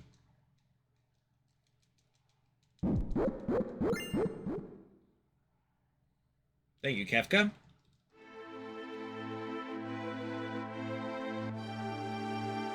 Go race, get win.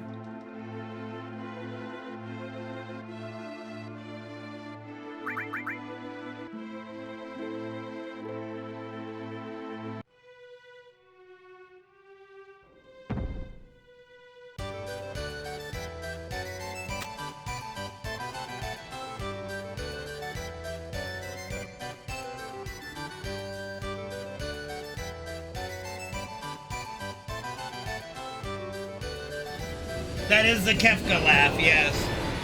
I would have preferred if they actually did just the straight up from FF6, but they changed it a little bit. But it is a Easter egg of Kefka's laugh, yeah.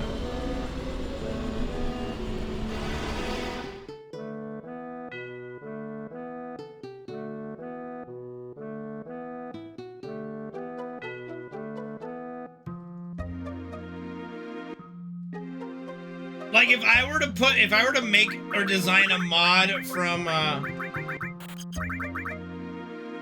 if I were to design a mod for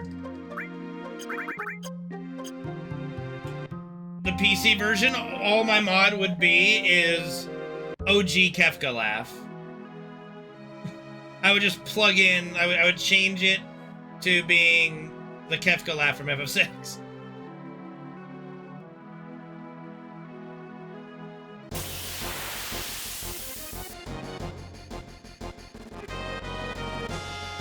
Much older system.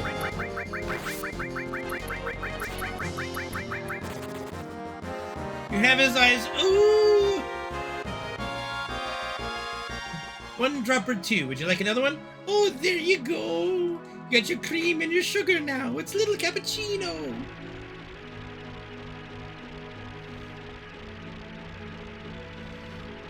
I can't stay with you, dear. I'm melting like a snow cone in Phoenix. Oh, there we go again. I'll go get Danny, alright? Hold on.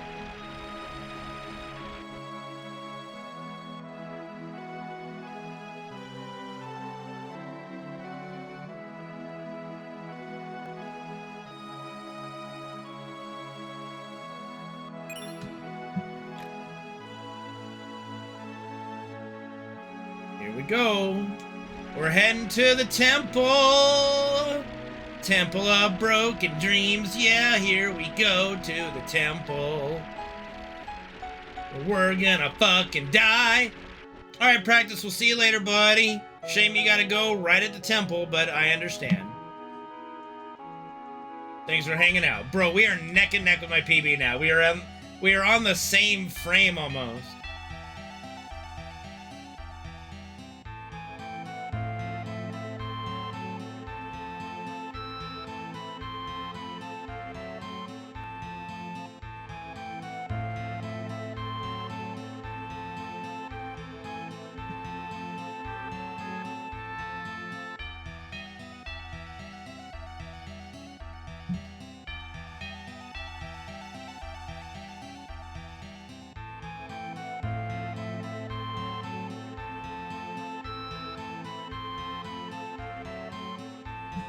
I have never seen the birdcage. We did not get the pincer before the temple. Not today.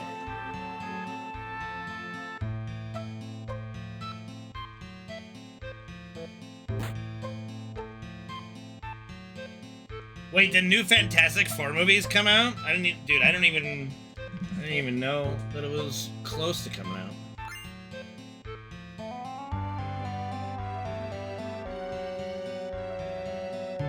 Is it any good? Or is it sucky like all the other Fantastic Four movies? Excuse me.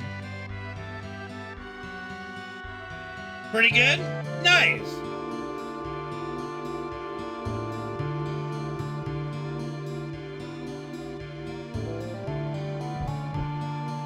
Well, that's a surprise. Good.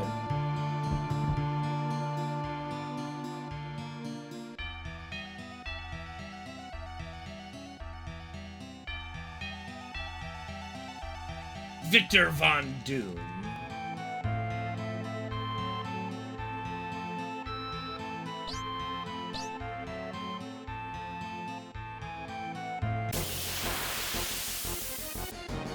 It is nice to have a smart supervillain, you know? I think that's what's intriguing about Doctor Doom. There are a few smart ones, like Magneto's pretty smart. Like, there's quite a few ones that are smart, but then there's a lot of villains that are just dumb as rocks.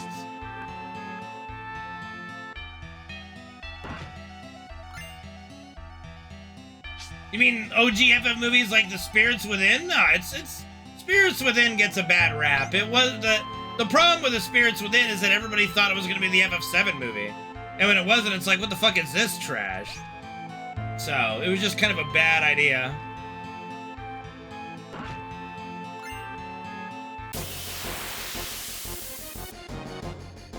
Oh, the Fantastic Four movies? I mean, the OG Fantastic Four movies are fine, but they're not amazing by any means. Certainly better than the remake they tried to do.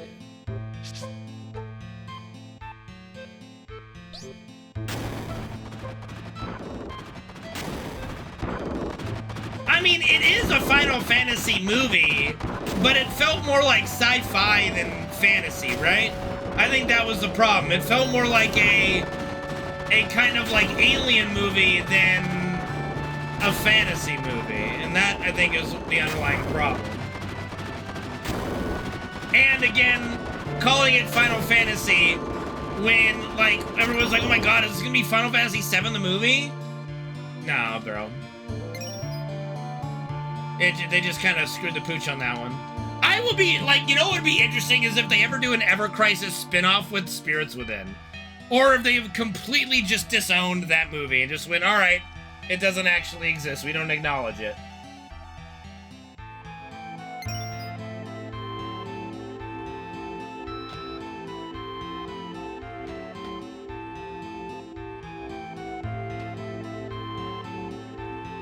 The movie is basically like, Earth is barren, there's no life on Earth.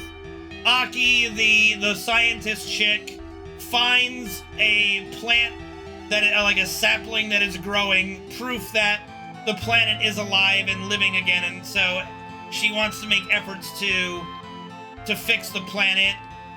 But there's all these a bunch of ghosts and spirits and things that are in the planet, and James Woods is the bad guy, wants to just blow them up, blah, blah, blah. The Spirits Within did bankrupt the company to the point they had to merge with Enix, yes. Man, fuck, if you haven't seen Spirits Within now, I'm sorry. That's on you, dude. That's on fucking you.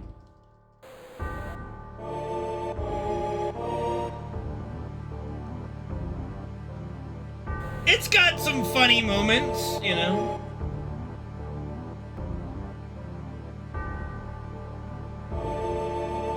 Your fucking point, Sway?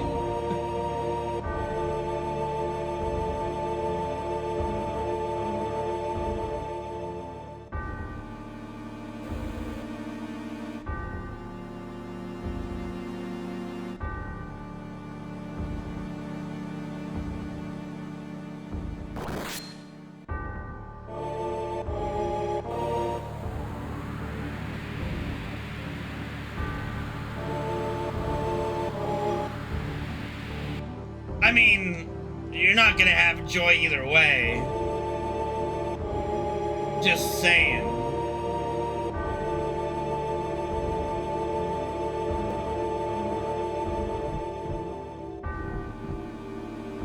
Oh, and I just noticed that This Guy Are Sick did a Gigantify emote with Palmer. Thank you for the 25 cents.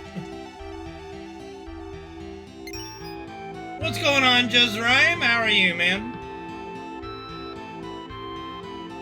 I think we should proceed to the nearest evacuation facility. That's the funniest line in the whole damn film. No, we're just entering the temple.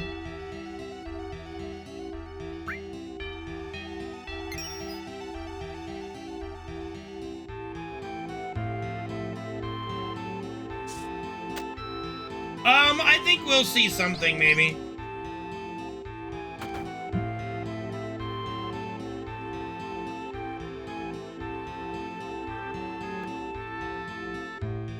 I don't know if they're gonna be like this guy, but, you know, you never know. Okay, what the fuck am I doing, bro? Fire ringing. Okay, we gotta put...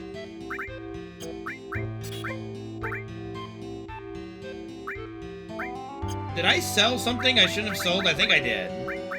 I think I did sell something I'm not supposed to have sold. Anyway. Long range, Ifrit, Elemental, Death Blow. I think we're okay, though.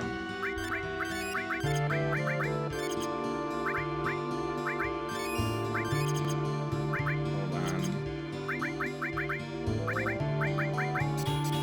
Okay, let's go. Sloppy.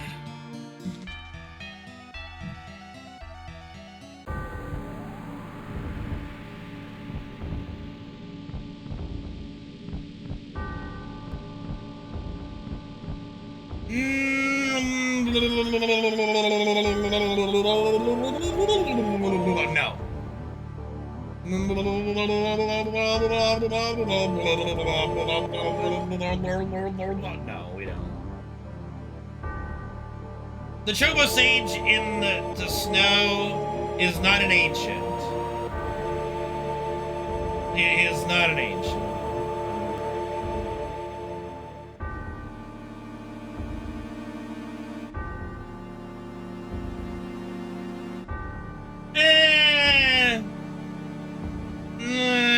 No. Not really.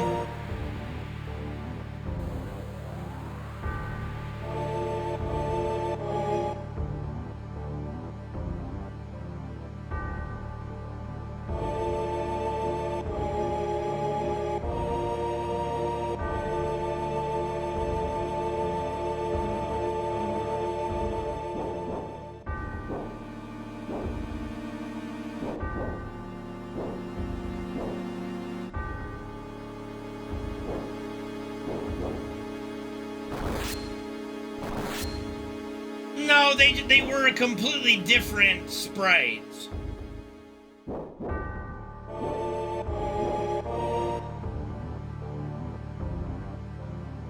3D models?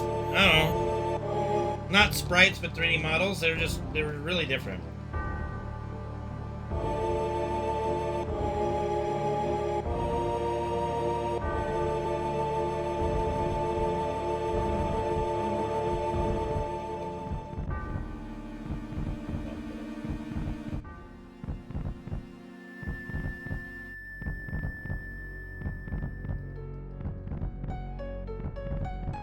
Thank you, Swain. Thank you.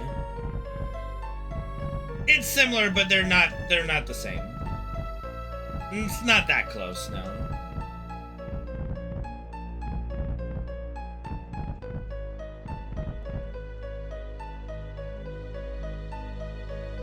How does it make it look weak?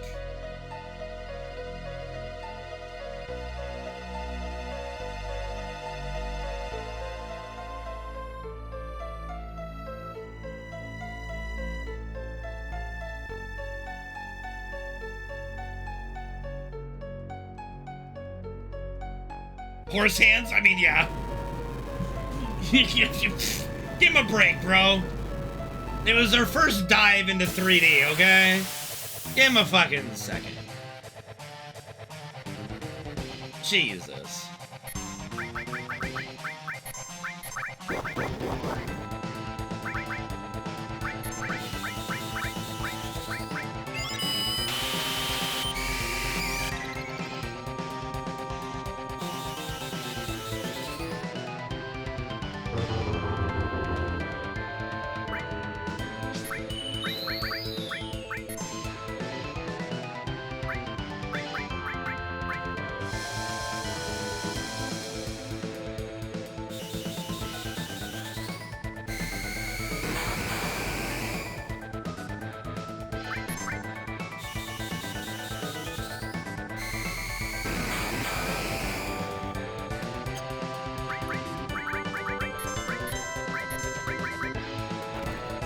That'll work.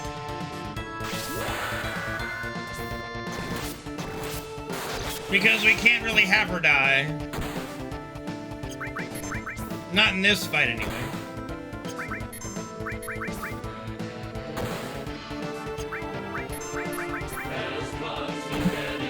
Alright, what's up, Irene Land? Thank you for subbing to the channel, dude. How you doing, man? Thank you for the support.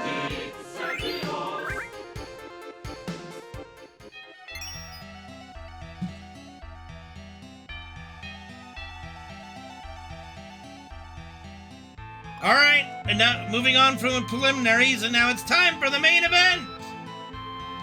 Demon's Gate! Oh gosh, I've ran out of snoozes for the ad break. I gotta try to beat it. Whoopsie, I accidentally tapped it. That's alright. We gotta try to beat it within the next 5 minutes, or we're gonna get hit by ads. Which is possible. Which is possible.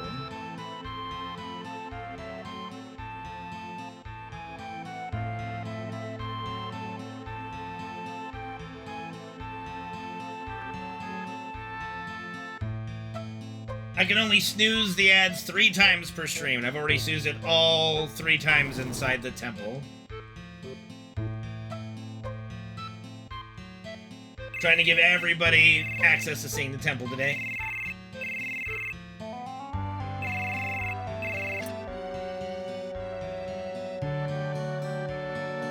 Imagine seeing ads.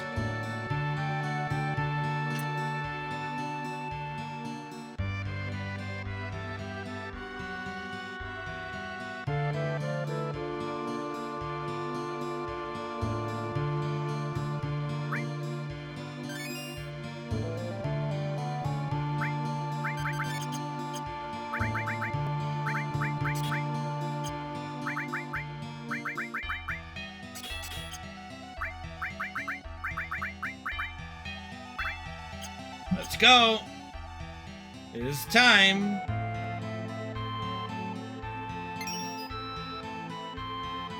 Wait, am I dumb?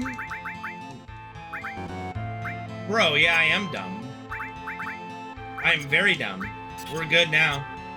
What, I choke? I didn't choke yet. I'm not choking yet. Almost did, though. I almost fucked up. Technically, I did fuck up because she was supposed to have that on Red Dragon, but okay. I mean, I sure did. I haven't done anything yet. Did I? Did I fuck up? Okay, this is about as good as a situation we're gonna get.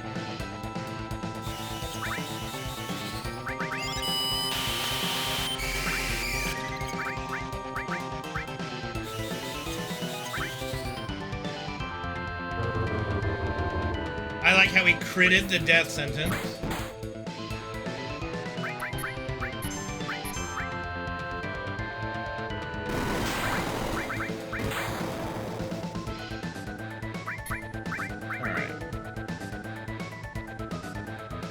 See what happens here. I tried to play this. Oh yeah, we still got the. I kind of did just. Okay. Hold on.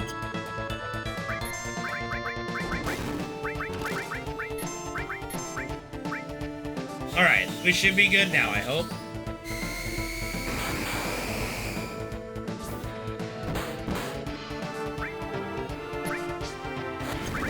I played this super duperty save.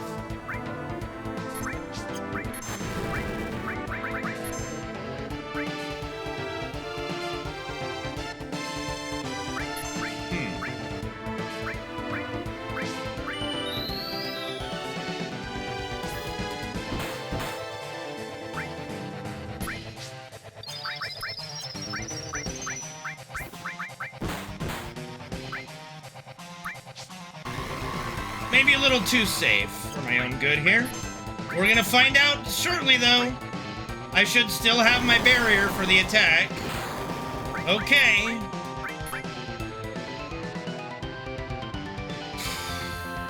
This could be very bad. We'll find out.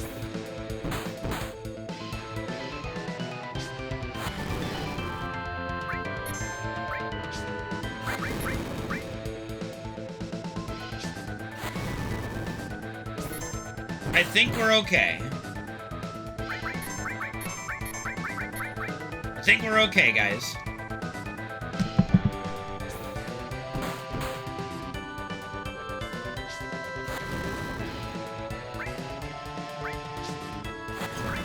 Alright, we got through it. Woo! And right in time for the ad break. With 5 seconds to spare on the ad break. Let's go.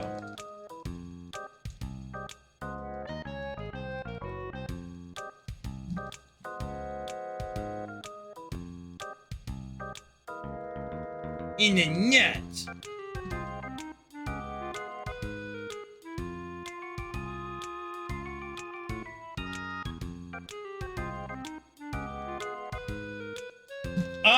I don't know if you can compare Fairy Tail Magic to Naruto Ninjutsu. I'd say I would maybe give the edge to Neji. Although, honestly, I don't think Neji has any kind of counter to being frozen by Gray. So, maybe not. Like, we don't really see a lot of ice ninjutsu and people getting frozen. And, like, ice Kekkei Genkai in Naruto is, like, super rare and super strong, so I think maybe Gray with ice magic would be pretty OP. That would be kind of wild if Descendants, like, stacked because of the crit it did. That would be kind of wild.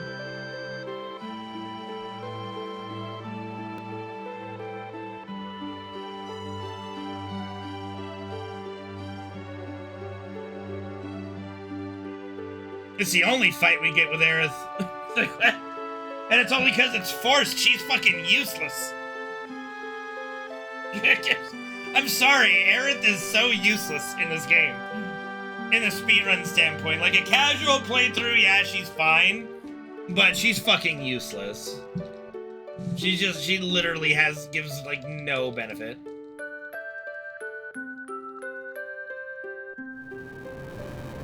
She is one of the reasons why Demon's Gate is the hardest fight. because she is there. Her mere presence in the fight is a reason why Demon's Gate is the hardest fight. Just her being there makes it harder. Yeah, just level her up and do what? What am I gonna do with her levels? Cast magic on Demon's Gate? Ah! Please.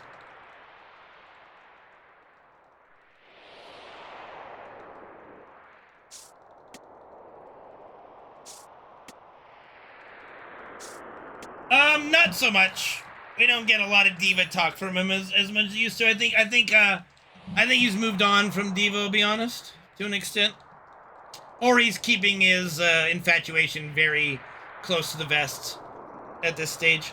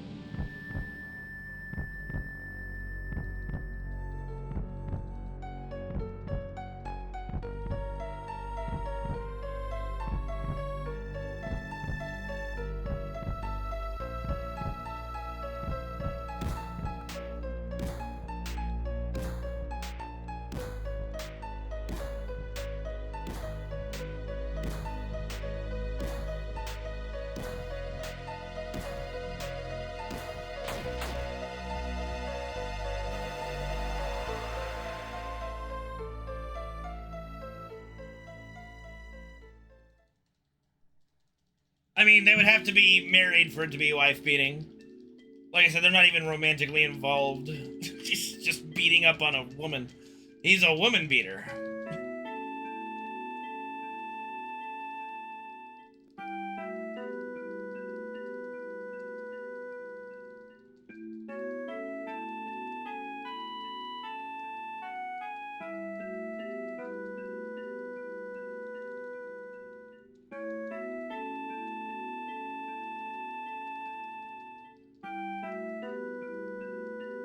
There is actually no way to make them romantically involved.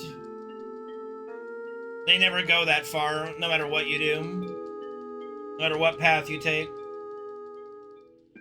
That's the beauty of a canonical story, even with player choices.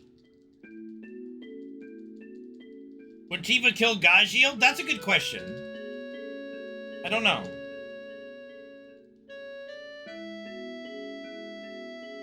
Like, Black Steel got, like, he's got good physical defense, so he'd be a good matchup against her. I do think she is strong enough to punch through his armor.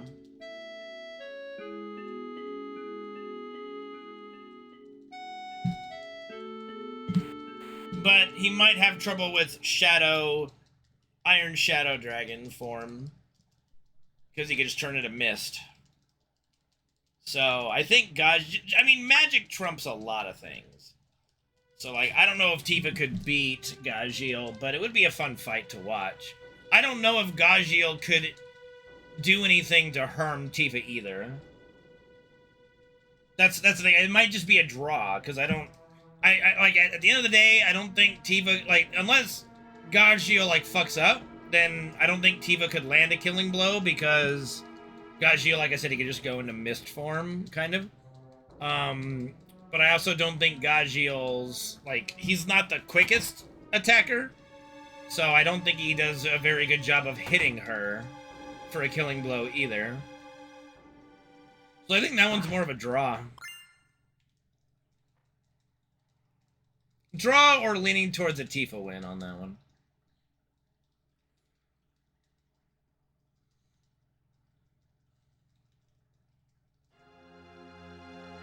We don't really ever get a canonical feat of strength for Tifa, though. So her power level is always up in the air.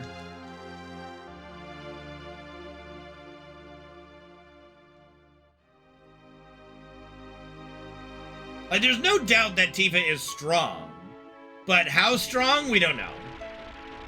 Like, her in-game being able to pick up, like, diamond weapon, twirl him around with one hand and slam him down is non-canon, obviously. So...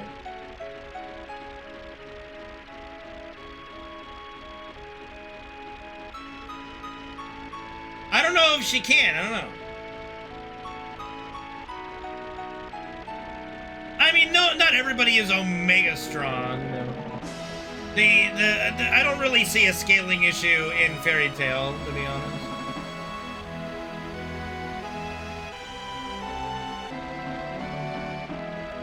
They get stronger, but Lucy doesn't really get formidable.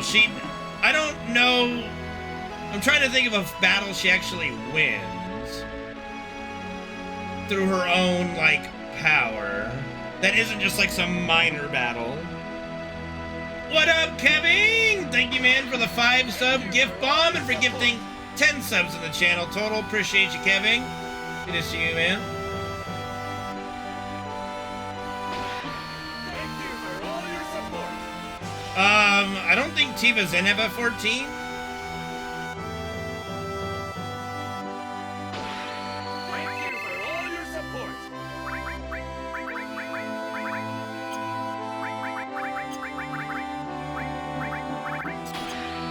Okay, we just missed that, so let's take off this.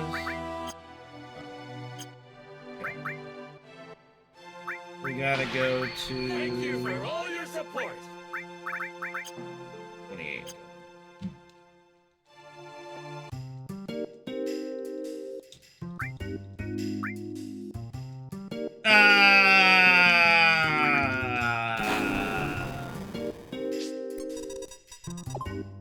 I don't know about that one, Captain Schmidt. That's a bit of a stretch, my dude. Would Lightning kill Urza? Well, Lightning is an actual goddess by the third game, so probably.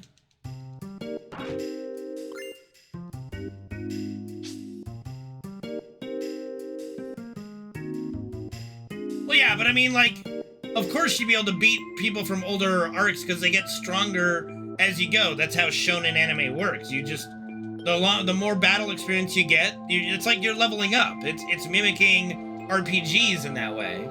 They don't just stay at the same power level the whole anime. That would make no sense, right? So yeah, Lucy now would be able to beat people that beat her in the past. That's kind of the whole point. Right?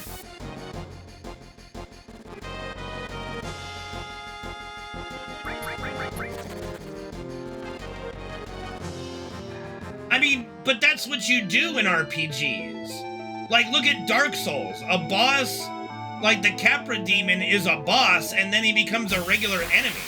Like, that's just kind of what you do.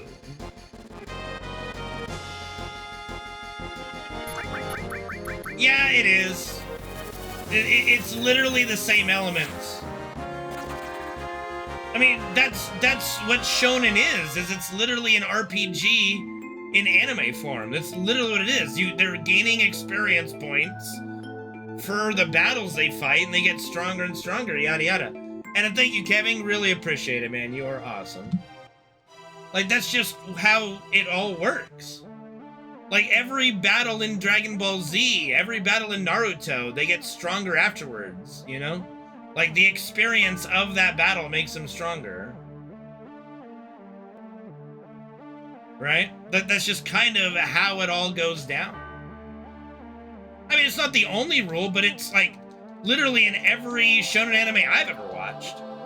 I have never seen a shonen anime where the characters never progress in their strength.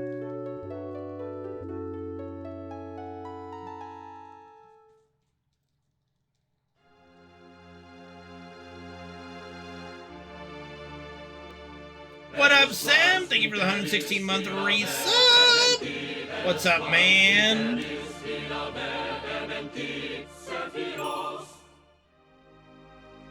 Go down.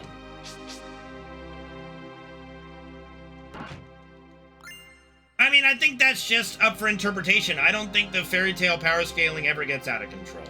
I think it's pretty reasonable the entire way through. You disagree. That's just two different opinions, you know, at the end of the day. I am the chosen one. Dr. Octagonopus! Keep it going.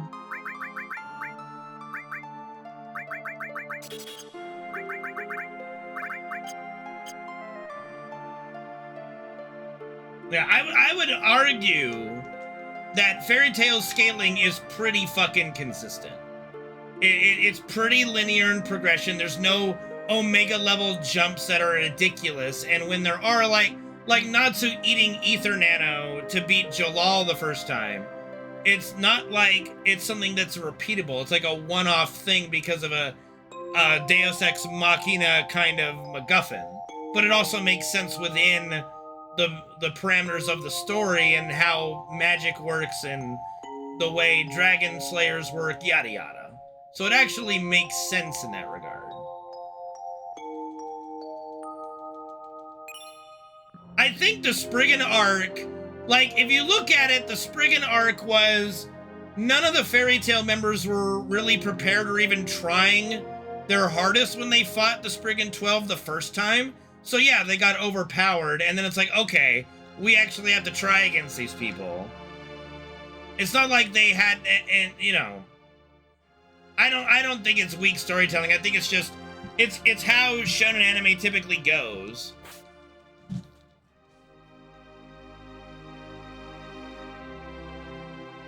Why do I have an ominous dude? What are you talking about?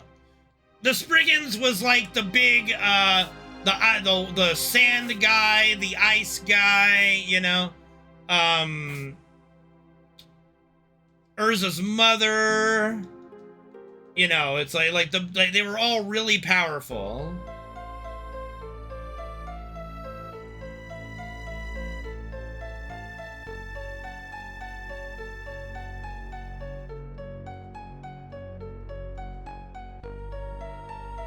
Well, they were overhyped by Makarov, who had spent years there, and then as he's seeing the fairy tale members fight, he's remarking, like, how did they get this strong? Like he was genuinely surprised to see his children, as he puts it, rising to that kind of power while he was away.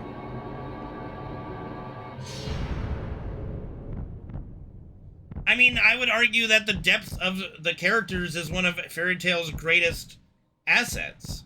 Like, the background to all the characters and to, like, you know, especially the main people like Agnologia. Like, they could have left Agnologia just some crazy evil dragon, but no, they gave him a really good backstory. Same with Irene Belsarion. Same with August. Like, all those Spriggan, like a great, like the majority of the Spriggan 12 had amazing backstory for that they didn't need to have for these people. So I don't know what depth you want besides the fact that everything's so fleshed out. Like, it's crazy to me. I honestly don't know what you're looking for.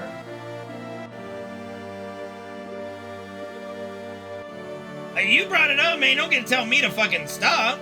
I just don't know what you're looking for as far as depth goes, because you sum it up as, oh, strong guy, you know, what did you say? Like, enemy stronger than last, power up, beat him. That's not even close to it. That's not even close at all. I mean, you're not gonna get a lot of character deaths in that show. That's just not the kind of show it is. And this is what happens when you lose an argument.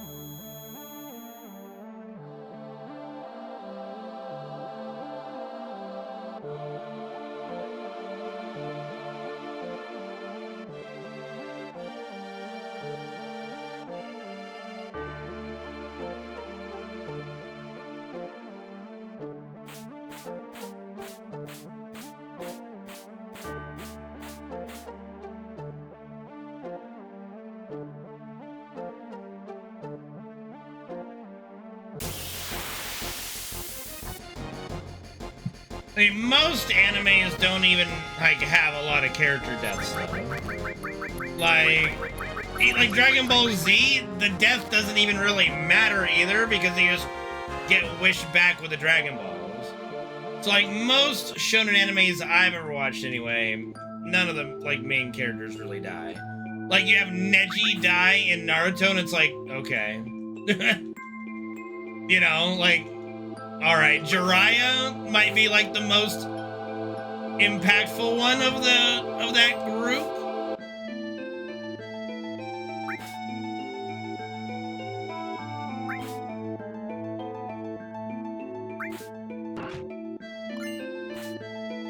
But yeah, you don't kill off your cast. Then you don't have a show, you know?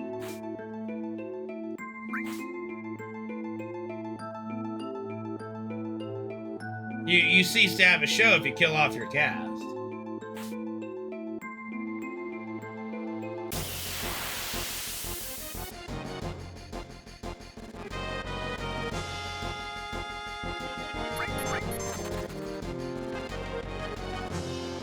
I mean, I've already talked about One Piece.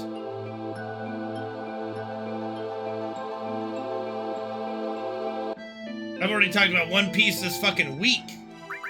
Or at least something like this week.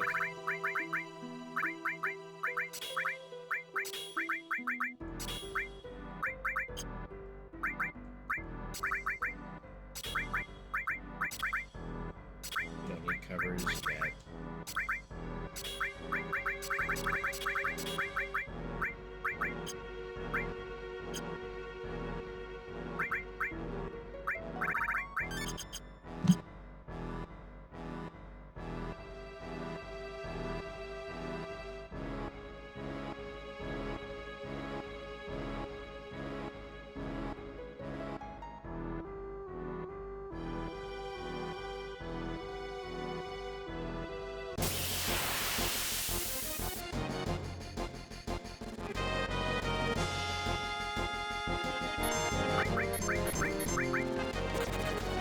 If it's well executed, but to a character that it makes sense to have die. And just like a show like Fairy Tail, Dragon Ball Z, a lot of shonen anime, Naruto for example, it wouldn't make any sense to have certain characters die.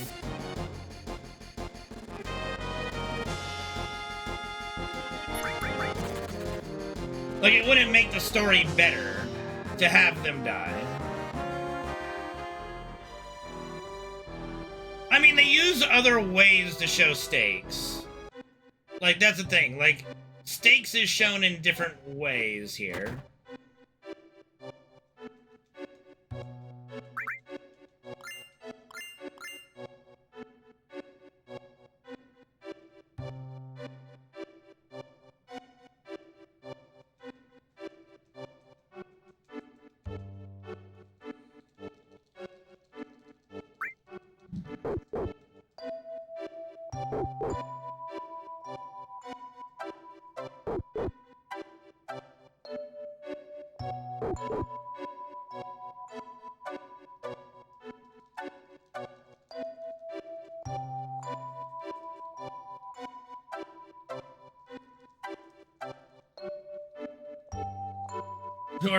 We're over it.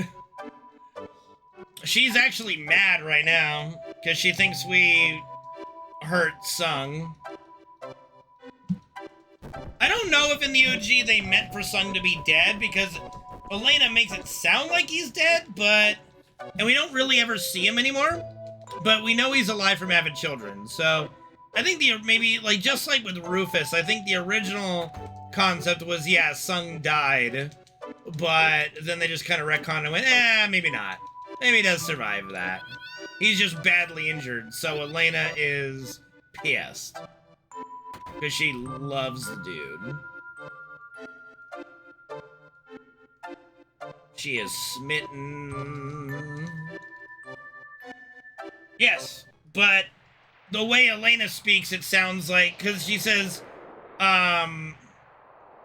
like, I think she says a line something like, "You got some nerve doing in my boss," like that. The verbiage is that of finality, like doing him in, something like that.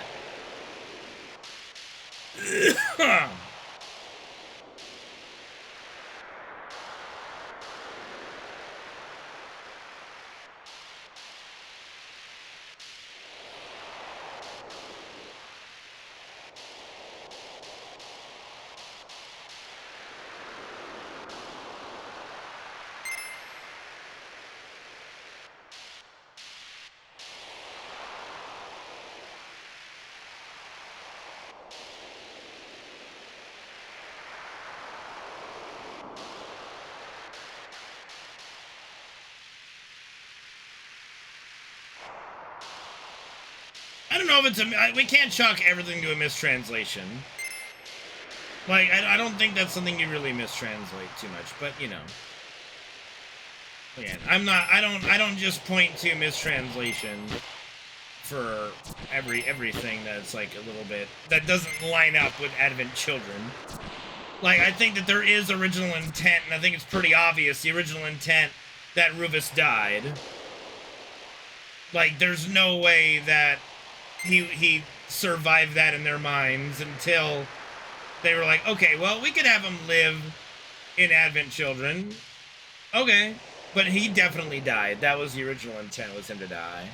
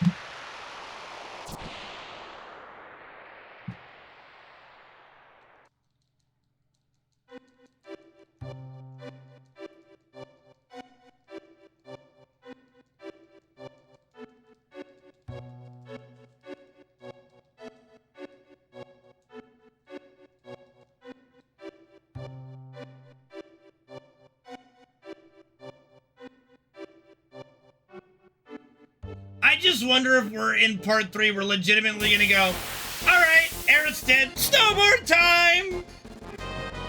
Like, how can you not when that's what you did in the OG? But I'm legitimately wondering, I bet they're racking their brain trying to go, like, how the fuck are we gonna spin this?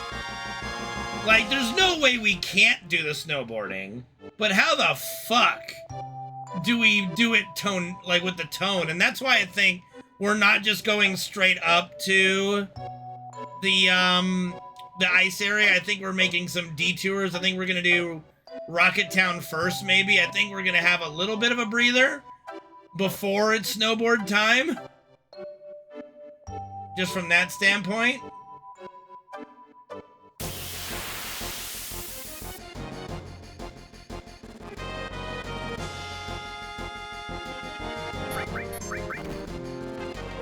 Well, Eris is already dead, Captain Schmidt. What? No.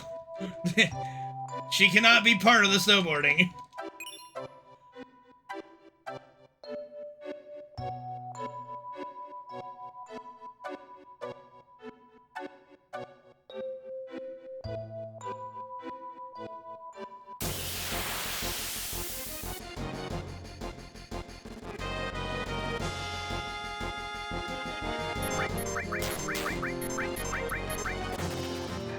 An escape? Interesting. 1, 2, 3, 4. Making it an escape would be a thought. No, they're not gonna put her in the snowboard just to fuck with us.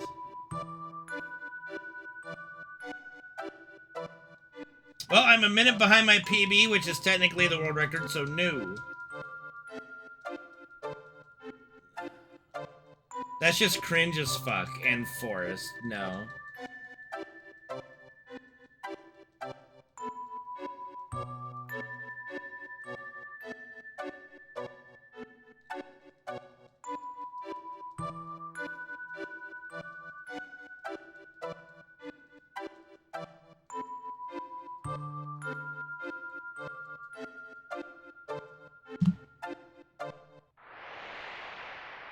like, you're aware part 2 came out, right? Like, hello?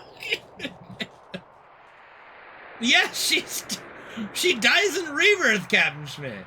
Yes. Lordy, lordy, lordy. Yeah. You need to fucking play. Shit, guys. Shit. Lordy, lordy, lordy. Ay, ay, ay.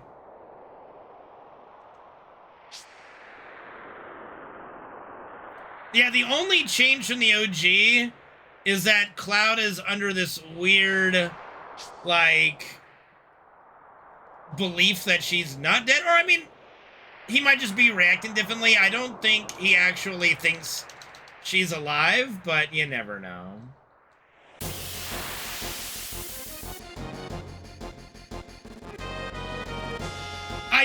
You know, Captain Schmidt, somehow I doubt that, but just in case it's true, good job, buddy.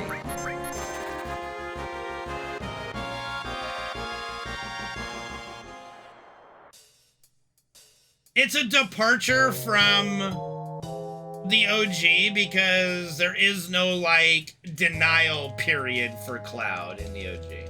So it is weird. It is still a weird choice.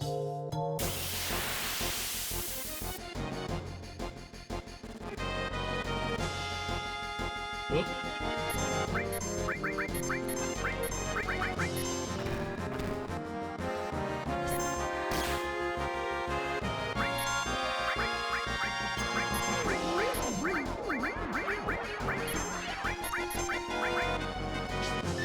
Yeah, but that's very purposeful to show that she does exist in, like, the afterlife. It's not the way that it's depicting it in Rebirth, anyway.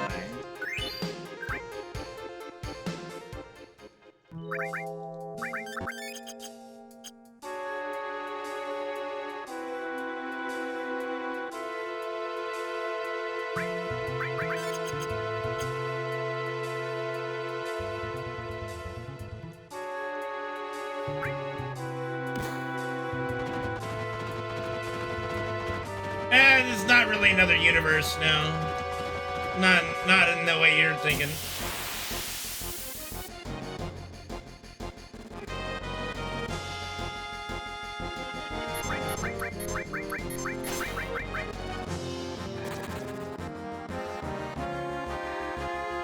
One, two, three.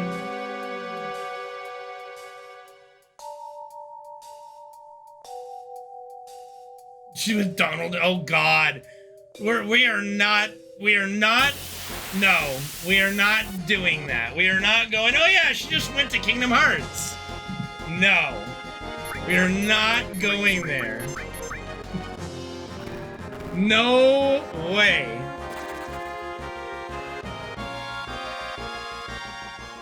No way, Jose.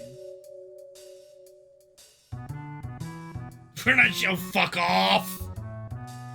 Oh, God. So this is exactly the fan fiction problem that we have right now, guys. There are not different multiverses.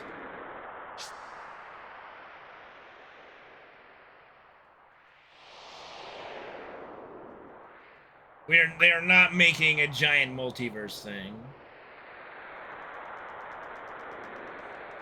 Not really. We'll see in part 3.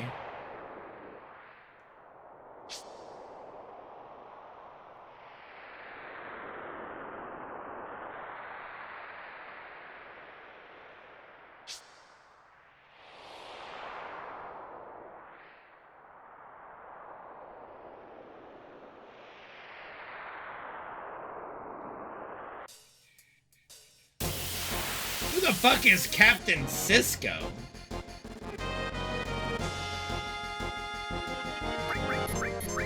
I mean, like I said, the way I see part 3 going is while we're fighting Sephiroth, Jenova, and Hojo in the living world, Zack is protecting Aerith while she's trying to, you know, use her powers to summon forth the live stream to save us.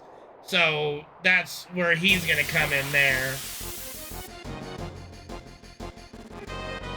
So it's gonna be like two-pronged battles going on that we're gonna be going back and forth to, and we're gonna be Zack protecting Aerith, and we're gonna be Cloud and company fighting in the living world. 1, 2, 3, 4, 5, 6, 7, 8, 9, 10, 11, 12, 13.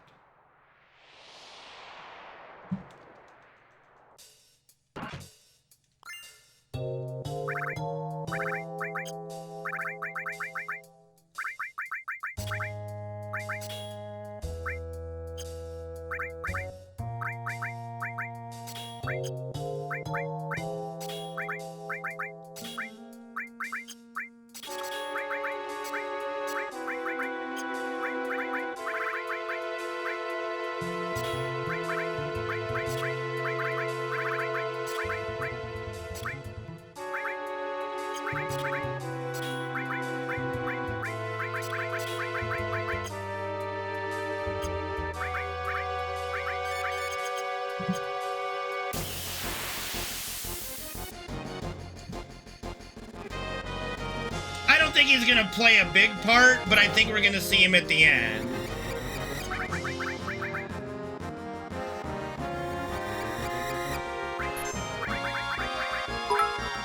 Duke of Rockingham, thank you for the good luck, man. Thank you for the 400-bit cheer. Appreciate it. Like, he's not gonna be left out, but like, we're gonna get the reveal in the live stream scene. We're gonna get at least like 2 or 3 scenes with Zack in it at least.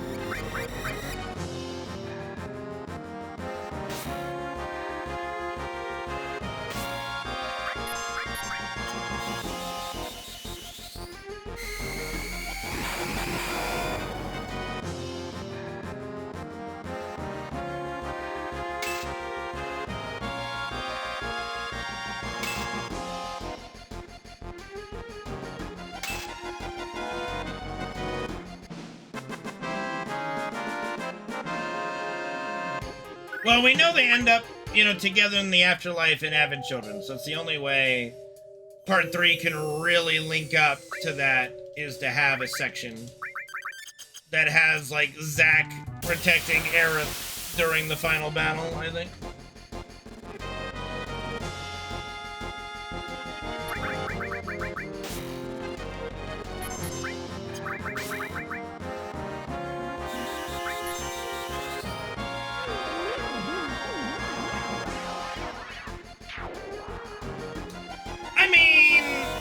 It's got to stand alone. Like, you can't be forced to play Crisis Core. Like, you have to be able to make a game that does a good enough job, but honestly, there is no explanation for Zack scenes at all in a remake and rebirth, so it is kind of dependent on Crisis Core.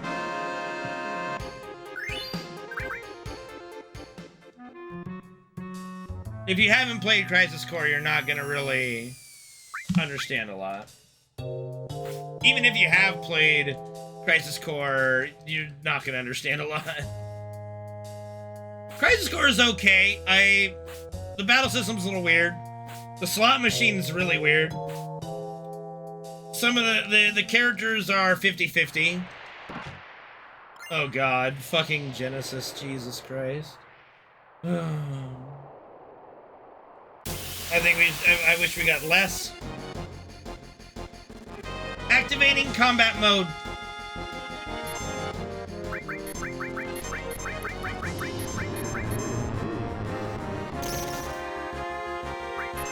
Better. Oh my god. Oh my god. 1, 2, 3, 4, 5. Like, I don't even look at Sephiroth as really a strong villain. And no. Of course, there's fans of Angeal, for Christ's sake. Somehow.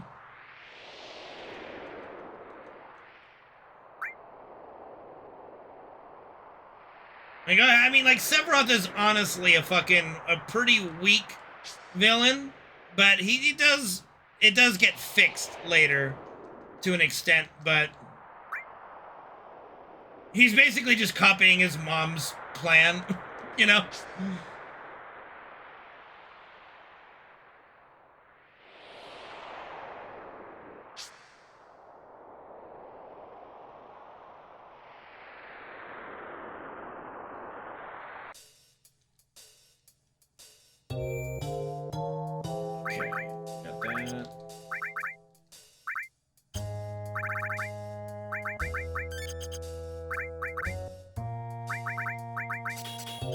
Here we go.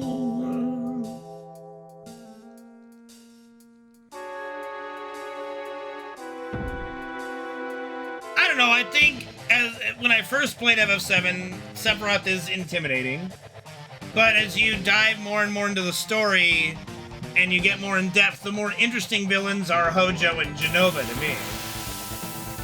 Because, like, Hojo's literally the Joker, and that is always fun. I always have fun with that.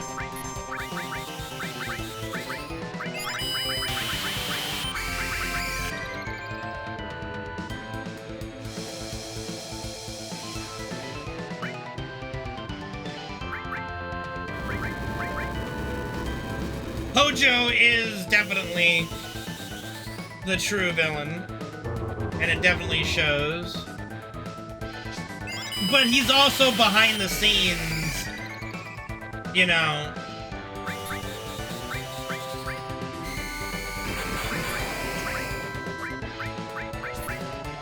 Doing his thing.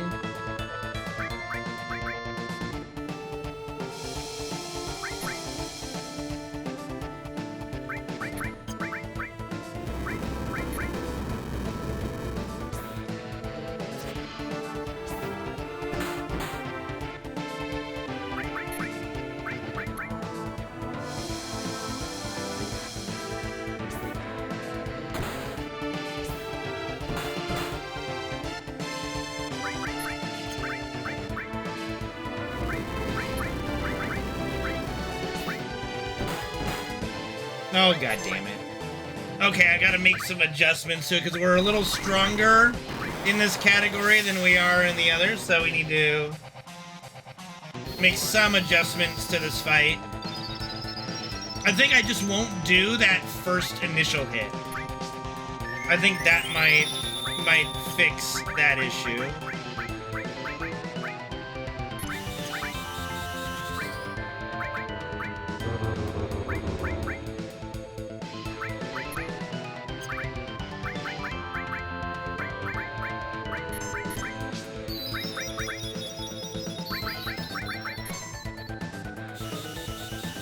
Okay.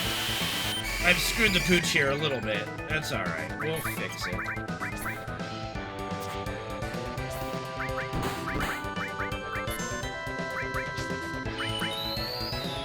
Solemn Gus!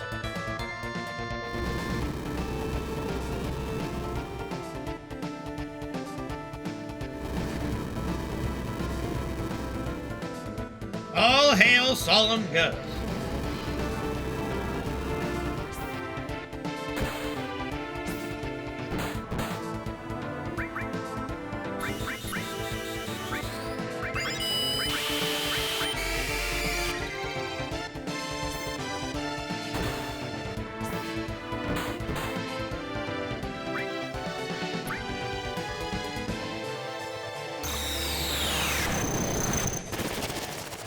Motherfucker.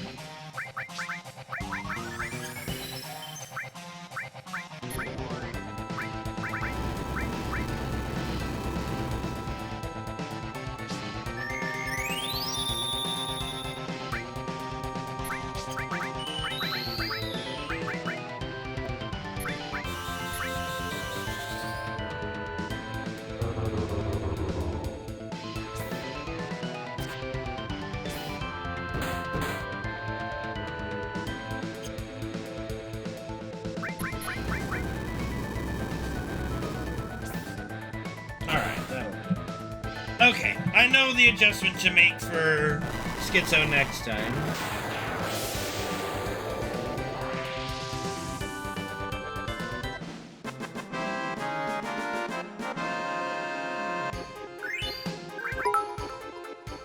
Thank you, Sat, for the 200-bit cheer. Appreciate it, man.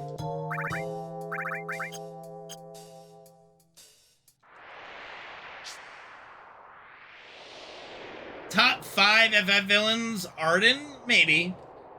He might be one of the only redeemable things about FF15. That and Aranea. Aranea. Anyway.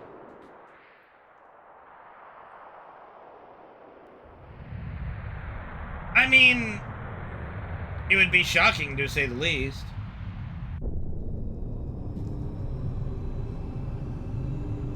Kefka is definitely hard to topple.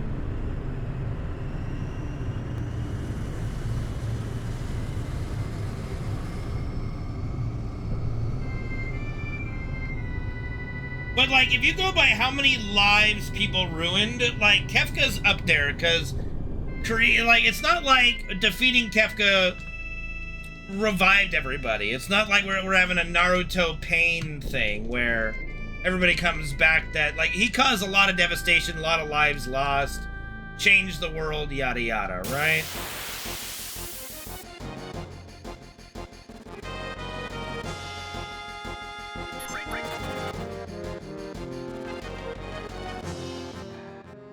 But if you also look like how many lives they've ruined, like, you know, Shinra killed a lot of people when they dropped the plate. Hojo is experimented on and killed lots and like hundreds, if not thousands of people. Like, there's not that many Final Fantasy villains that can say that. Like, Ultimacia at the end of the day with FF8 didn't really do much. FF9, Kuja didn't really do much. Like, he did some stuff. He caused a war.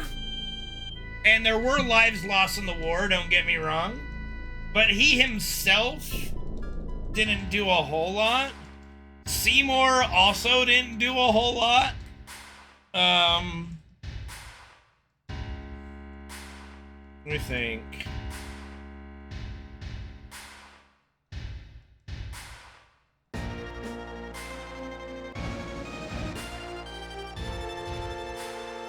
I don't know if that's true. The population of Spira, I don't think is that high. I don't think Sin killed millions. Like, Kefka's death toll we could probably put in the millions. I don't think we could put Sin's death count in the millions.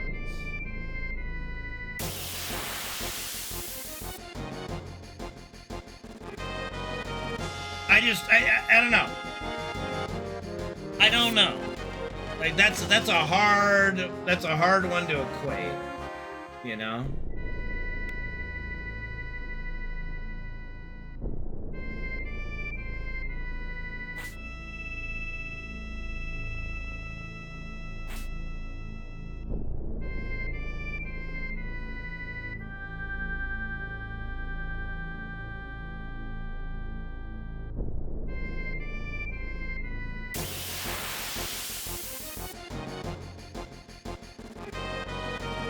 Who is the FF13 villain, though?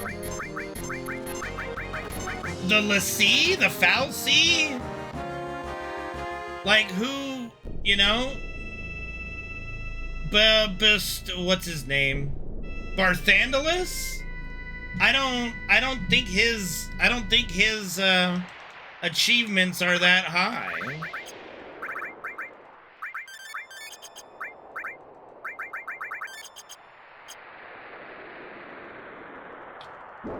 You know, I just don't think that there was really much villainy being done in FF13, if I'm being perfectly honest.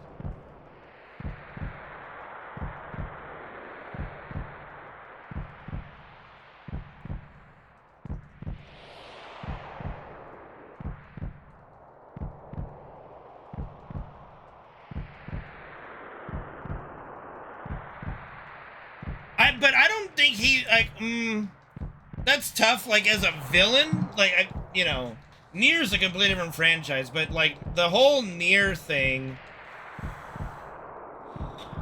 I don't think he meant to do it. I don't think he was being a villain while doing it. It just kind of happened.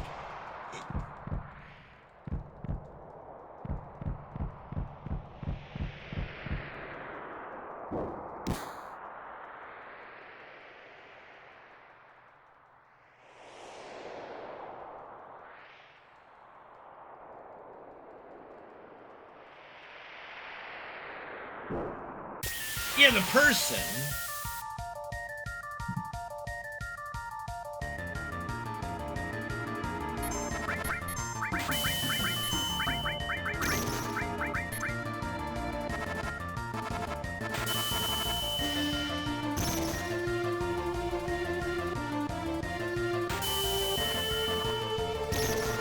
I mean, if you're talking about Nier as in the replicant you're playing, I thought you were talking about the original Nier that doomed humanity. I don't think he doomed humanity on purpose.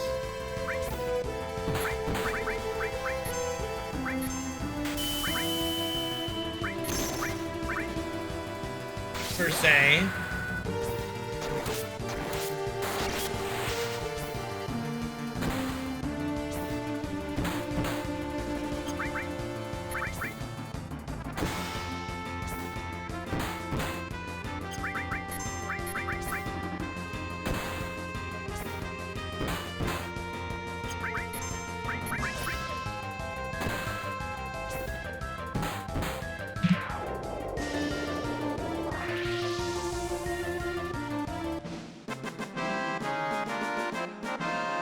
I mean, all of humanity is basically wiped out. I'm pretty sure the Shadow Lord is just the final remaining human. I don't know. I mean, he's part of the replicant project to revive humanity, but there was still, like, the original loss of humanity. I don't know. Like, maybe being, like, but I don't look at that as, like, that's not, like, humanity was already on the verge of destruction, not because of Nier. You know, like, he didn't cause it. Yeah, I know, we know that. Yeah, but they're not. Like, they can't. Yes, Genova Life does water-based attacks. And no, that's fire-based attacks. Genova Death is fire-based attacks. Genova Life is water-based attacks. Genova Birth is non-elemental. Same with Genova Synthesis, yeah.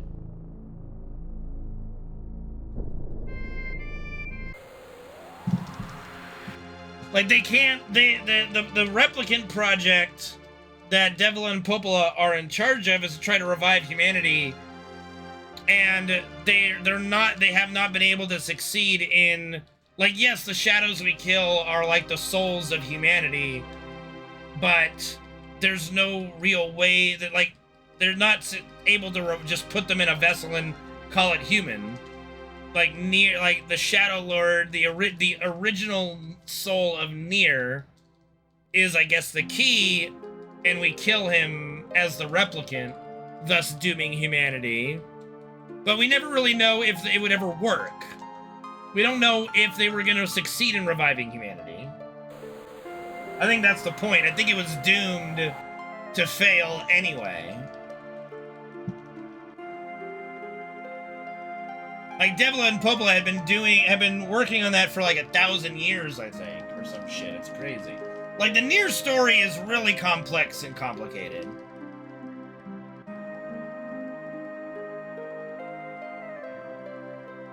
I mean, we don't know if it was gonna work, though. We don't know. That's the ambiguity of it. And it creates that dichotomy of good versus evil, you know?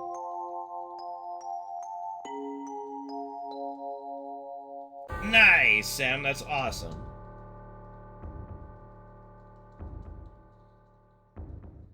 Pit Yoko Taro Spice, yeah. I can't wait for this scene in part 3, and I can't wait for the live stream scene in part 3. It's gonna be great. Yeah, but controlling a body does not mean you just revived humanity. Like, it does not mean that you're now all of a sudden going to give, like, birth to humans, and humans are going to come back, you know? It's, like, the whole attempt to revive humanity is rough. It's a rough one. I don't envy Devil and Popola's task. No, I don't think he's done with Nier. I think they just recently talked about a new Nier game coming out soon, TBA, with trademark soon. Trademark soon.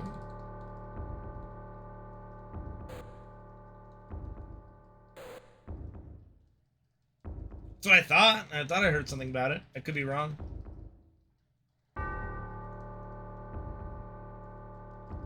Well, okay, like, I've seen some people, like, I've seen some YouTubers bash Rebirth, and I just kind of have to giggle at the level of bashing they do, because I just completely disagree.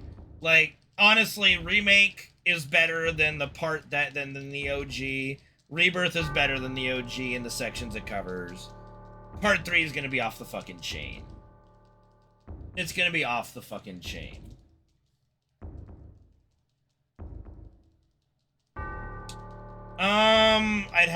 I'd have to recheck, but there's like, I guess the comedy in it, they didn't like the comedy aspects. They didn't like, you know, the Red 13 moonwalking, for example, seemed to bother him. I'm like, okay, bro, you're just anti-fun. That's good. I hope you enjoy Rebirth.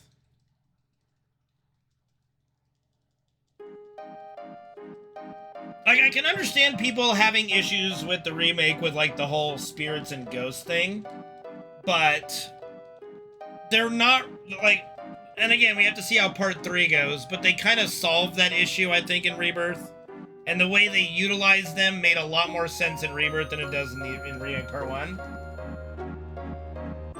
Yes, I do remember that, and I think some people just, you know, are dumb, you know?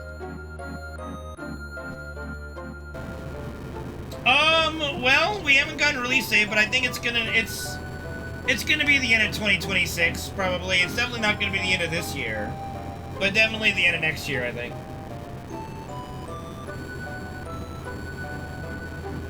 But yeah, I think people forget just how silly the original is in a lot of ways. I don't know, dude. Like, I think people just have such a, like, I'd like to think, like, and I will go to bat against anybody that wants to debate, obviously, but I would say I'm one of, if not the biggest FF7 fan in the world. From, like, a lore like just the game standpoint, the lore standpoint, how much time I put into it, yada yada. So I have high expectations for the remake, and I am able to give wiggle room to, like, if it was, like, here's the thing, if it wasn't the original creators, like, if it wasn't the original storytellers, I might have more problems with some things in Remake with, like, the ghosts and stuff. But because I know more details about the design process, I know there was a scrapped idea involving spirits or ghosts or whatever in the original, and this could just be their original intent they never got to do. So I have a lot of leeway for certain aspects. Well, yeah, and that's my problem with the entire, like, shipping community. More so the Clarith shipping community. They have this weird notion of what the story is, and they try to put, like, oh yeah, no, Cloud and Aerith are, like, lovers. When? How? Like, what game did you play? Did you play a dating sim and think it was FF7? Like, what are you talking about? I would have loved to, Anemone, but I don't have a lot of just, like, extra cash lying around to just throw at Magic the Gathering cards. I would love to, though, you know? But it's like, you know, like I said, I had this argument with somebody on Twitter who just says, if it's optional, it's non-canon. And I just had to laugh, and I had to reply and go, do you know how many games, not just games, how many different mediums they force you to do optional content if you want the true ending? Like, how dumb are you to make such a stupid statement like, if it's optional, it's non-canon? Like, you're just the dumbest motherfucker I've ever seen in my life.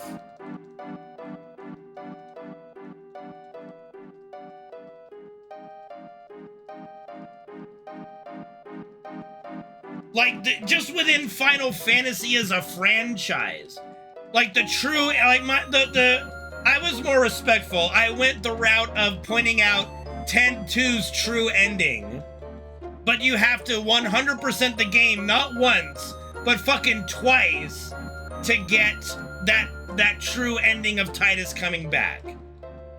So, but that's, to me, within Final Fantasy, the biggest example of optional equals canon.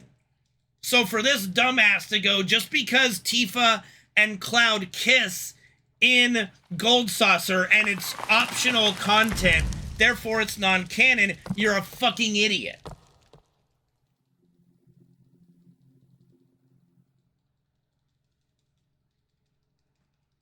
I was under the impression to get the Titus Alive ending, you had to go through like 2 playthroughs of 10-2 to get it or whatever. Why? Because I can't help myself. It's my favorite fucking game, leave me alone. When I see people make stupid comments or say stupid shit about my favorite thing or my favorite game or story in the world, I'm gonna fucking say something.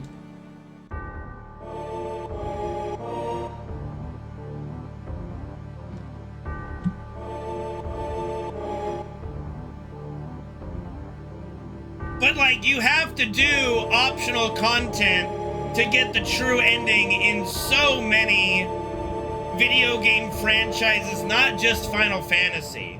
And again, another great example, and something I brought up earlier, but I can bring it up again to you guys since some of you weren't here at the beginning of the stream today. What dress for Aerith is canon? Like, there is an answer to this. What dress for Aerith is canon?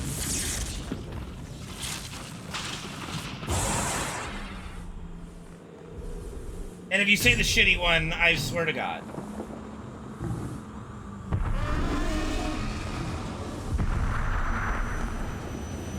No, it's the fucking red dress. Yes, thank you. The fancy red dress. You know how you get the fancy red dress? You have to do optional content. There you go. And I know this Clarith motherfucker, if I thought of it, I would have asked that. I'd have been like, which dress is canon for Aerith? The red one. Okay, that's optional. Done. End of discussion, you're an idiot.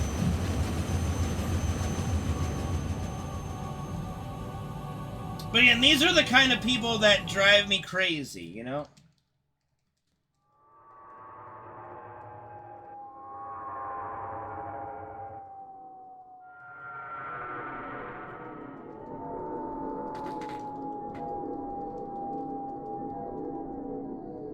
I mean, yeah, she looked good. I mean, that was the whole point. But it's also like Tifa's canonical dress is the blue one, the blue short dress. It's not the Chun-Li outfit. It's not the fucking kimono. It's the blue one. That's it, right? But it's optional because you could choose a different one. No, like, again, people, like, there's so many people that try to change the story of a game that's over 20, it's almost 25 years old now. It'll be 25 years old in 2027. No, 30 years old. 30? 30? 30? No, wait. My math is bad. 30, right? It's gonna be 30. Yeah. No? Motherfucker, I'm horrible. It's gonna be 20 years old. 97 to 20. Motherfucker. Yeah, no, it is 30. Jesus. Oh, lordy. Okay, anyway. Didn't need that today. Anyway. Listen, I'm in denial myself in some ways. Okay, so it's gonna be 30 years old in a couple years, okay? The story is the story. There's no great mystery to it. And you can try to rewrite it all you want with your headcanon, it doesn't make it canon.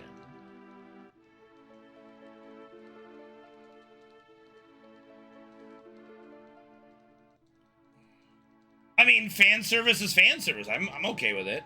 Well, what was the point? What was the point of putting Tifa in that bikini, huh?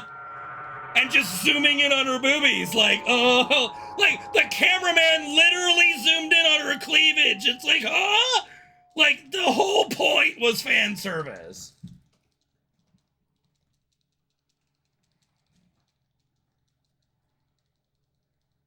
Like that, like literally, that's the point. All right.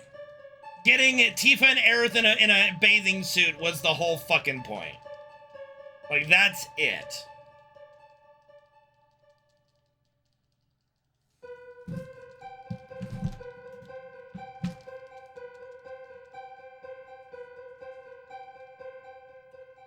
But yeah, like just some, like, and so part 3 is gonna answer a lot of questions. And a lot of delusional Final Fantasy VII fans, I think, are going to be disappointed with how it goes, but, you know.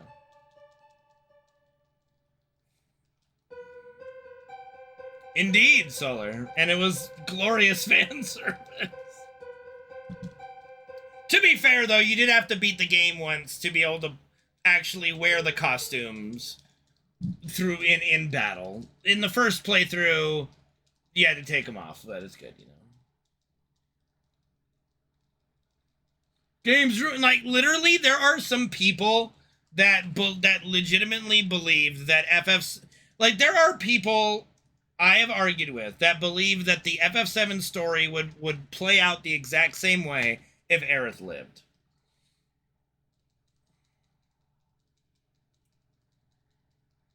And it's just like, to me, I'm just sitting here going like, you just fundamentally do not understand the story of FF7.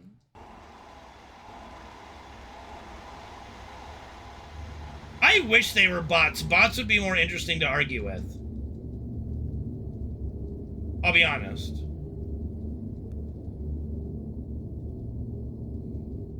Like, a sack of rocks is more interesting to argue with than some of these people. She is definitely one of the reasons the world is saved, let alone, like, obviously, the main party defeating Genova, defeating Hojo, defeating Safer Sephiroth helps, but that's just one that's one part of it, that's one half, and Aerith in the afterlife, you, like, giving the planet a little bit of a nudge to save itself is the other aspect of it, and that's what makes it so important. How much changes? Everybody dies. We all die in a meteor if Aerith's alive.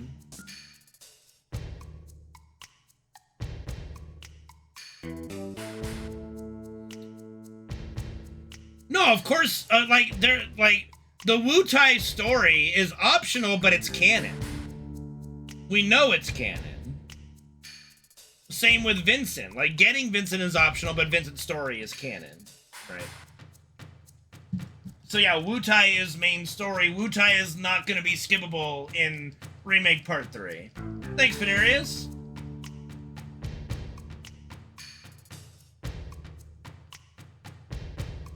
Is all that green the live stream? It's hard to say. We're pretty deep in the planet. It might be like the planet's core, which would probably be green. It is fair to assume.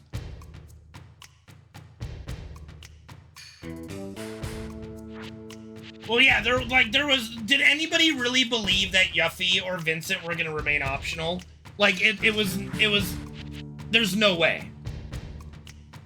There's no way. it's impossible. Like, it's just not something that was going to happen. Like, it's just not going to happen. Like, there was no world where Yuffie and Vincent were going to remain optional. Well, see, these folks also go so far as to say Advent Children's not canon. Like the amount of arguments I've had with these folks will rot your brain. Trust me. The goalposts, the way the goalposts keep moving to fit their headcanon is out of this world. Like I even argued with somebody that, like, Zack and Aerith are together in the afterlife. We see that in Advent Children. They go, no, that's all in Cloud's head. Like, you're out of your fucking mind, dude. Like, you're legitimately just out of your mind, trying to rewrite the story just so your character, that you obviously don't even like because your version of her is horrible, just so she lives. It's crazy. It really does boil down to that, Barely Awake, and that's what bothers me. Like, I don't have a preference. It's the story. Like, when I watch a show or I watch a movie, like an anime, whatever, and the relationships that build in it, I either like it or I don't. I don't try to then, like, change it around, you know? I don't sit there and try to rewrite it in my head and say it's real, right? It's like, I just happen to like Tifa as a character. I love their connection, Cloud and Tifa's connection, the story they built between them, and how she helps him regain his sense of self, and it makes sense for them to be together. It is what it is. Zack and Aerith being together in the afterlife is also a great ending for them, for two tragic characters that literally sacrifice themselves for others. And they want to take that beautiful story and just rip it all up for some weird fan fiction. And it drives me fucking nuts. It legitimately drives me nuts, because it tells me these people don't even like FF7. They don't like Final Fantasy VII, the story, the game, its characters, any of that. They just like Aerith and want her to just be the center of everything. Like, I even had people argue with me that, how can you say Zack and Aerith being together in the afterlife is a good ending for them? They fucking died. It's like, bro, like, they're not real people. It's a story with magic and fantasy. They're together in the afterlife after sacrificing themselves for their friends. Zack is the broest of bros that have ever fucking broed. Like, the dude could have abandoned Cloud, hooked up with Aerith, and lived happily ever after. Fine. He chose bro before ho and died for it. And Aerith chose saving humanity and her friends, or at least trying to, instead of being selfish as well. That's great character building. And they want to just rip that all up so she can hook up with the spiky hair guy she knew for 2 weeks.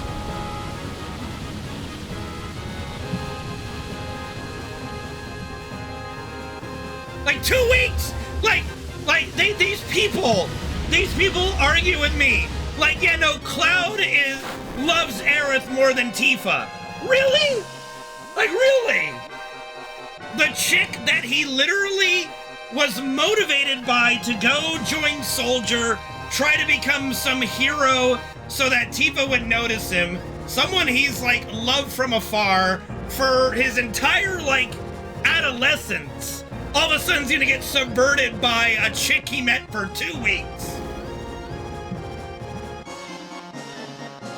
Like, please! Like, fuck off! These people are crazy! They're fucking crazy. Out of their goddamn mind.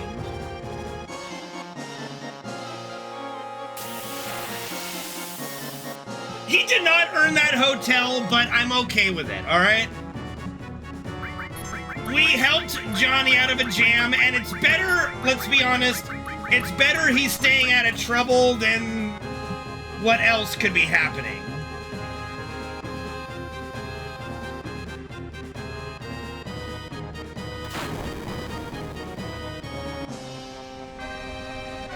Johnny is, hustlers are typically intelligent.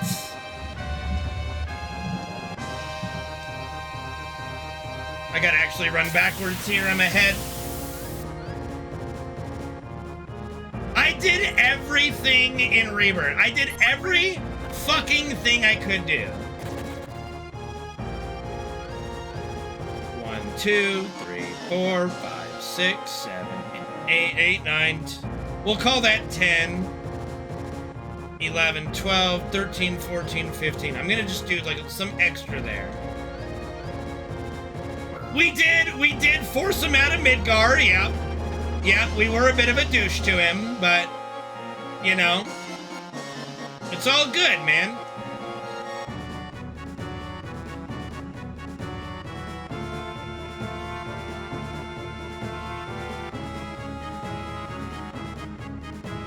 Johnny's not a hustler, he's a sucker. He's a fucking sucker. I think you're misremembering the situation. Johnny ain't no hustler, he's a sucker.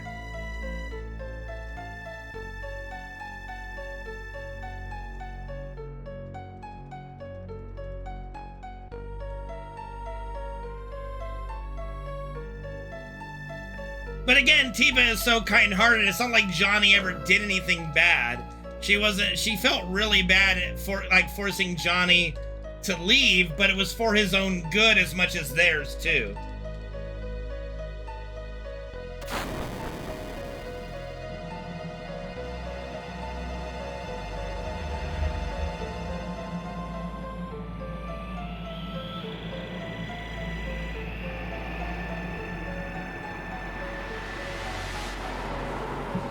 No, Johnny's a bro, okay? Johnny's a bro. They did a good job with Johnny in the remake. Just like they did a great job with Marlene in the remake. Like, I'm gonna be honest, couldn't give a rat's ass about Marlene in the original.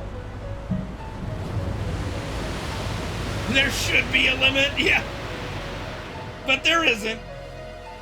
Like, Marlene in the OG could not give a shit. Sorry, just gave no fucks. Barrett, you're annoying.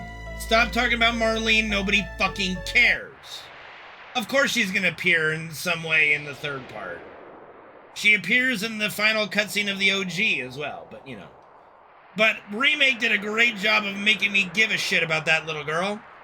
I'm like, okay, you're kind of adorable, so I care about what happens to you now. Well, yeah, maybe. We'll have to see.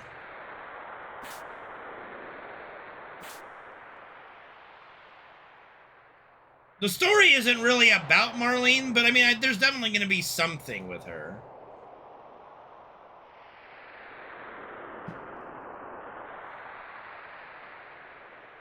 Well, yeah, see, that's what happens, Reina, when you're able to flush out every character. Like, they gave us more backstory for Tifa. Like, here's a doctor that operated on Tifa and kept her alive after Sephiroth. Like, that's a little missing piece of the puzzle we never really got answered, right? That was the first time we ever saw his wife, correct? That was the first time we ever saw his wife.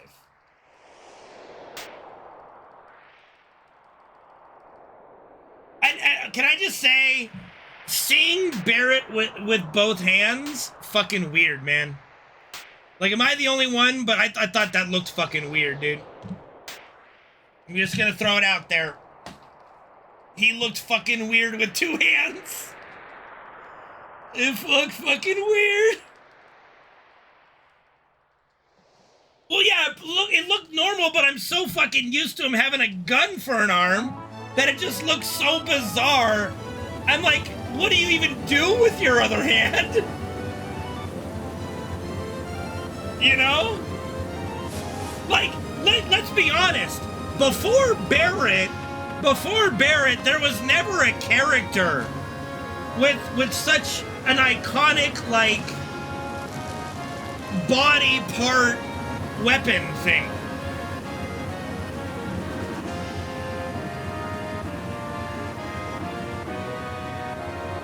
Oh yeah, no, Ever Crisis has done a great job of just doing these little tidbits for us, Reno, absolutely. Like, I'm sitting there wondering, okay, what does Barrett fight with? If he doesn't have his gun for an arm, what's his weapon of choice? I just sat there looking at him going like, what is it that you do here?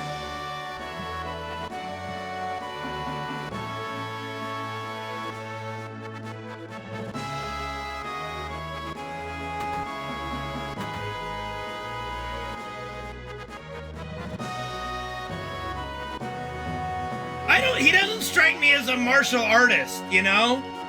He doesn't strike me as a martial artist. He ain't punching anybody. Maybe wrestling? I don't fucking know, dude. I just don't know, it looked a little weird, okay?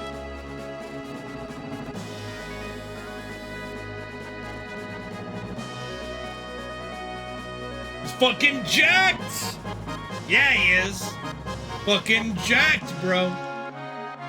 I mean, I'm not doubting the man being able to throw a punch, but as a means of, like, I'm gonna fight against Shinra, he doesn't strike me as the I'm gonna fight him with my fist type. You know? He's not a bumbling buffoon, Solar. Jesus. Fucking hey, man.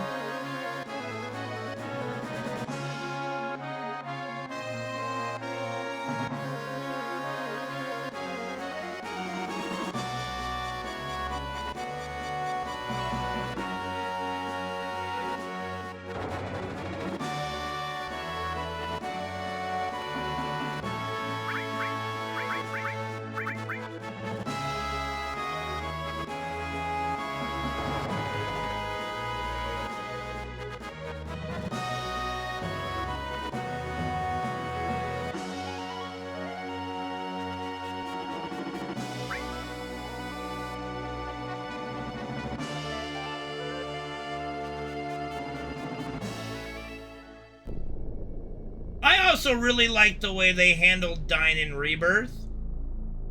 I thought it was done very well. There are people that don't like it. I can understand it, but I do think it was good.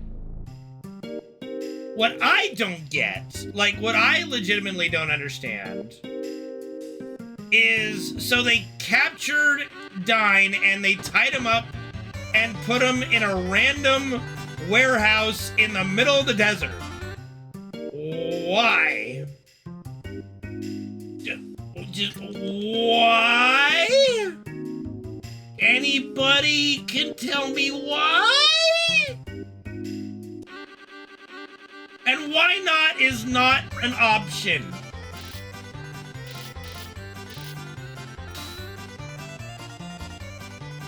And then, I mean, the only thing I can think of is they're saving him there for Shinra to pick up. That's why Shinra comes. But, like, I don't know. It's just, to me, it's just a little weird.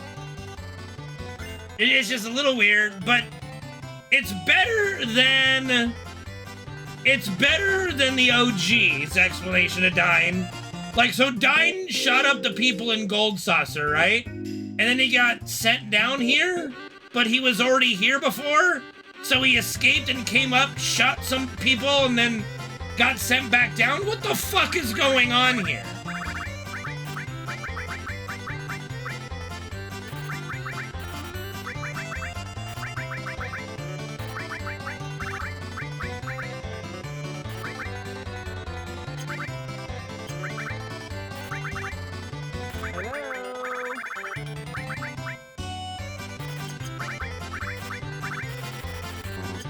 Thank you, Don Booty, for the follow. Appreciate it.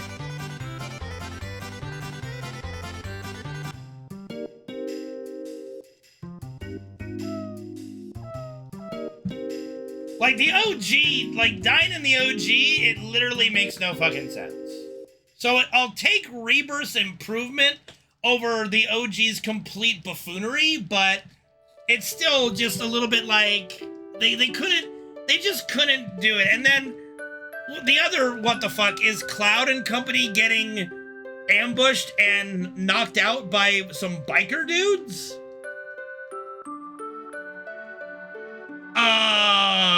Pardon?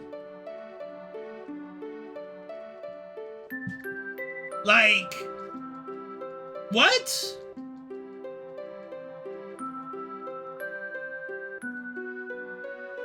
Like, the whole Corral section, like, involving Gold Saucer, Solemn Gus, that the biker group, like, that whole part is my only, like, what the fuck are you doing in the entire game? Because I'm just sitting here going, like, boy, we went out like a bitch. Like, how? Like, we didn't even put up a fight. They just fucking knocked us out. And it's like, okay, the fuck was this? Just didn't make any goddamn sense to me. Still doesn't make any sense. Like, the only headcanon that works for that is we chose to be taken prisoner, but that doesn't make any sense. It just doesn't make any sense.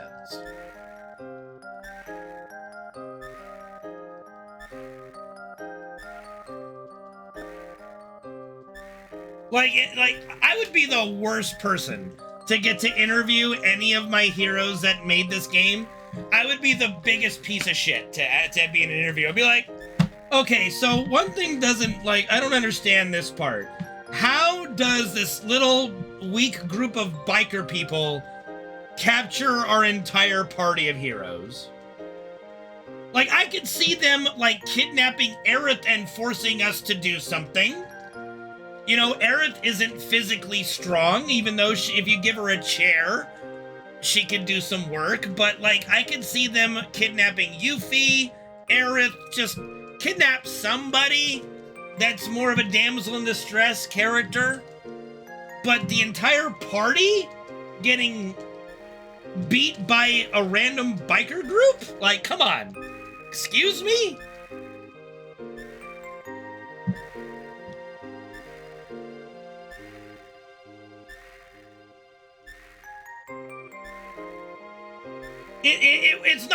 It's not just padding. It's like you've got to, okay, so you've got to go from you got to get to the point where Cloud and company, okay, we're down into the desert now. Now we got to get information on where Dyne is. We get it in the OG from the one dude. I mean, if you go talk to him, like, you don't need it in the speedrun, obviously. We don't go talk to him, but how does that translate to we got ambushed, beaten by bikers, now we gotta go play a bunch of minigames, to then, like, it's just like, yeah, a little bit of, like, it's definitely padding for the area, but the way we get there makes no fucking sense.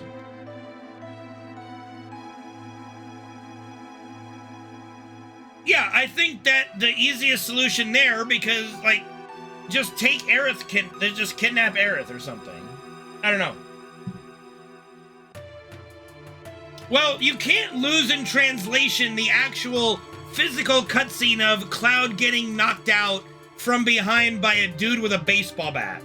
Like he's some Joe Schmo on the street, and not some super soldier Sephiroth infused Genova, you know, Captain America motherfucker, right?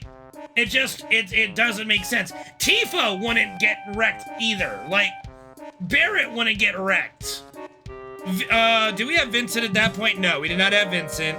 Yuffie, maybe. But even her ninja skills, I think, would not get beaten by the biker gang, right? Yeah, it doesn't make sense. And again, I will die on that hill. I do not think it makes sense.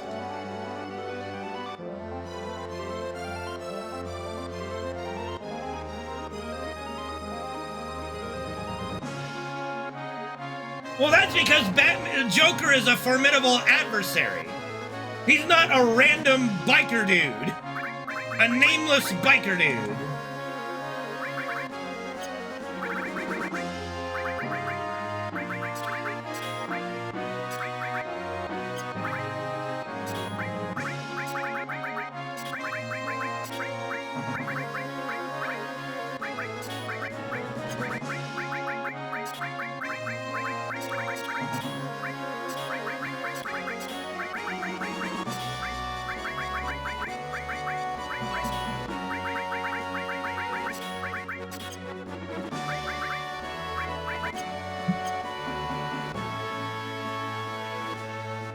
But like, you know, for what it's worth, I have very few criticisms for the way the story played out in Remake and Rebirth. That's just the one that really gets me. But the whole desert, like, it doesn't make sense in the original either. Like, you know? Like, Kate takes off, like, oh god, this is about to get weird, we gotta get out of here. Okay, we run to the battle arena, okay. Then we get captured by these robots, okay? And then the rest of our party joins us, okay? What happened? What's going on? Like, that whole section is just, it's like, I don't know. At least in the original, you can make the argument that they're sitting there trying to explain it wasn't them, and they're choosing not to resort to violence, right? And they're trying to prove their innocence, and they're not doing violence in response. In Rebirth, they just get their ass knocked out by a biker gang, and you're like, and you're like, how? Like, you're meant to just be like, okay with this. Like, I'm okay with this. I was not okay with it. Only real criticism I have for Rebirth, honestly.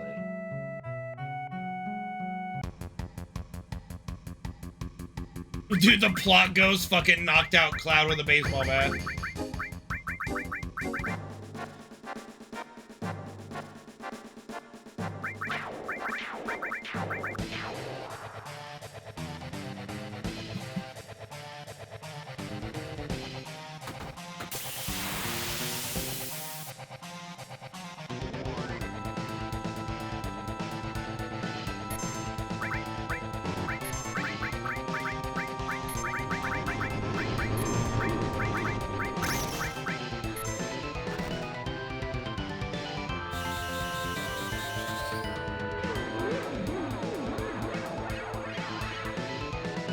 Well, rest in pepperonis, me.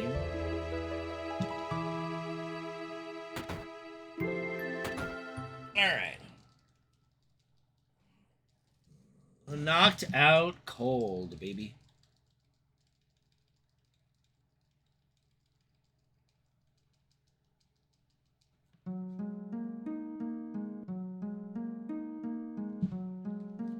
No, that's why I don't even bother to try.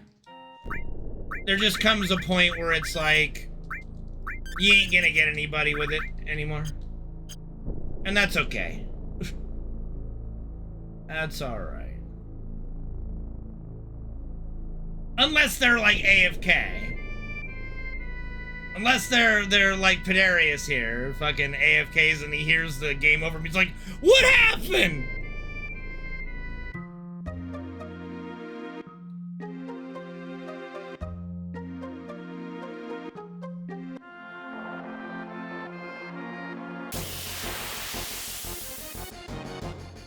Guilty as charged, baby!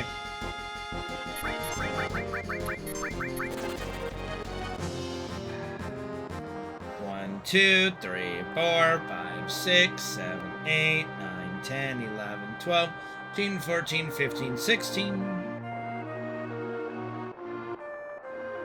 Nice, Wade. You like fish sticks?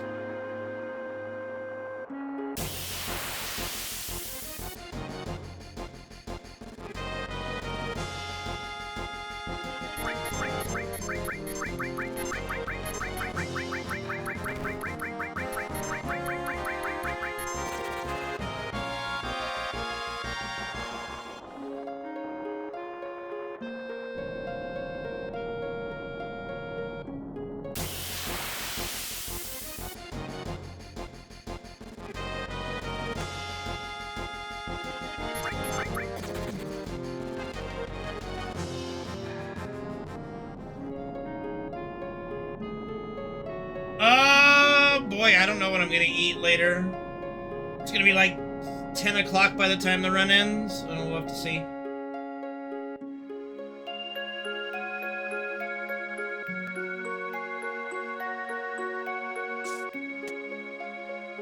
Eight hours at a trampoline park? Jesus, anybody die?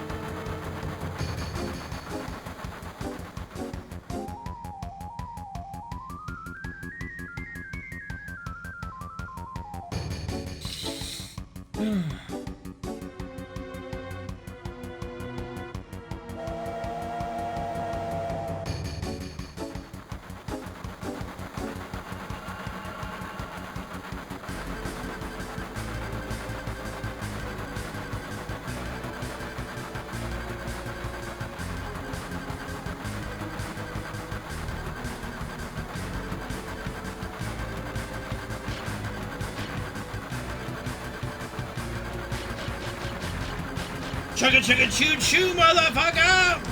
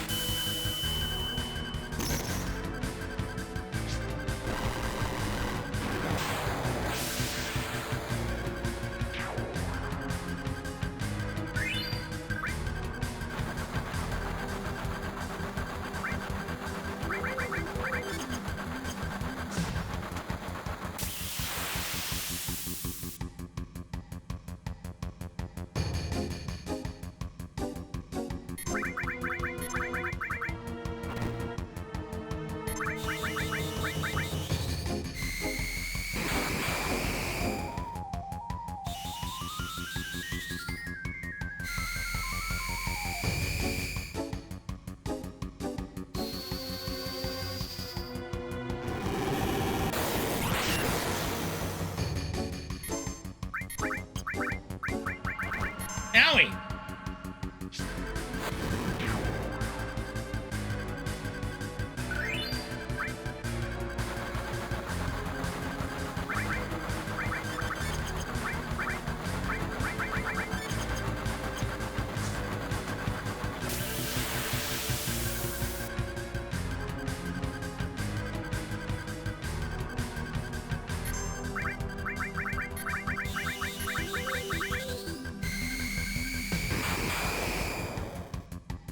Yeah, just all the really bad sound effects. Does it Orin? I don't think so. Although, I think Holy told me you can get every original 10 cast member as a party member except for Titus? I don't know. I am not the person to ask that question. I have reluctantly played through 10-2 like once.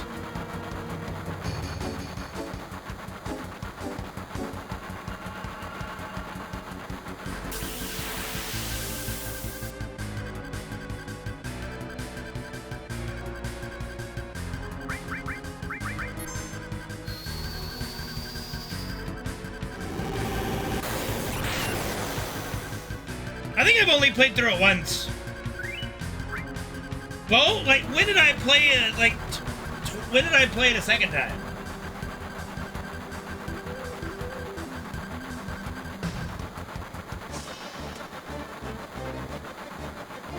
See, it's more memorable for you than it was for me, obviously.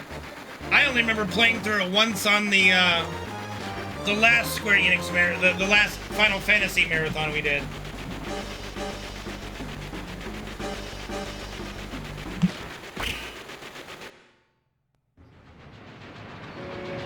I don't know if there have been 2 separate times. That's the thing. I don't actually know that.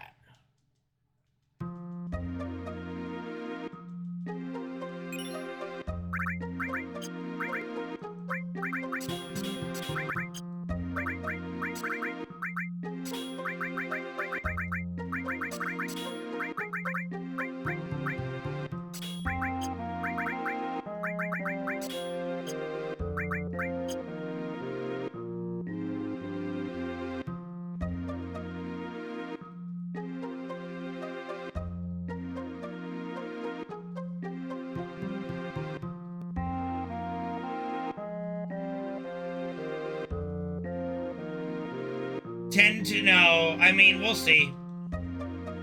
Like 10-2 is not my favorite game. Yeah. There is no 12-2. What?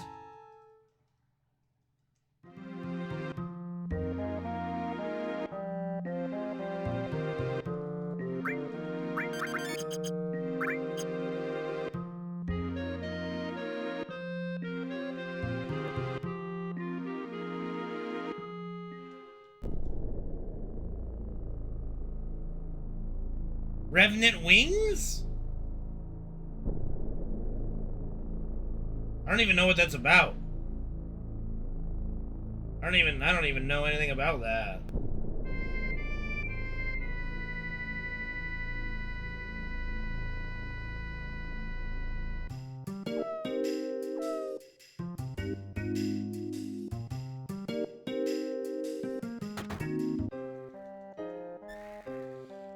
Well, I mean, if you're curious, you know, you could play it yourself.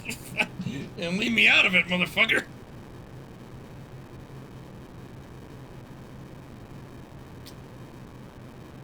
Just saying. Why you gotta drag me into this? I don't wanna! I don't wanna!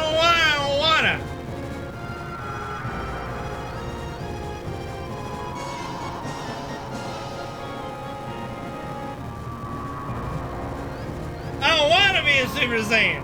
I wanna.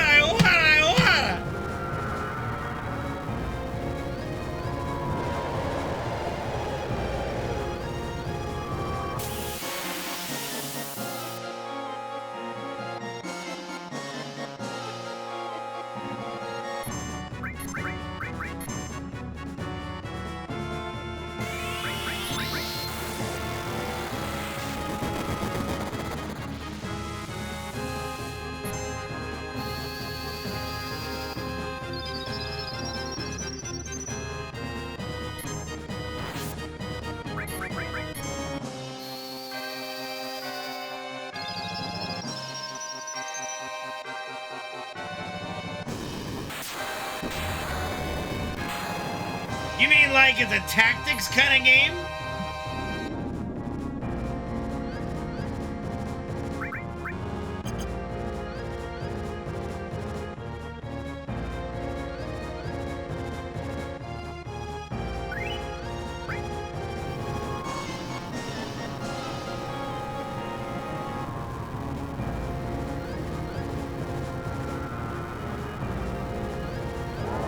Okay, so like tactics. I don't know. For a Condor minigame. It's tower defense? Are you sure? Are you sure it's not tactics?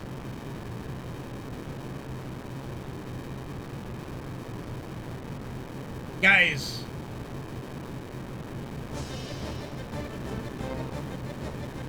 Making me fucking Google.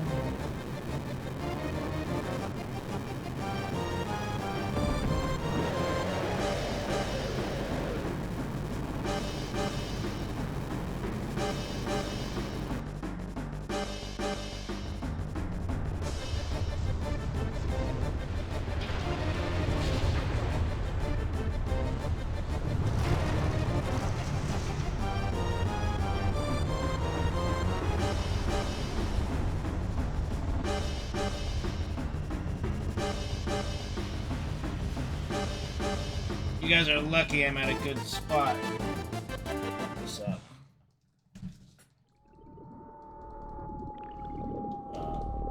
FF12 Rev.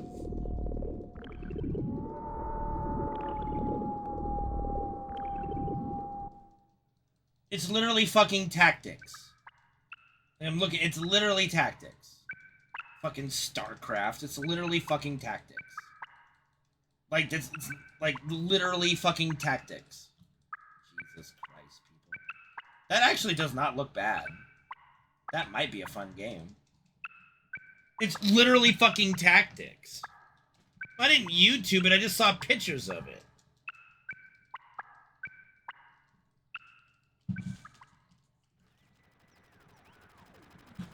It's literally tactics. It's literally tactics advanced tile set, for fuck's sake.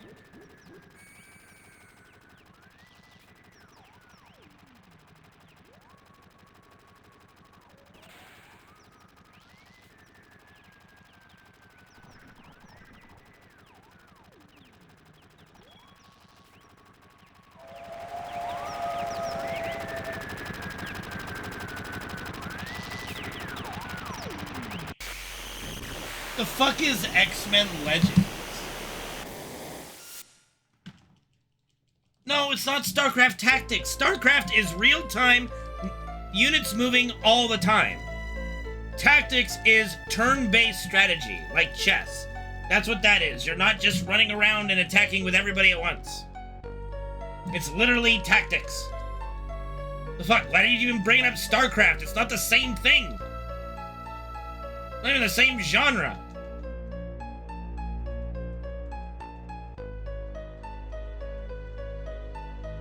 Oh my.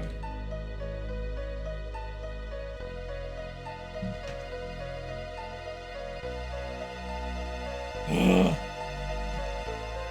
I swear to God, if I watch a video and it's fucking tactics, I'm gonna lose it. I'm gonna lose my shit.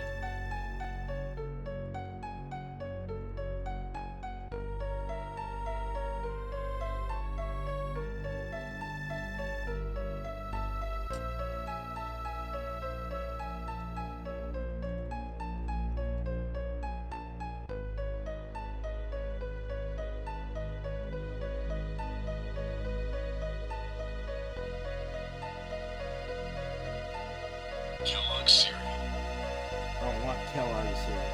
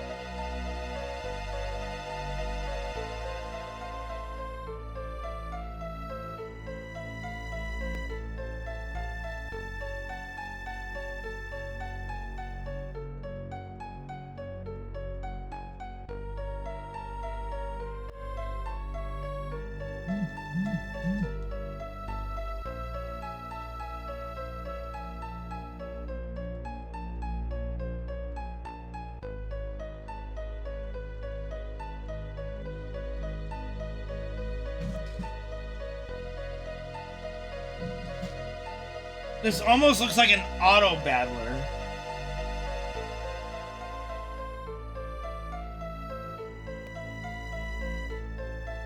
You know, okay, so I see what you mean by StarCraft. It's like when you're doing the campaign for StarCraft, in a sense, with like hero units. But I would not call it like, I mean, it's still pretty tacticsy, just not, you know, turn-based.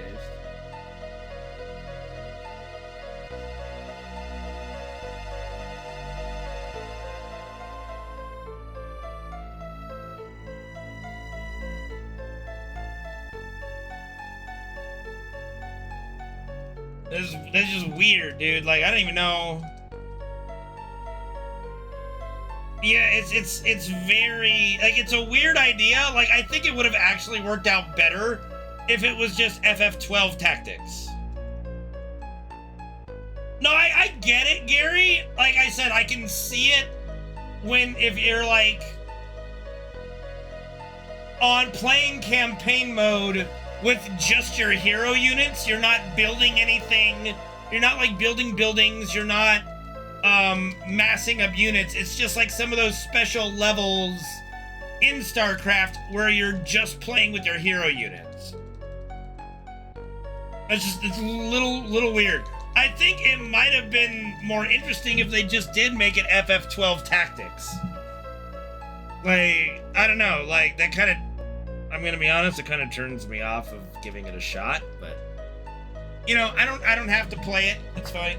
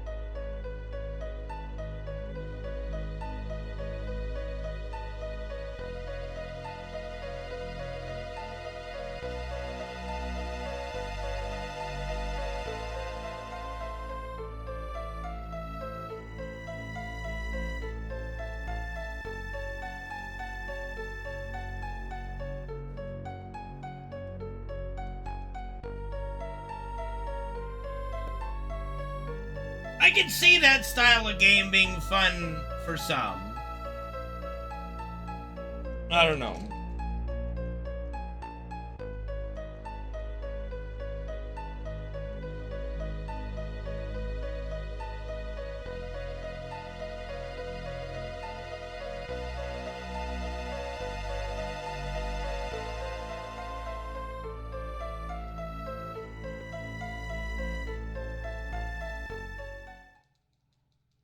And I see like Vaughn and Pinello are in it, and so it's like Baltier and Fran. Like, is it just going through like the OG game but in a different format, or is it somehow like a different fucking, like, is it a sequel story? Like, I don't even know what it's about.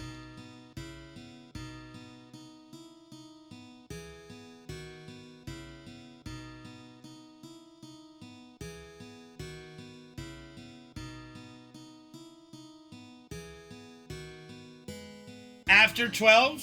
Interesting. So basically the story after 12 is everybody joins Baltier's pirate crew. Yeah. Do I think he's ever smoked weed? No. I think Hojo has he is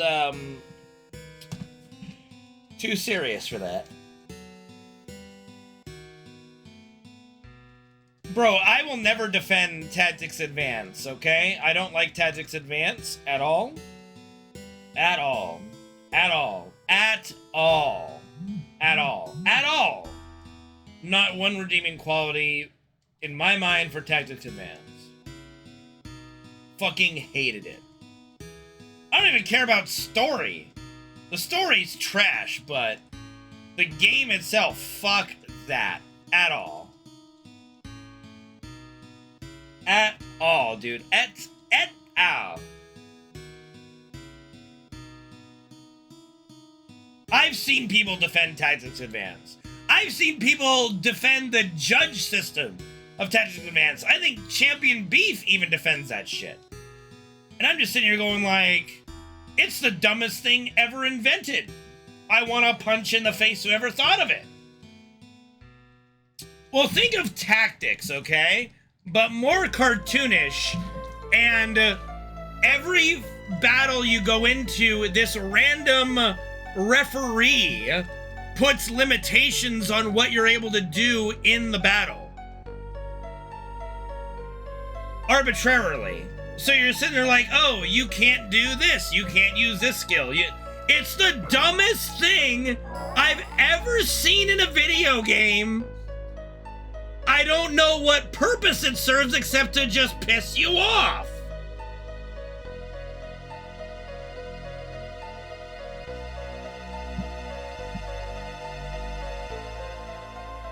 It makes it dumb.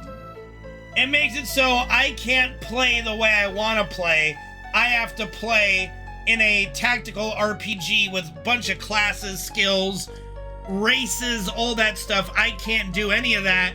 I have to go by this stupid Birdman on a Chocobo's concept of a rule set. Don't even get me fucking started on Advance, Jesus. I was so excited to pick up Tactics Advance because I loved FF Tactics so much. Like, top 5 favorite video game, number 3 all time on my list. It goes 7, Legend of Dragoon, Tactics, motherfucker. That game is fucking amazing. So I couldn't wait to get Tactics Advance. I couldn't wait to play that. Oh my God, was I disappointed. Like, to say I was disappointed is an understatement. I was pissed off. That was the one of the worst video game experiences of my entire life, and I beat that fucking game just to spite itself. Through no joy or enjoyment at all of any part of that game. Not a single part of that game was enjoyable. It was fucking work. God damn it. Fucking goddamn fucking Tactics Advance. And people who enjoy that game, I question their sanity.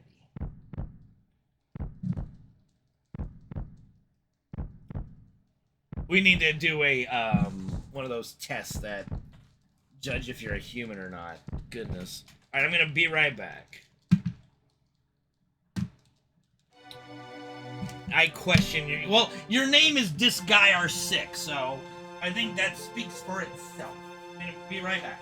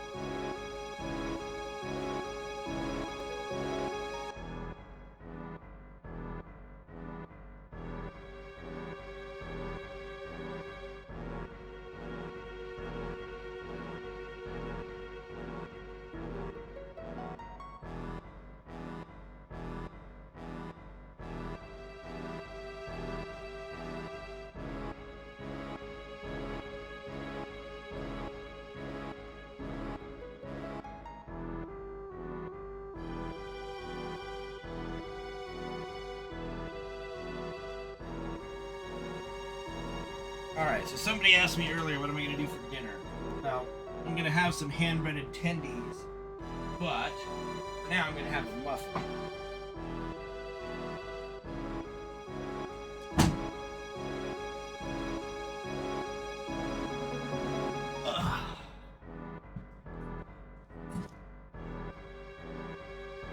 Okay.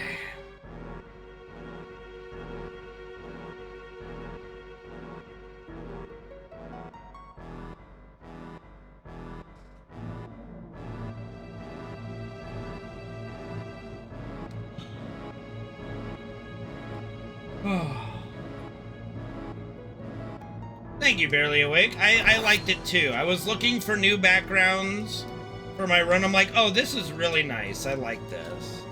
Such a beautiful piece of art. I just had to use it.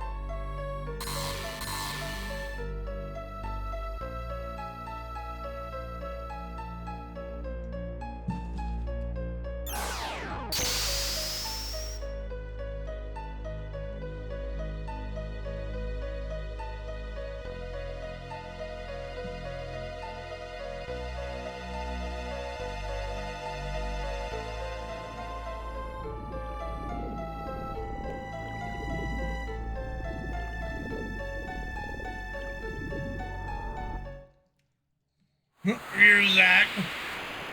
Urzak.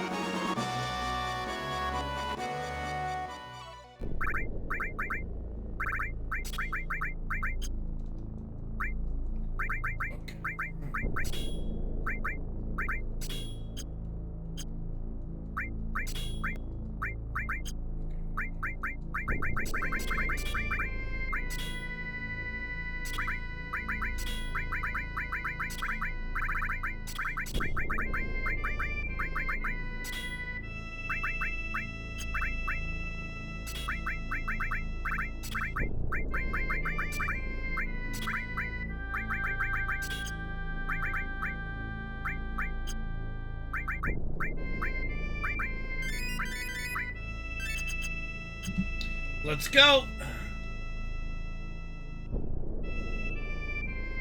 Time to rock and roll, baby.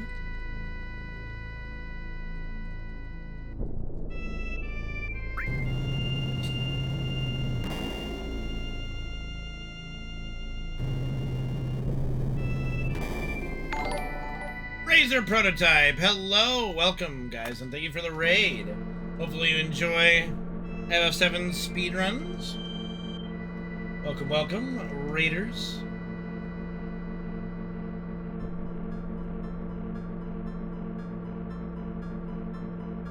And thank you again for the support, means a lot. Hopefully you had a great stream today, Razor.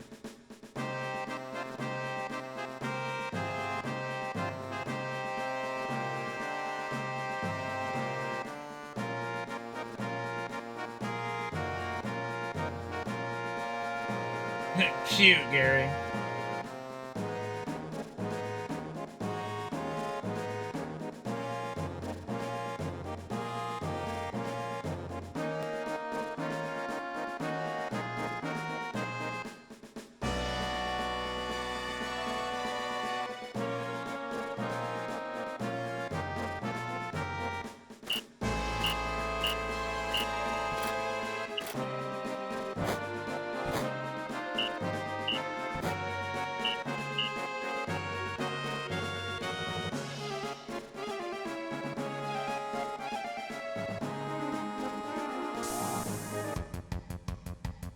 Here we go.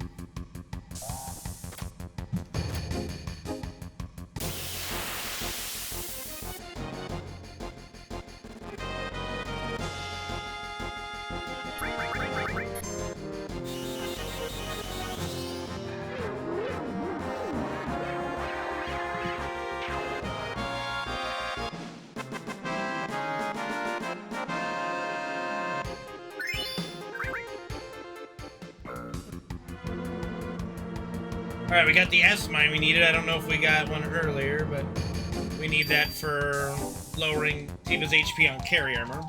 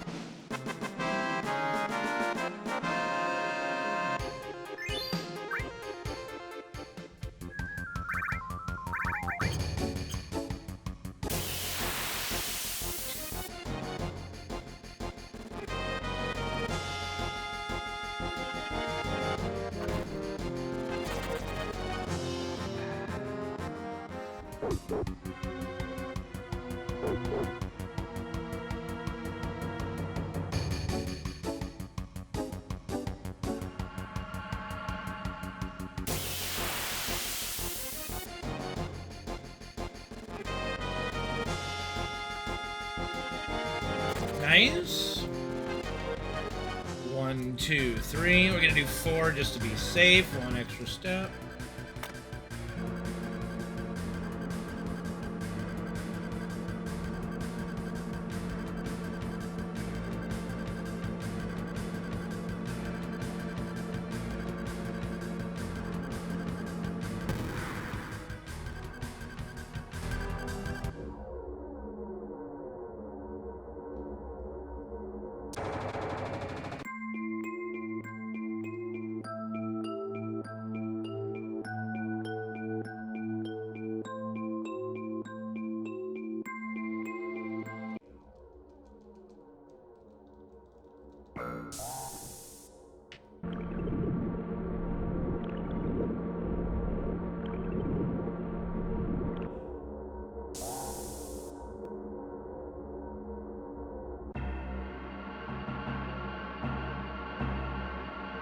Let's hope not, owning Rampage.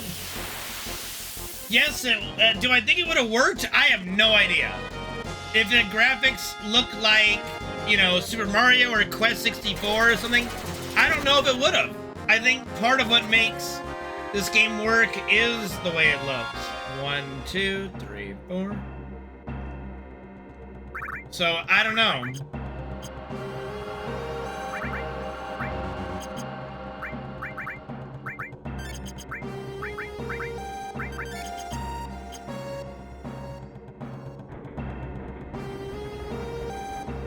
Like, I don't know if the N64 graphic style, like, of a lot of those games would have worked for this.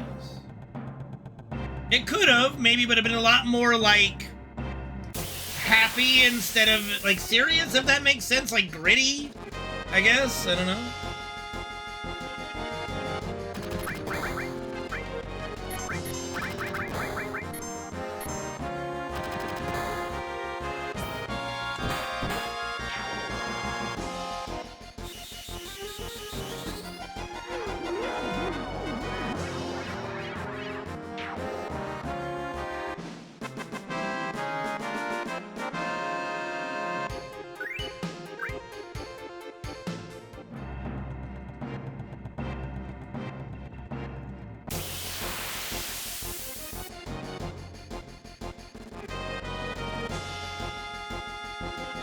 Really good RNG though.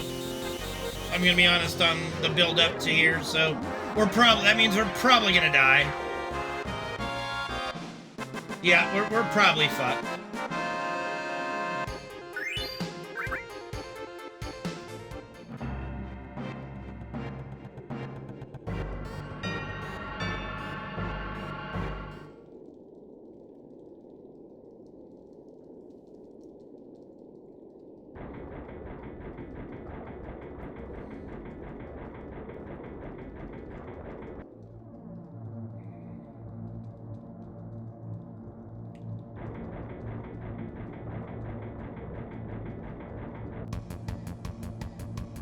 I guess I'll just shit myself now.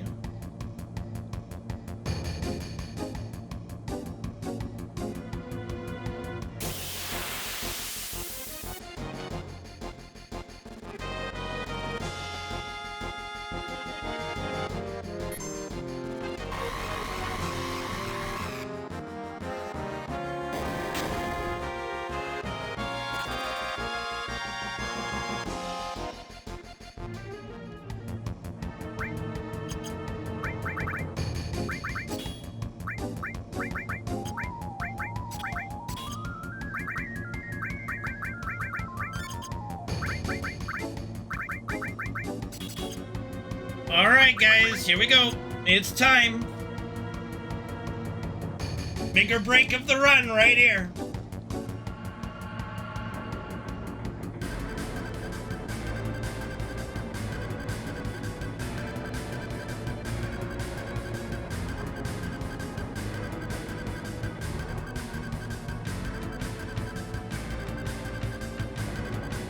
You would.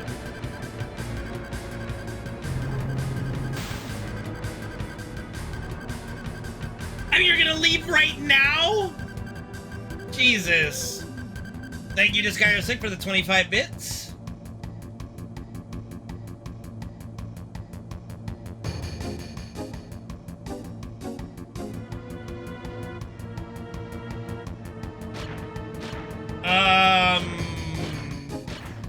That's a good question. And you don't fuck around with the Amazon loading bot, man. Look at this thing.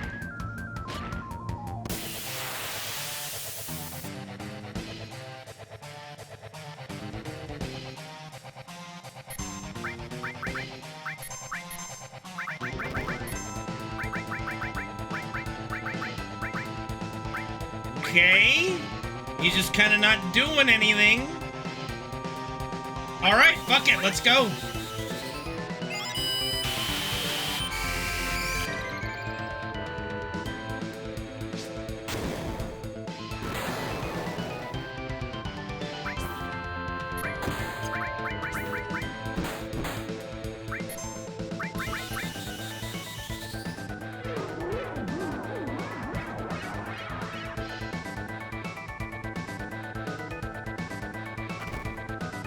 He's just kind of smacking me right now. Tifa smacking his ass. Give me one more, baby girl. Oh, damn it. Oh, he dead. He fucking died. That's it. He did nothing. He did nothing that fight, dude. He did fucking nothing. Let's go, dude. He smacked me like 4 times. He just like, here you go. Have your run. Take it easy, Reno. Let's fucking go.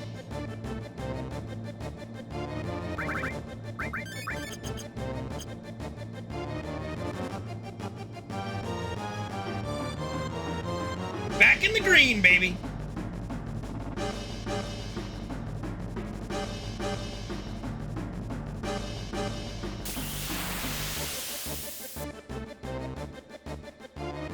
Good work, man.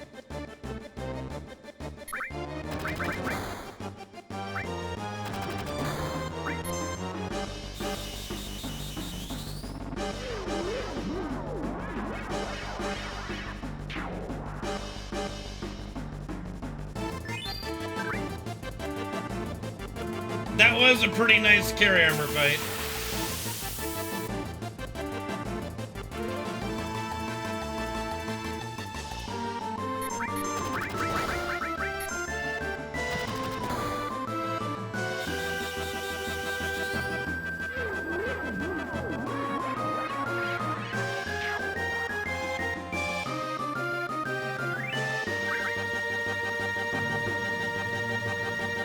Hey, sometimes carry armor be that way. Sometimes, like, he just decides, go ahead. I'm not gonna do fuck all this fight. That's the RNG of carry armor.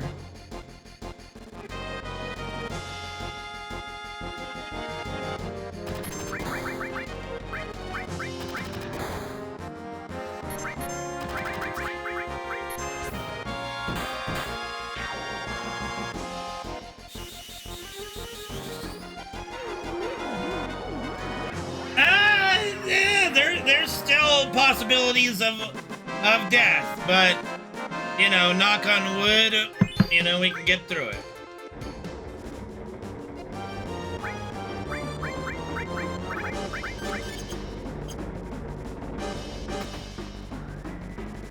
She could miss every death blow on Diamond Weapon and we're dead. It does happen. I could fuck up too. I could make a mistake. It does happen.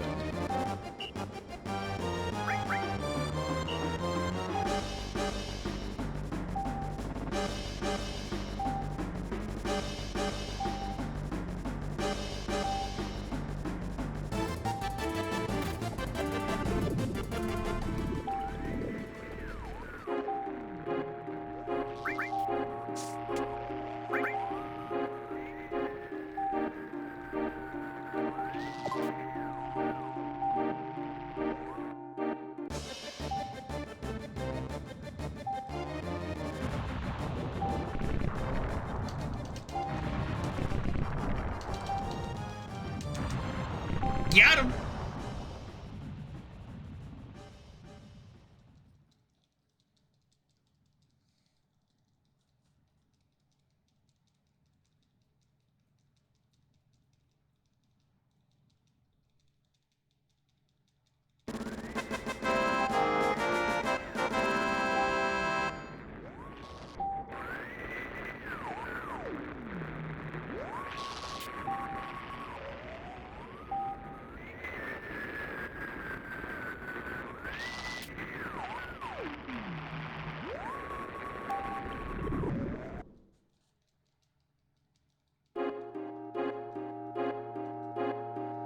You know, my heart still sinks when every time I'm in that fucking ocean, man. Oh my god. Jesus. Like, I just get PTS fucking D from that.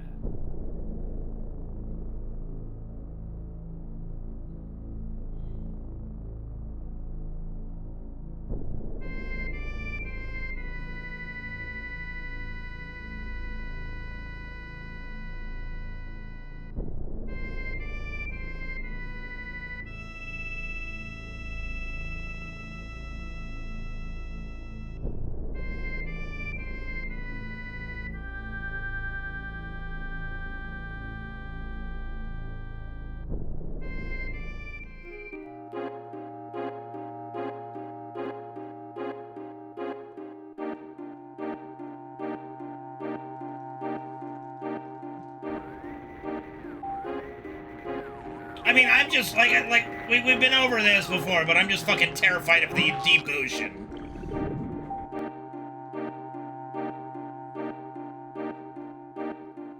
So this has always been nerve-wracking going underwater in video games, dude. Just oh.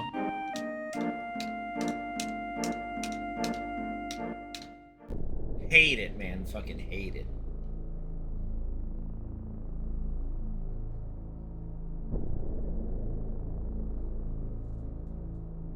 Heights in video games don't seem to bother me.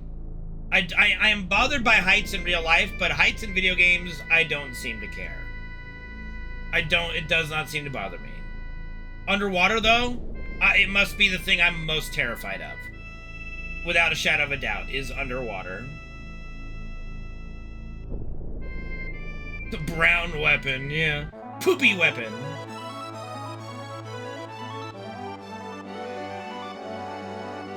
Do I swim? I mean, yeah. But not often. I don't have a swimming pool or anything.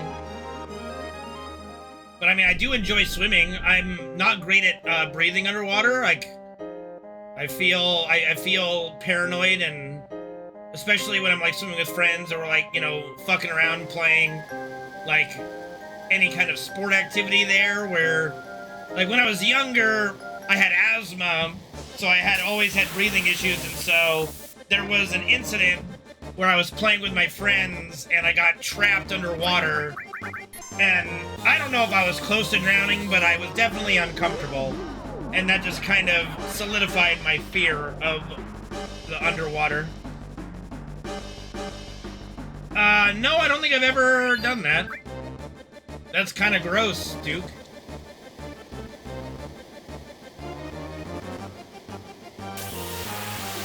Yeah, I've had friends dunk my head underwater, like, fucking around. They didn't know, obviously, what it was doing to me, like, that it was actually, like, bothering me a lot, obviously, right?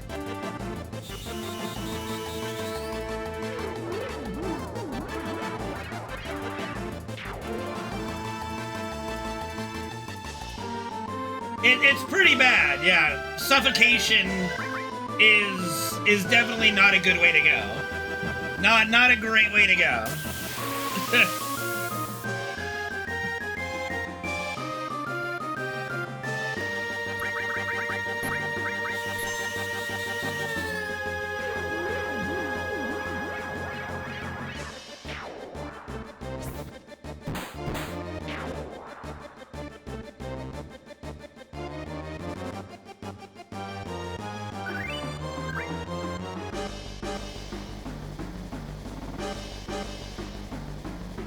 No, I never really had dreams like that. No, not really.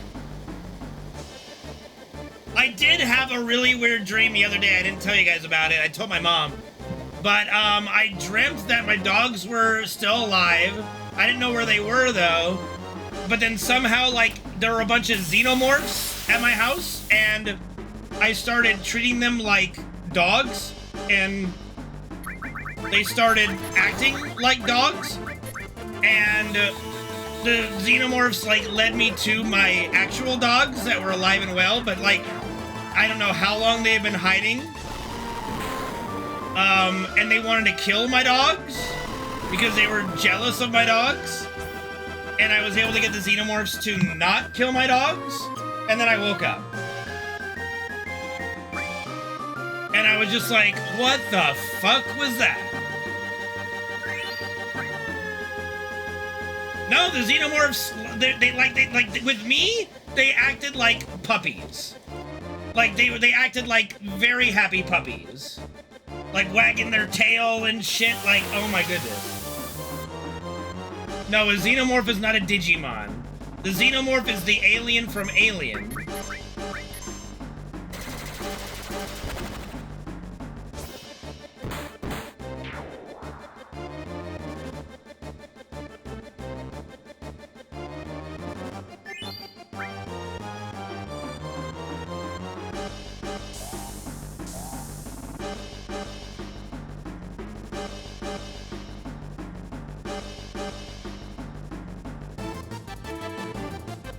Xenomon, Xenomon Monster, Xenomon are the champion.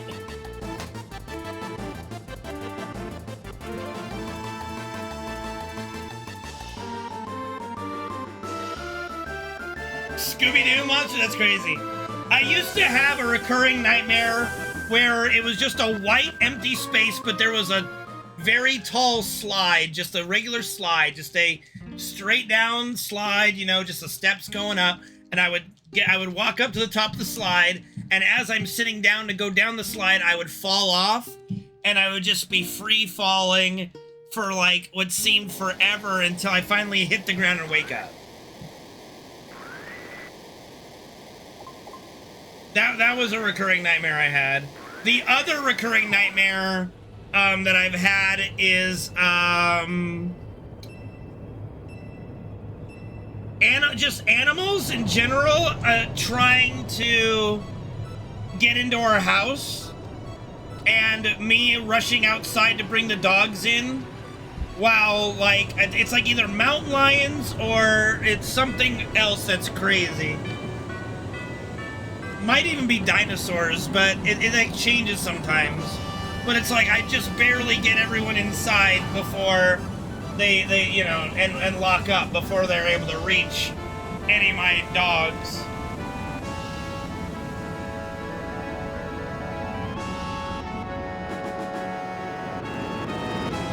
Now, I've had some pretty dumb dreams and some pretty scary dreams.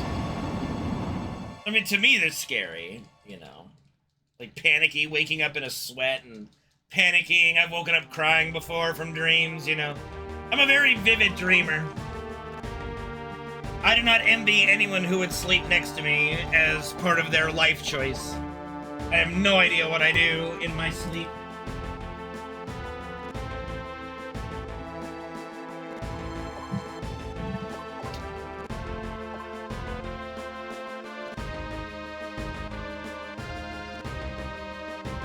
Yeah.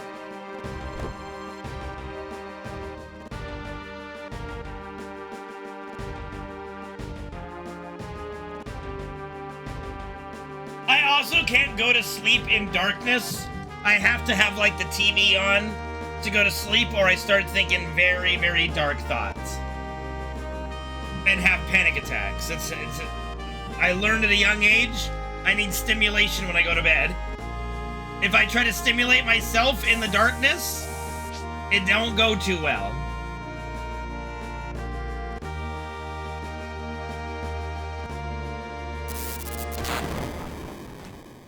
There you go. Yeah, like I would think about death. Like this is hard to talk about, but like if I'm sleeping in the darkness alone, like and there's nothing to stimulate my brain while I'm trying to go to sleep, I'll think about, you know, death and all that stuff and I'll have panic attacks because I'm like I don't want to die.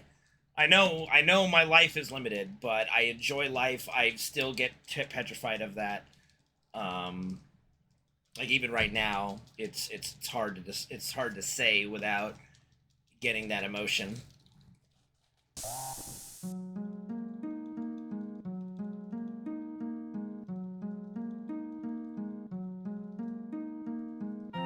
No, and I don't think I'm going to. I'm gonna respect my old pappy's wishes for me and never do drugs. Unless it's like marijuana or something. Like if I'm dating somebody that does marijuana or something, that's fine. Like I don't care. Like, but I would not do hard drugs. No.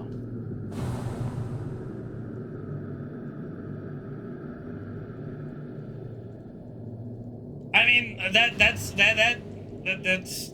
life, cheese. Yeah. You know, right now we're winning. Let's hope it continues. Oh fuck, I hate mushrooms on my burger. I don't like mushrooms in general, dude. Like, I'm sorry, Super Mario Brothers did not make me want to eat mushrooms. Have I ever had control? Yes, but even with that control, I always wake up when the good part's about to happen. Like, I'll be like just about to get it on with a hot fucking like supermodel celebrity or something, and then just boom, wake up. And I'm like, God damn it! Couldn't at least let me get something first?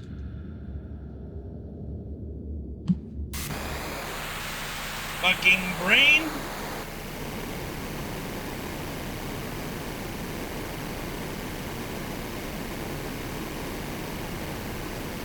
I don't think I could date a church-going girl.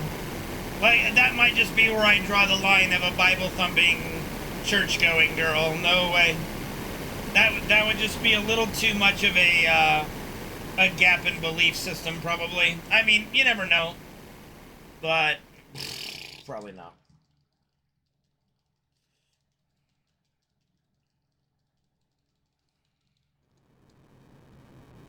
Like, there was a Mormon chick that I liked before I learned that she was Mormon, and she was, like, heavy Mormon. She ended up marrying another Mormon, obviously, and, like, it was actually a guy that I TA'd for in one of my classes. I know him. Nice guy, nice girl. She's fine. But, like, you know.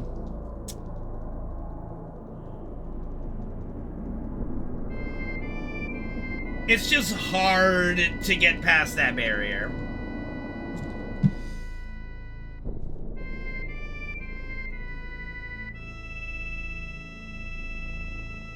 I don't think that person exists, Penguin.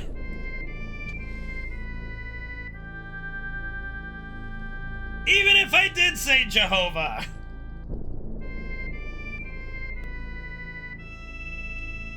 I mean, you don't have to share all the same beliefs, but if a core principle of your life is to follow this, like, doctrine, right?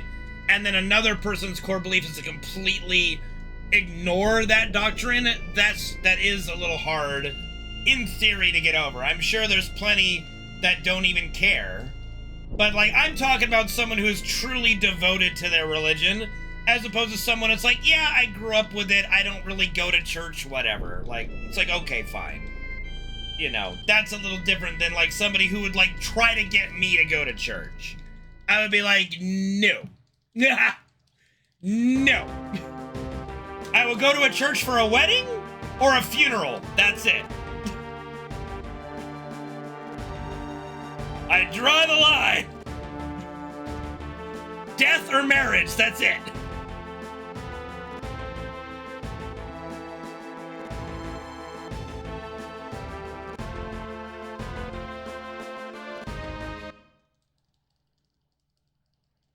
Oh no, I've said that joke many times, Tier.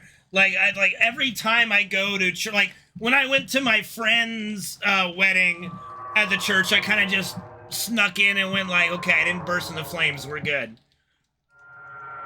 Not this time, at least.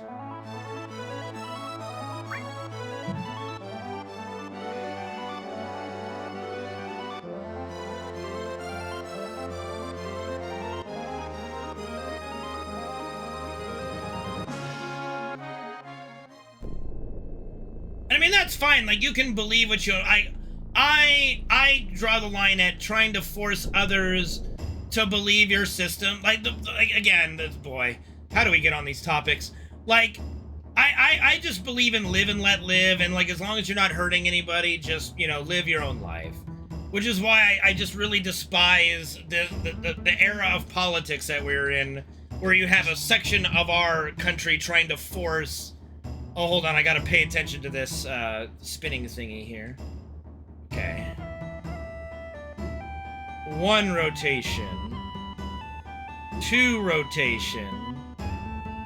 3 rotation. Okay. Like, people who try to force their beliefs into, like, making others do it or it make it illegal, right?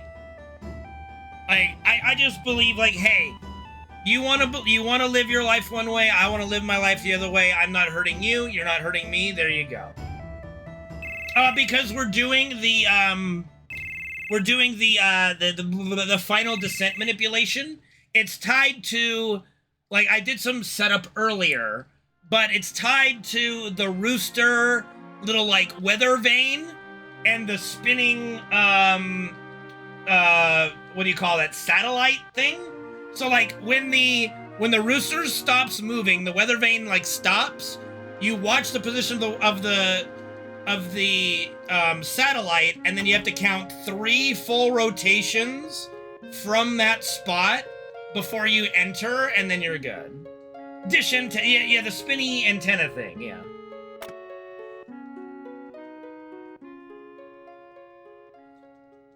I mean, people can have their own headcanon, it's fine, Suede.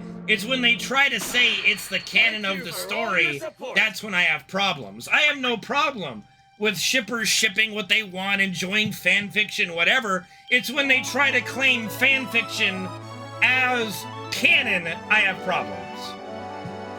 Genova Cutie, thank you for the follow. Appreciate it and love the name.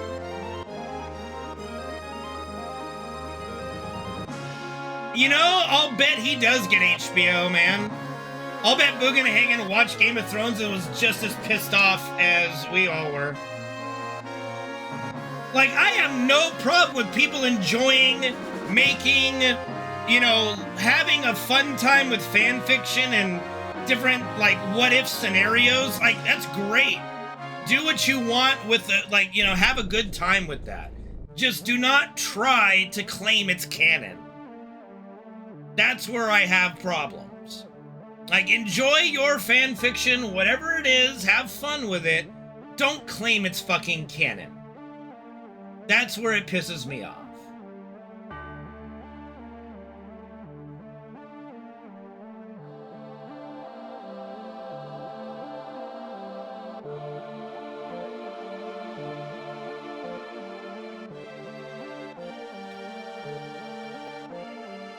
Okay, that looked pretty good. We might have messed up a little bit, but I think it's pretty good.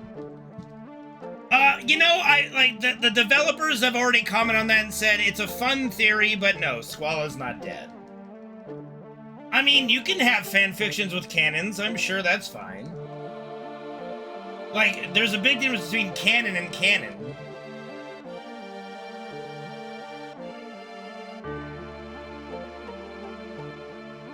I mean, I'm convinced some of them have never played the OG, barely.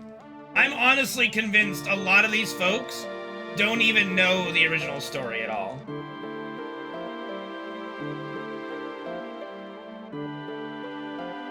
Bum, bum, bum, bum, bum, bum, bum, bum, bum.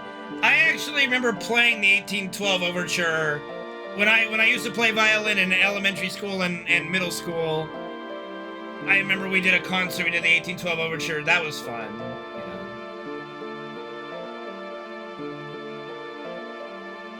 This track is my favorite, like, environment theme for a city. Like, Mako Reactor is great, but I love this track. It's so good. Which is why it was kind of weird that they did an odd remix version of it for the Temple of the Ancients. Didn't quite fit to me. I hope we get a better version of this in part 3. Might have been the only, like, musical choice I was unhappy with in all of Rebirth.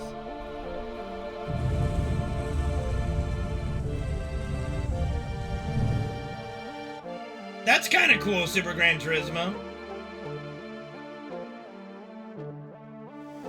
Like, I'm a very tolerant person of a lot of things. Of a lot of people's different beliefs, the way they live their life, what they find happiness with. You know, I'm pretty easygoing in that regard. Lifestyle choices, you know, as long as you're having a good time, you're not hurting anybody, live your life, man. Have a great time. I don't care what you do. It's cool. Gay, straight, poly, bi, whatever the fuck. I don't care. Have a good time. Thatos, thank you very much for the follow. Welcome. Sorry if I mispronounced that. I get bad. I'm bad with heights. Like, you ever go up like a tall ladder? Like, have you ever had to go on the roof of your house? Like, you get that ladder, and, like, sure enough, like, the first 5 or 6 steps are fine, right? And then you get, like, then you start going, like, you know, all of a sudden, I can't feel and move my right foot. You know, I just can't get it up there. Oh, yeah, and, like, trying to come back down and, like, get your feet planted, it's like you got the shakes like crazy. Oh, man. I am not good with heights, dude. Oh, God, I remember the worst thing. What, you ever been to Las Vegas and ever gone to the Rio Hotel? And it's got that elevator that is literally, it shows outside and you're just going up and up and up and you just see Vegas? And you're like, I'm gonna die. This is where I die. This elevator, I'm gonna fall. This glass is gonna break. I'm gonna fall. I'm gonna die. What's up, Soccer? How you doing, man?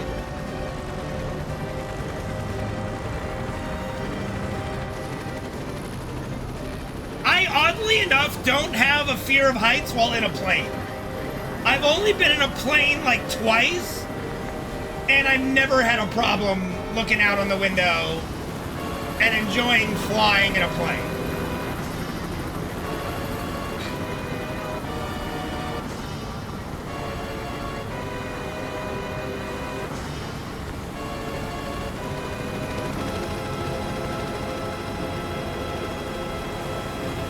I will not voluntarily go up a tall building like that.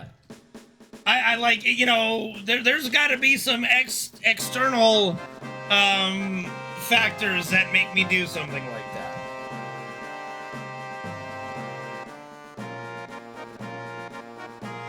Yeah, I'd rather not.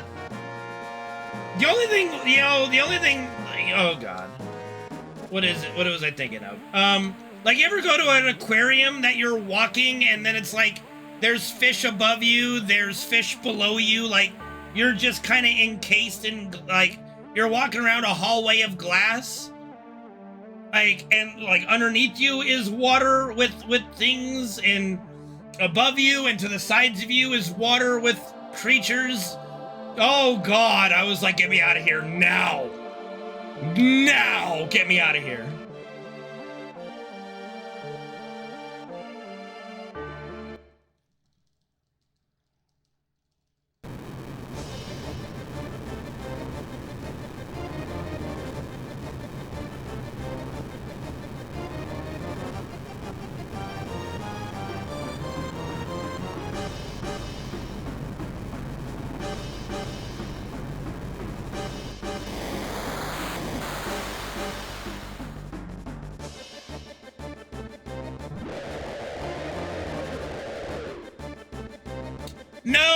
Nope, unfortunately I had to retire that PS2 a while back.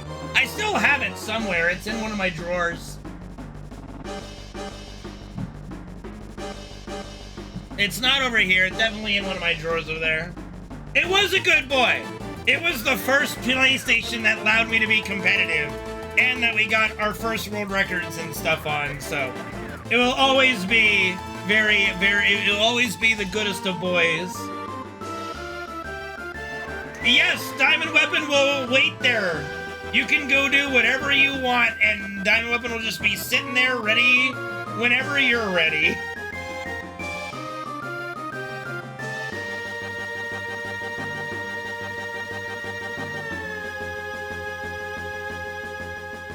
Well, thank you, Sakura. I appreciate it, man. Before that, I was playing on a PS3 Fat. Having my fucking game freeze on Sephiroth's wall cast. Like, Jesus. Nope, he actually stops moving outside of Midgar and waits for you. He stops moving entirely and just stands there.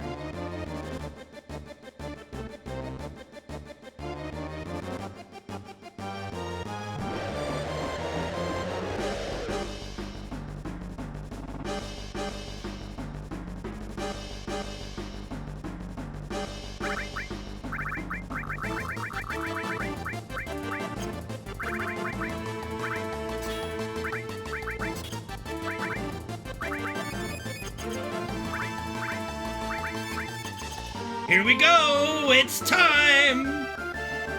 Alright.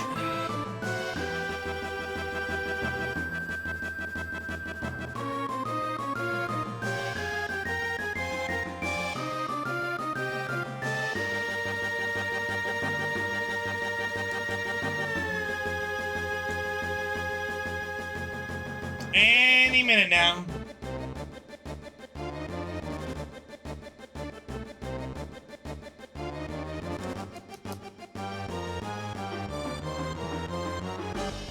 Oh, well, better do some cleaning up.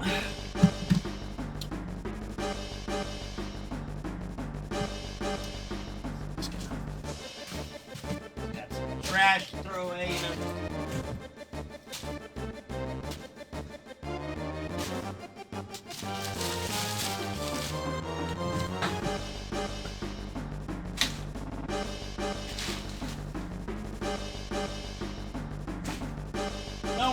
coming.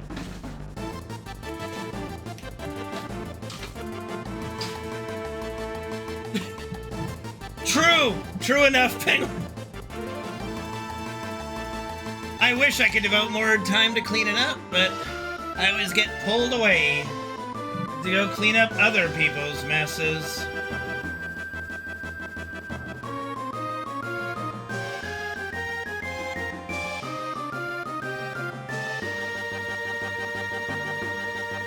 Here we go.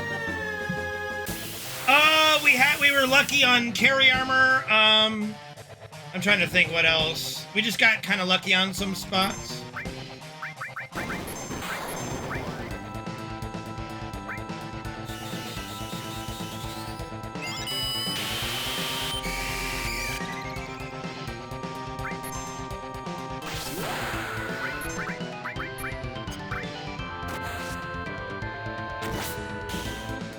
Here we go. All right. Let's see if RNG favors us.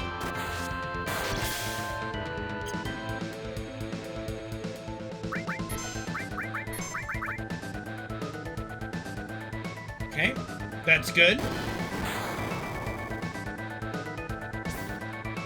Woo! Here we go. You know, I almost was gonna do that, Suede, but then I know people like Gabe and all that shit would bitch. Even though the motherfucker's not even here right now. Okay, that's not great. That's fine.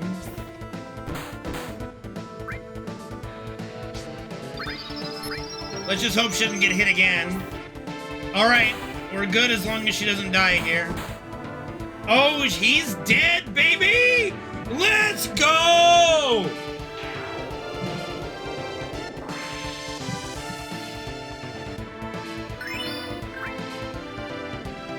Let's fucking go! Could be sub 8 today. Could be. Could be. Oh fuck. I gotta remember. Okay. I think it's just left in the oh god, the sewer part. Oh god. I think it's just left, right? Oh god. I'm pretty sure it's just left. It's been a little bit. It's been a little bit since I've had to do the second part of Midgar. My camera freeze? No, it didn't. You're fucking with me. I hate you.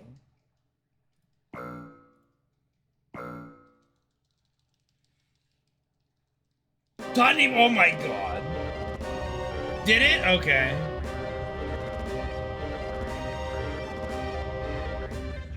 Alright.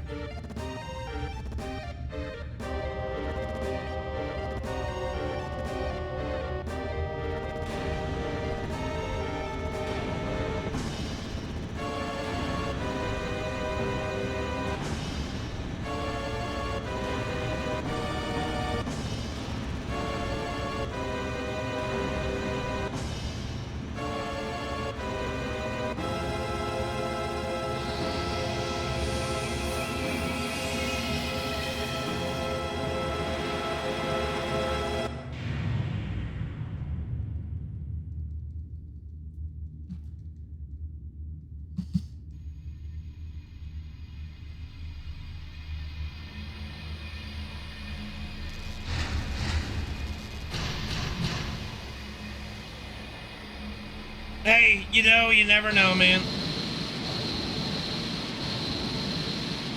Nothing's ever surefire. I could be playing a pre-recorded footage. You know. A lot of speedrunners have been caught doing that.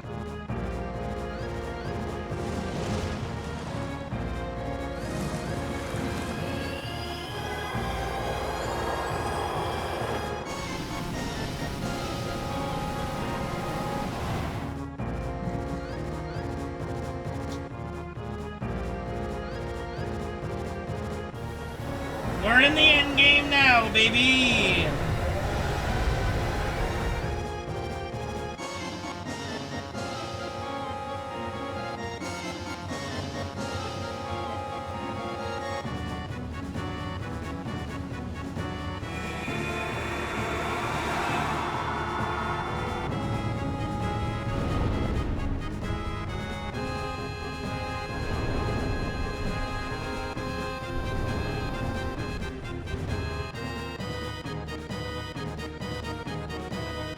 It's a pretty good song. I love the Weapon Raid theme.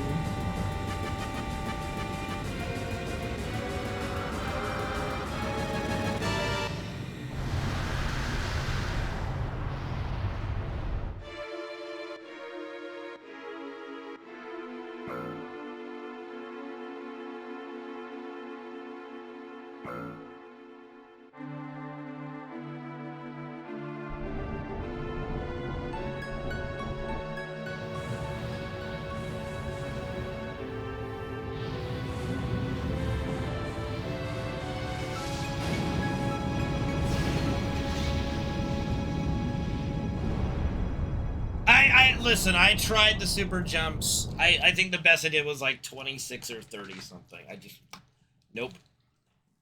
On emulator, just could not, it was just too difficult to get the thing on emulator.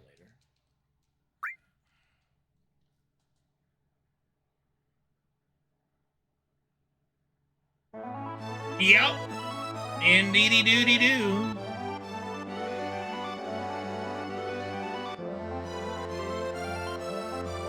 Long story short, he didn't, but then they retconned it. It's just easier to accept that they retconned it and move along. That's all. Obviously, there was some kind of trap door he went down, you know, whatever.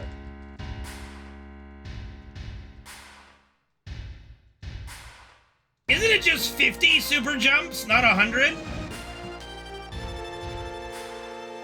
I know, and I gave it my best shot, you know. No, it's actually 100? Jesus. That's, yeah, no way, dude. No fucking way. Then I might have done up to like 40, because I remember being just like a little under halfway. So I think I did get like 35 or 40. I did not get 100. No way. Definite skill issue, but also I think part of the problem was being on emulator. I don't know.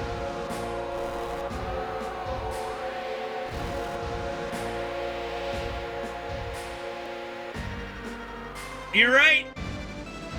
I did retcon it. Live with it.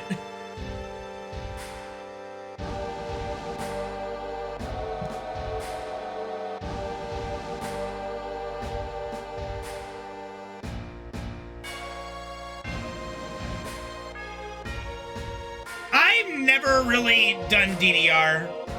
It's just one of those things where I'm like, I've got 2 left feet, I know that. I just rather save my quarters.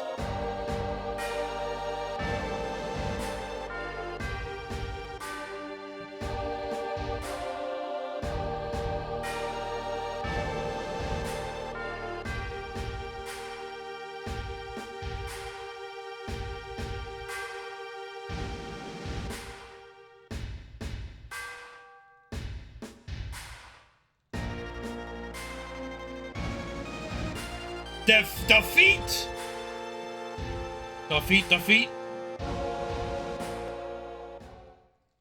Honestly, I moved from a console gamer to a PC gamer around when I started playing Counter-Strike.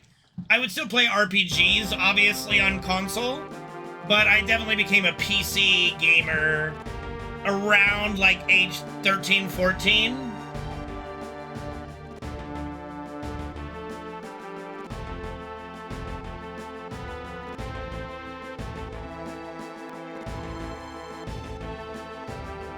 I love flying backwards in this game.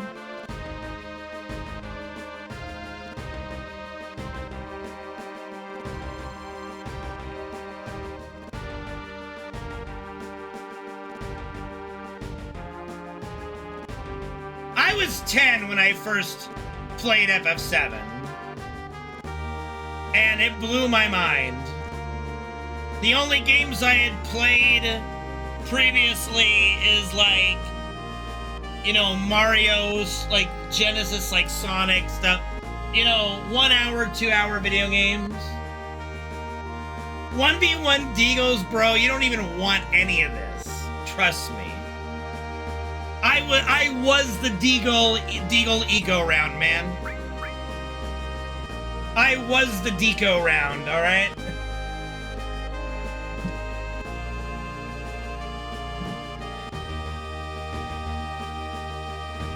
I did not know that, Duke of Rockingham, yeah.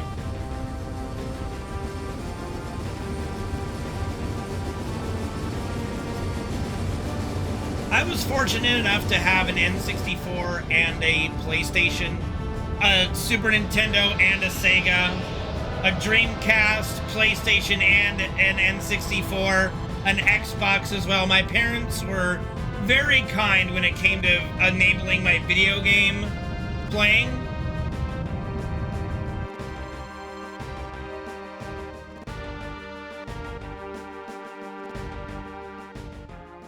And away we go.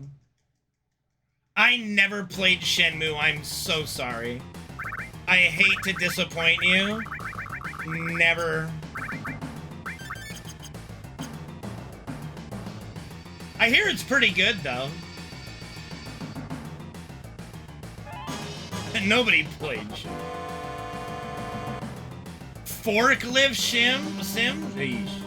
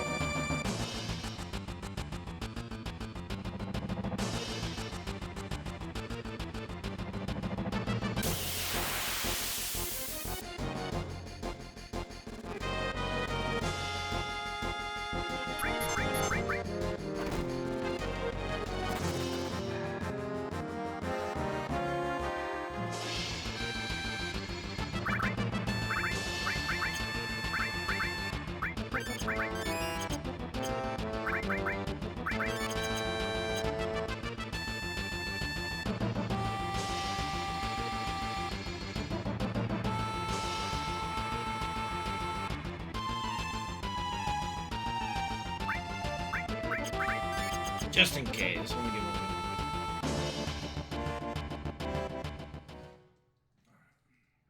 Yep, this is on this is PlayStation discs. PlayStation discs.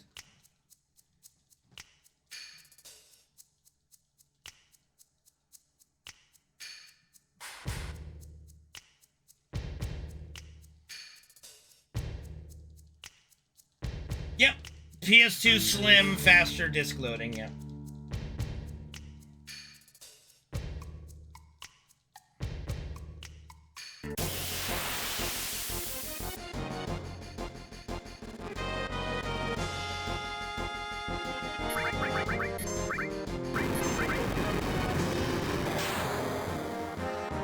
Ow.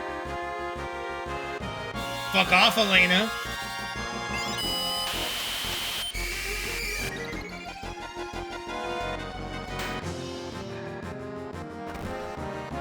Motherfucker. Alright, that was good.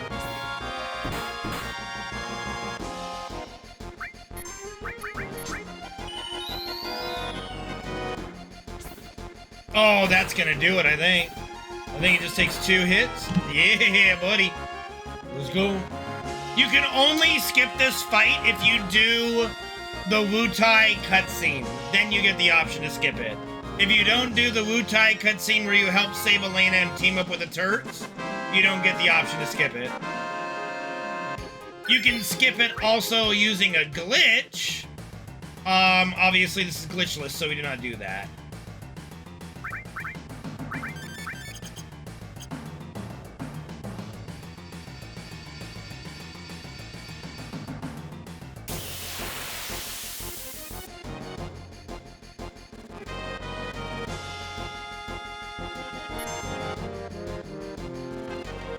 No, Rude won't hurt Tifa, but he definitely did there, so the AI that programs that is not active in that battle. Okay, this is bad.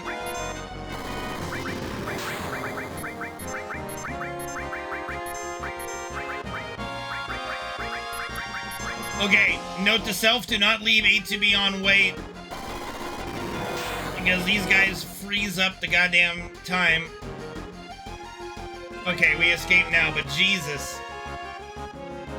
That ate up at least a minute, maybe.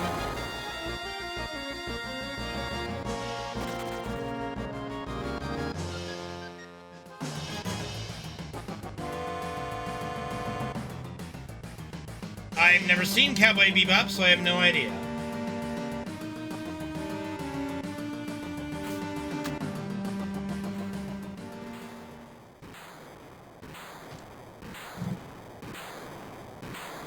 Alright, here's like the toughest fight in the entire game, guys. Like, sweet mother of mercy, I don't know how we're gonna do this. This thing was made to defeat weapons, guys. And we're just people. We're just regular old human beings. There's like, what are we gonna do? This was designed by Heidegger and Scarlet. We are so fucked.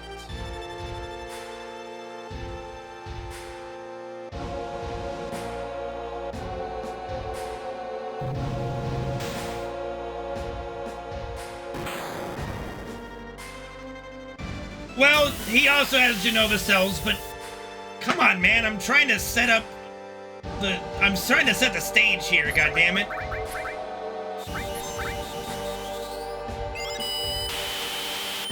Yeah, no shit, Soldier First Class, wipe my asshole.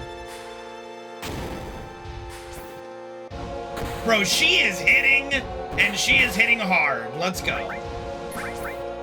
That's my baby girl. Let's go. Oh, with the crit. Let's fucking go, man.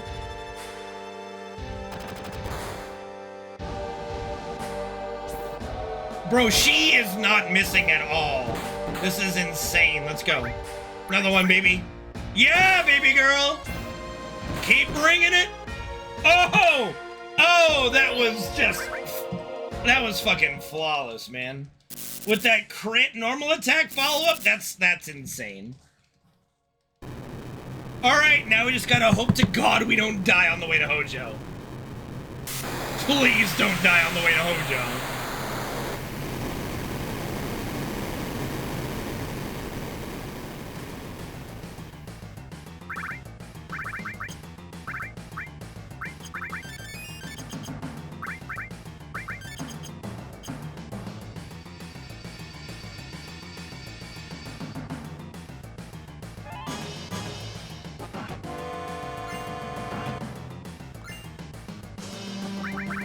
I'm equipping this now because I want to. 1, 2, 3, 4, 5, 6, 7, 8, 10, 11, 12, 13. We're gonna do one extra step to be saved. I have died here before, yes. Yes, I've gotten fucked. I think I got pincered by 3 Soldier First Class or some shit. Just got fucking owned.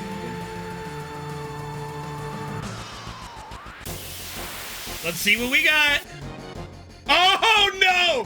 Oh, fuck me! All right. Hold on. Okay, we might be all right. We're gonna be fine. Oh, my baby. Sweet baby Jesus. Sweet baby fucking Jesus. Not today, bitch!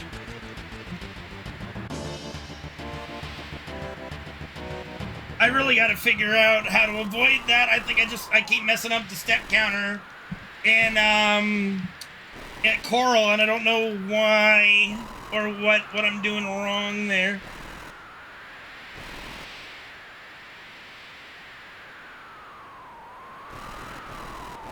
But I've got plenty of runs this week to figure it out. You know, maybe. Yep, we get to keep the sound. Yep, that is... There are a lot of plus sides to this category. I love running this category.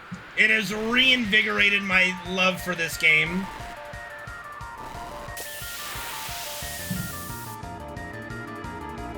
Yeah, I know.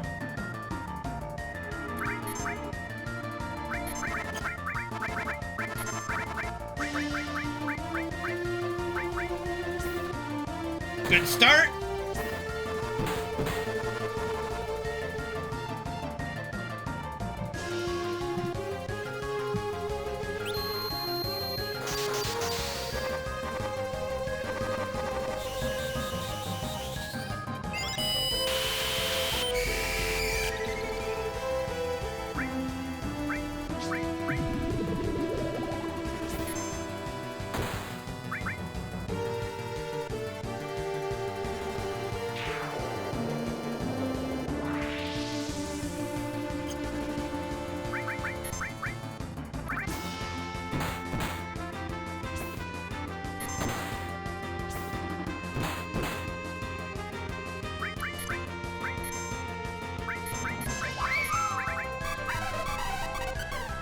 Here we go. Spin to win, baby.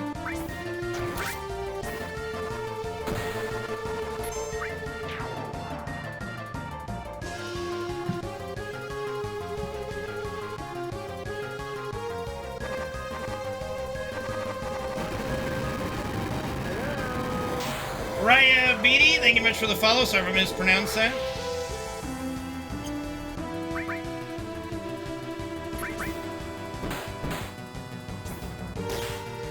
Thanks, Sid. Appreciate you.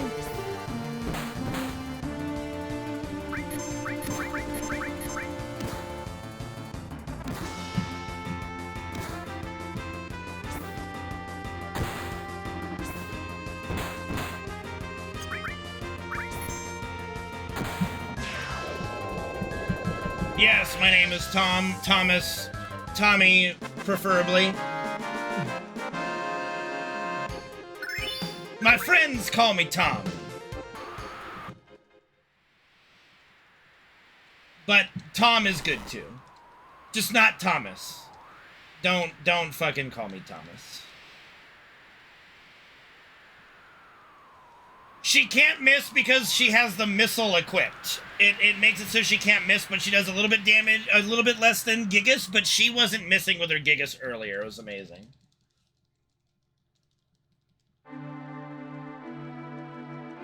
The fuck is Thomas James Brindley? How is Fred? Fred's been dead for like 4 months now.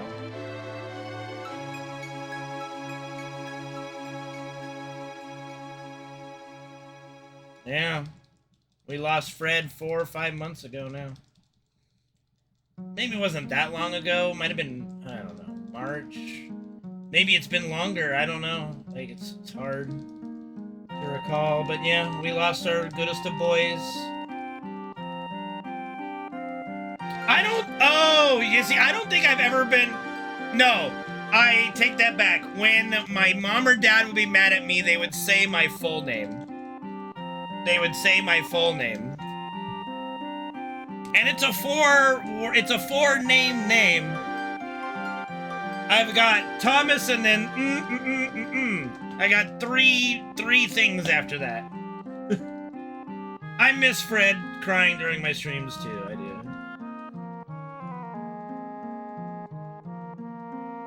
Obviously, I don't want to dox myself, but, you know. People who, like, have found, like, are friends with me on Facebook, they know my full name, etc. It's all good, dude. It's all good. I love my name. I do. I do love my name. My mom and dad gave me a great name. I love my name.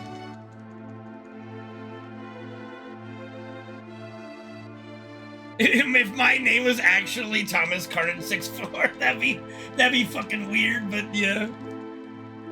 Sex! Sex!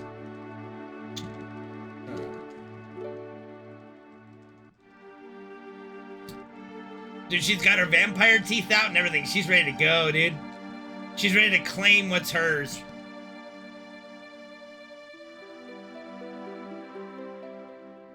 She's ready, dude. She's ready, Cloud's ready, let's fucking go. What's funnier than 6-4? 420?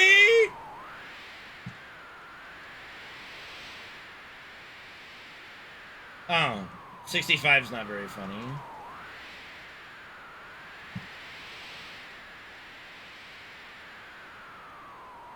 What during? Like, you can't just, like, what is it? Is it push-ups? Is it sit-ups? Is it squats? Is it calf raises?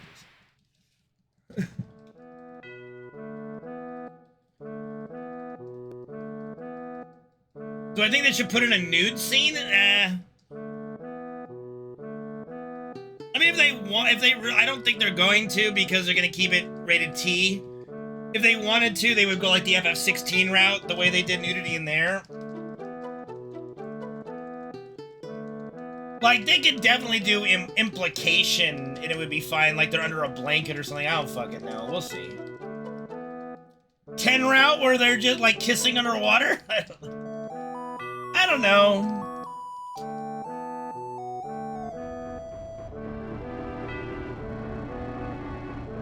Calf raises? Alright. I don't know about during the descent, but we'll definitely do it during the credits at least. I gotta kind of focus just to make sure. I don't want to make any mistakes if I can help it. I mean, yeah, like, there's a lot of ways you can do implied, but here's the thing. There's still that portion of the fan base that would see a scene of them getting dressed out of their, you know, birthday suit and go, nothing happened.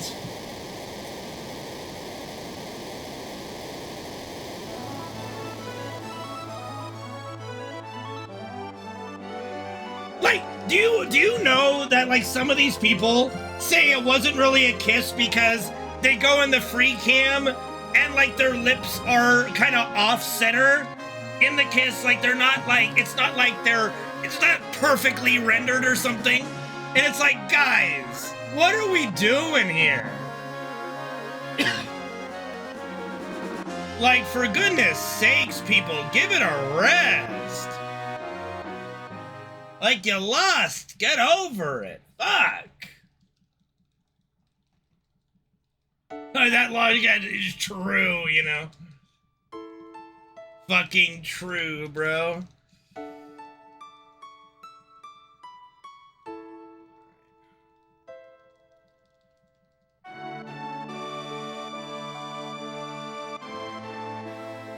Like, honestly, I was so super excited to talk about Rebirth on Twitter, and then I just got fucking angry. I got introduced to a portion of the general population that not in my wildest dreams would I have believed existed if I hadn't seen it for myself.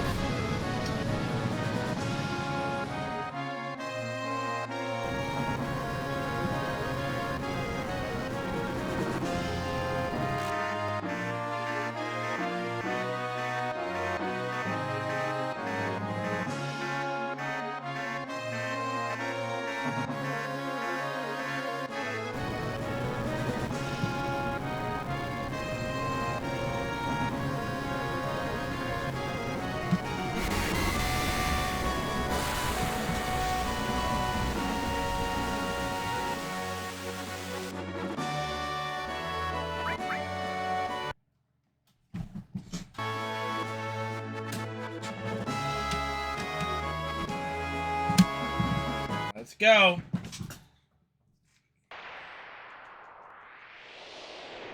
We got the Tifa Disc 3. We're good to go, dude.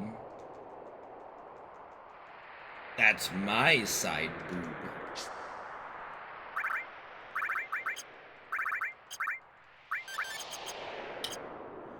Working on it, Sinks. Working on it. We're at the tail end here, people. Sub 8 is still on the table. I just gotta hope I did the final descent properly and we do well here.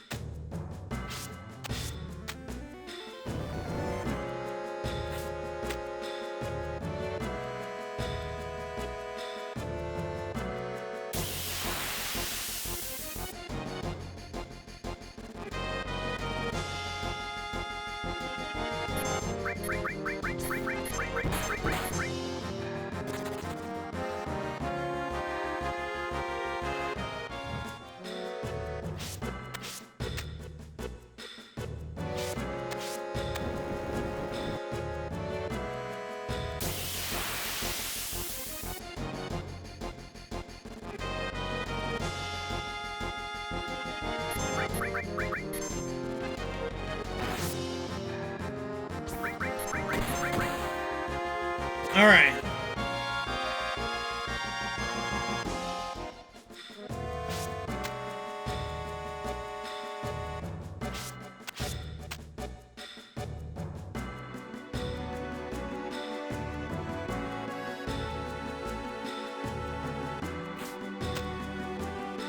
No, I'm doing glitchless. This is glitchless. Oh, I forgot to walk. Okay, that's alright. We'll have to, shoot. I forgot to walk. Okay. Hopefully it's not too bad. We might lose our lead, though. Well, we might lose our sub 8. Let's see. Yeah, that's because it's not an actual category yet, or not a category on Speedrun.com.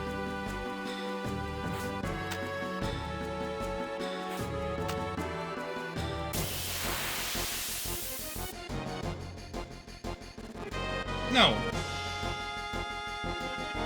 It's not an official category yet. But it's what I want to do.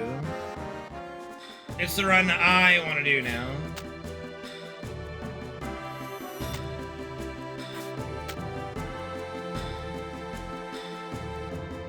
Mainly because I disagreed with the no major skips rule set of what they considered a major skip and what wasn't, etc. And since then, I think they've changed it a little bit, but it's still something, you know, I'd rather not get into it, you know.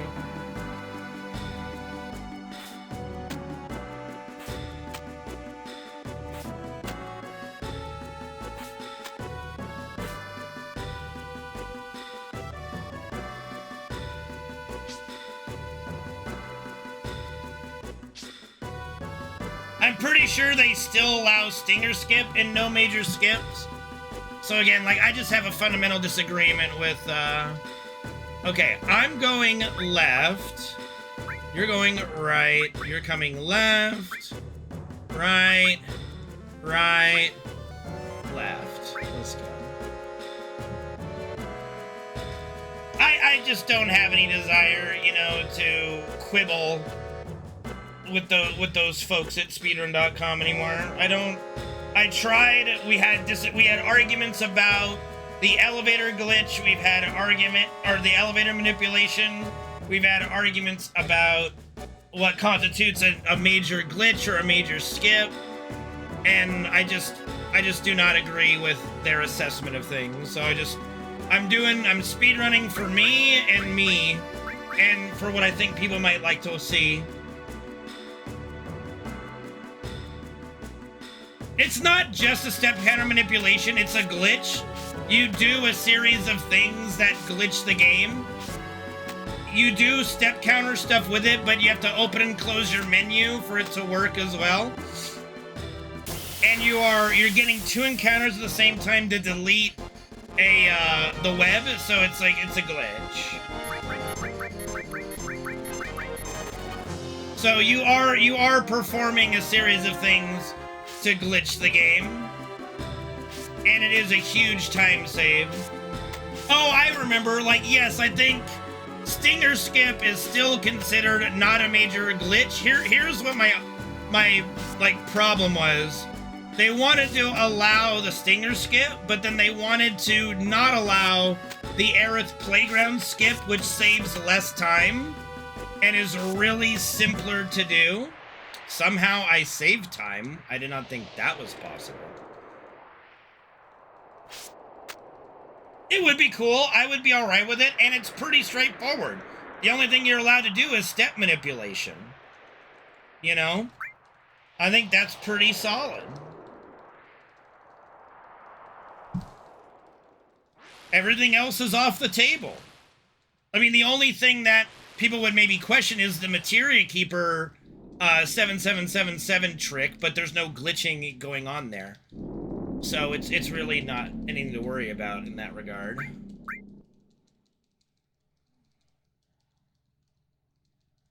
Alright, so we just have to hope that my final descent manipulation was good.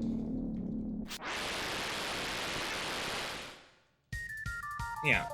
And the final descent manipulation for the new way of doing it does not require any outside tools like it used to.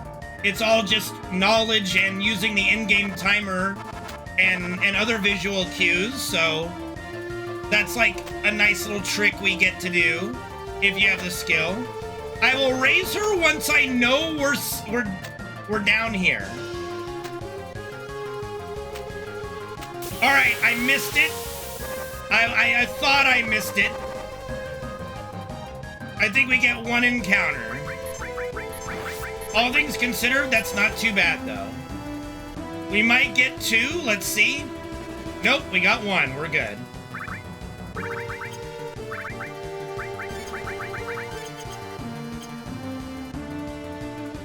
Okay.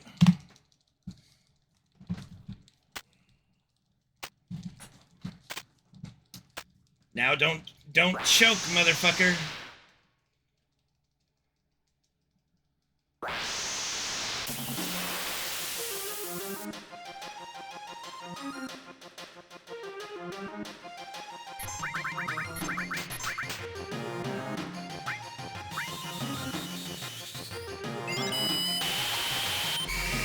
This isn't my favorite Genova theme. I like the regular Genova theme, but I still like it. Some people like it over the regular Genova theme, and I just, nope. Not I.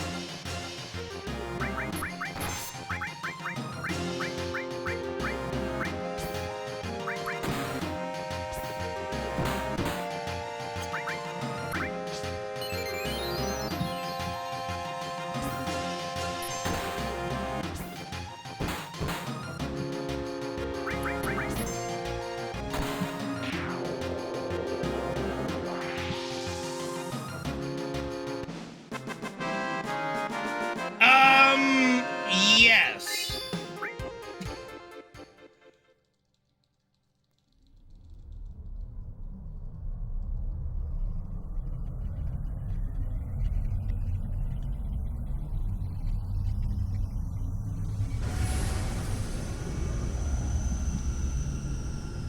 But like, honestly, I've been speedrunning FF7 for over 12 years now, and this is probably the most fun category I've ever done. Like, we don't skip anything. Like, even when I first started out speedrunning this game, the Midgar skip that skipped coming back to Midgar and fighting the Turks and fighting Proudclad was already gone. That was already a thing. So this is my favorite category because I get to speedrun the whole game, aside from super bosses, but we don't skip anything. We get to do the whole game as it was kind of meant to be. And it's more enjoyable than the glitch-heavy mess that any percent is, in my opinion. You know, but this is me. It could be not nearly as fun for you guys, but I don't know. I like even for how memey the Proudclad fight is, to me it's still an iconic fight, and I do like it. And then the Turk fight is pretty cool. I love the Turk fight too. So I hope people enjoy it. That's my #1 goal. And thank you guys for watching. I'm rolling the dice here.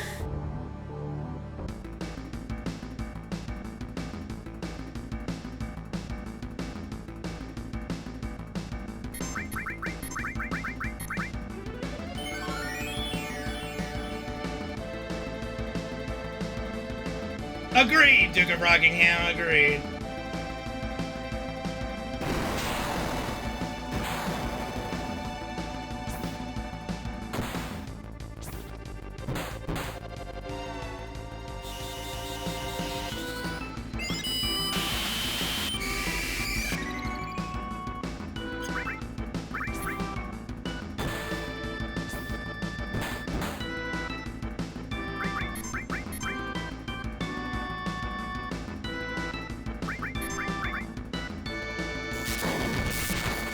Alright, gamble paid off.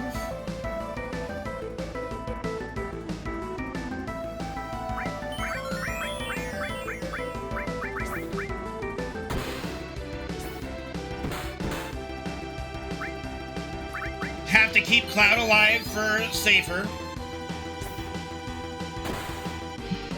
We can afford to lose Sid. We can't afford to lose Cloud. It's a Ratatouille situation.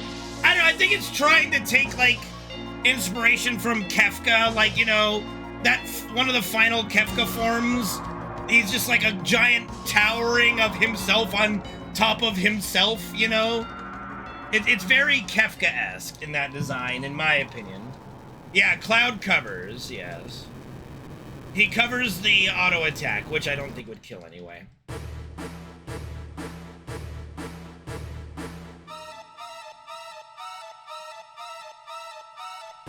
No opportunity for a quick death blow. That's okay.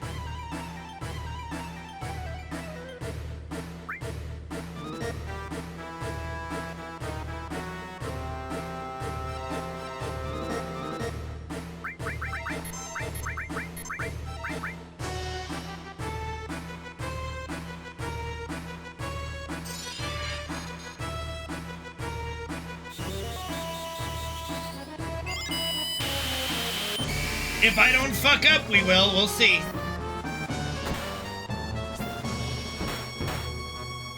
Or he might kill Tifa with Shadow Flare. We'll find out. There's always a chance that he could be an asshole like that. Who's it gonna be? Who's it gonna be? All right, it is Tifa.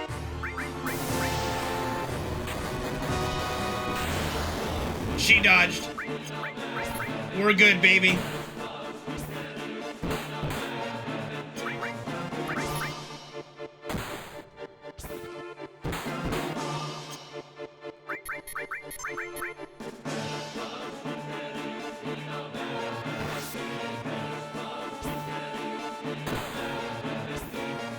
Gotta get that ham and cheese Sephiroth, baby. Let's go.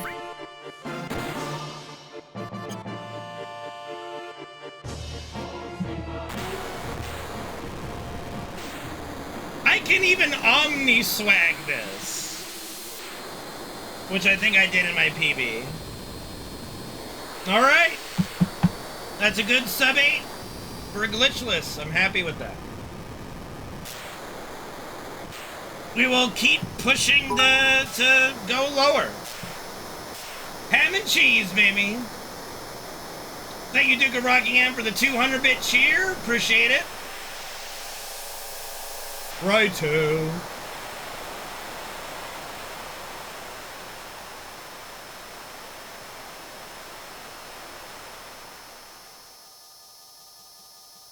No, it's on the final hit, so the final hit of Omni Slash. So Omni Slash actually loses you like 15 seconds if you, as opposed to if you just let him counter. But it's fine. Omni Swag is good when you can do it. Thank you to Soccer for the 500-bit cheer. Thank you guys for your generosity today. Means a lot. Thank you, everyone. Yeah, the final hit, yeah, without, so like what'll happen is if you just sit there, Sephiroth will attack you with a gravity move. His sword slash does like 90% of your HP or something, like 95. And then you just counterattack with a normal attack and he dies. No matter what level you are, etc. Thank you, Thanos, for gifting 5 subs in the channel. Really appreciate it. Means a lot. That is awesome. Thank you so much. You guys are awesome.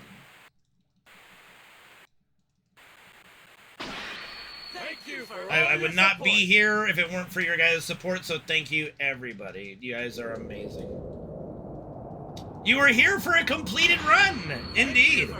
And we will be doing another run tomorrow if, you know, everything, all things said, like everything goes well. But hey, not bad for a D-Rust run, right, guys?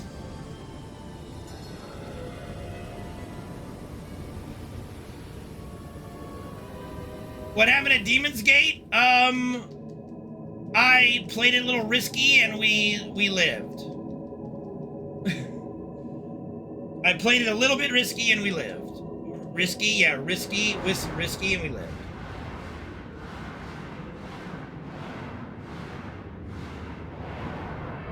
Demon's Gate was kind today, he did not crit me. carry armor was kind today. Did not do anything but auto attack me. I was trying to play it safe and I fumbled it to the point where I was in a little bit of like there was a little bit of issue there, but we were good. I was trying to play it a little safe and it just kind of didn't work. All right, here we go. Yeah, 100% Omni slashed in my PB.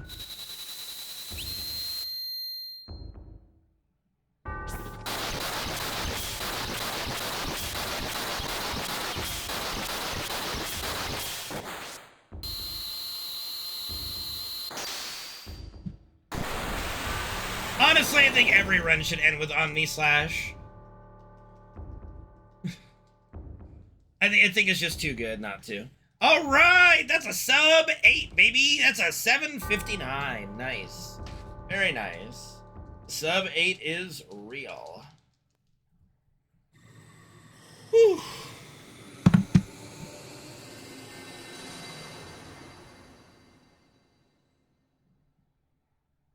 Amazing. No, because there's no category for speedrun for glitchless on speedrun.com. Nothing to post to. I don't really care though. I'll post it on YouTube though. Whew, I am sweating. I am fucking sweating right now, dude. Oh god, it was the titties PB. We did the titties PB. Oh, well, at least it wasn't so bad. It wasn't like 2 hours of titties. Like, it was like 30, 20, it was like 10 minutes of titties this time. Titty!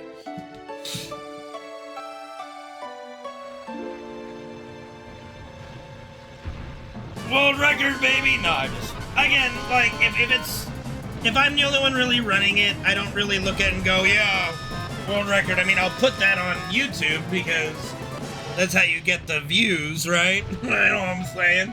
No, but, it is what it is. I hope more people will play Glitchless. It would be fun to make this... It would be fun if this became the real category of FF7 speedrunning, because it's just the most, in my opinion, true speedrun of this game.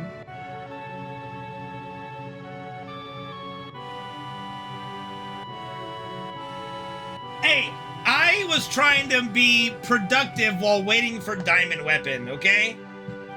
Like, it's not my fault Diamond Weapon takes time. Jesus.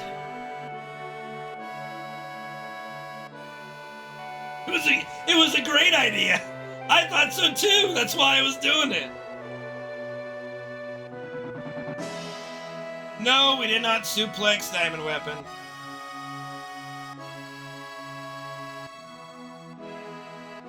Yeah, just... I don't have a vacuum in my room, but that would have been funny.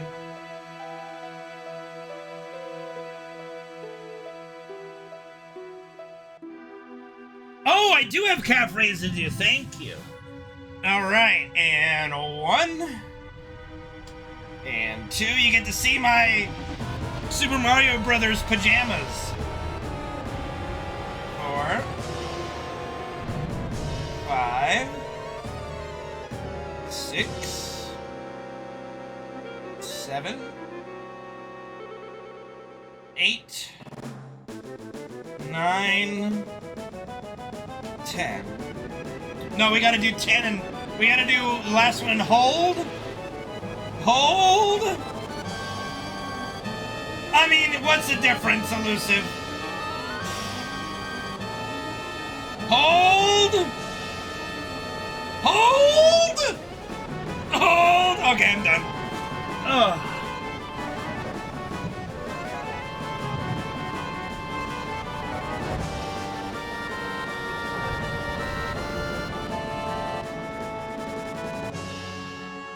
That's Toad, okay? He's not a mush... Did you know... This has ruined Toad for me. Did you know that's not his head, it's a hat? That he's not actually a mushroom-headed person. It's a hat. Did you know that that's canon? That it's actually not his head, it's just a hat? I'm so that ruins it for me so much, dude. Like, that pisses me out. Yeah! Yeah, that's canon now, apparently.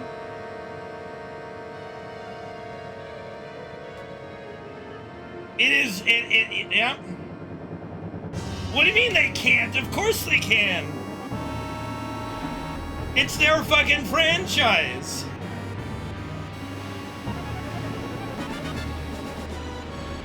That mushroom head is a hat.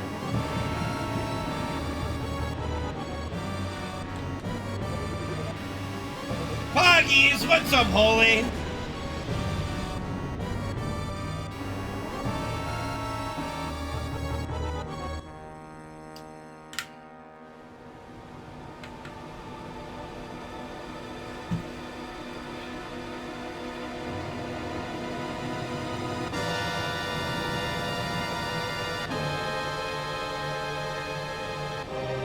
Thank you, and thank you, Thanos, for the 5 sub gift bomb. Really appreciate it. You guys are awesome. Thank you.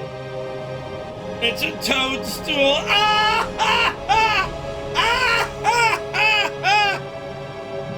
Ah!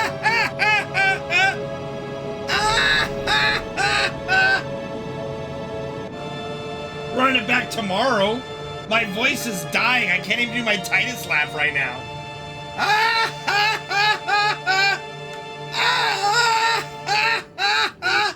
Yeah, I got like half of it.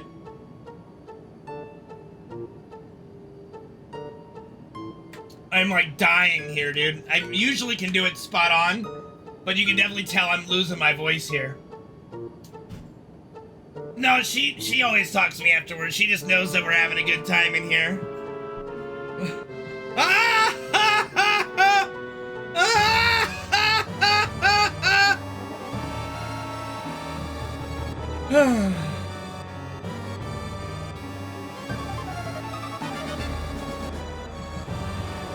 Holy doesn't do fuck all, man. Holy's a complete bust. But they do say, like, it's too late for Holy, so you know. If Holy was, like, able to work while Meteor was out in the atmosphere, it might work, right? But not when it's, like, 100 feet above, or whatever. I don't know how tall Meteor, like, 300 feet, 300, 400 feet from the Earth's atmosphere, like, Earth's crust? I don't fucking know. Your materia is useless. It's good for absolutely nothing.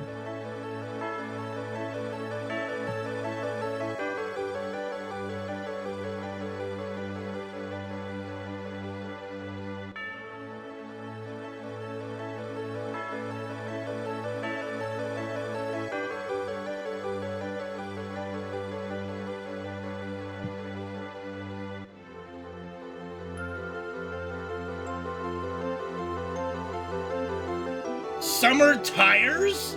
I don't think either of them smell like summer tires. That's fucking weird, man. That's true. Like, if he didn't contain Holy for as long as he did, it was probably just gonna... It would probably have taken care of Meteor.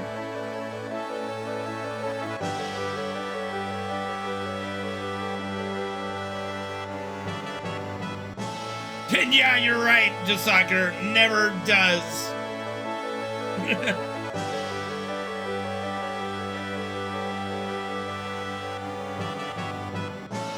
I mean, I'm the only one I think that runs this, so... Not really, no, but... I will definitely be putting that in the YouTube video for the algorithm. Maybe it'll inspire some folks to speedrun the category.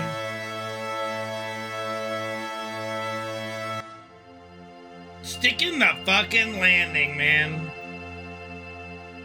That's true, Suede. That is true. I'm the best and the worst. I think it should be. I think it is the best category I've ever ran. I'm gonna be honest. And I've ran all of them except for slots.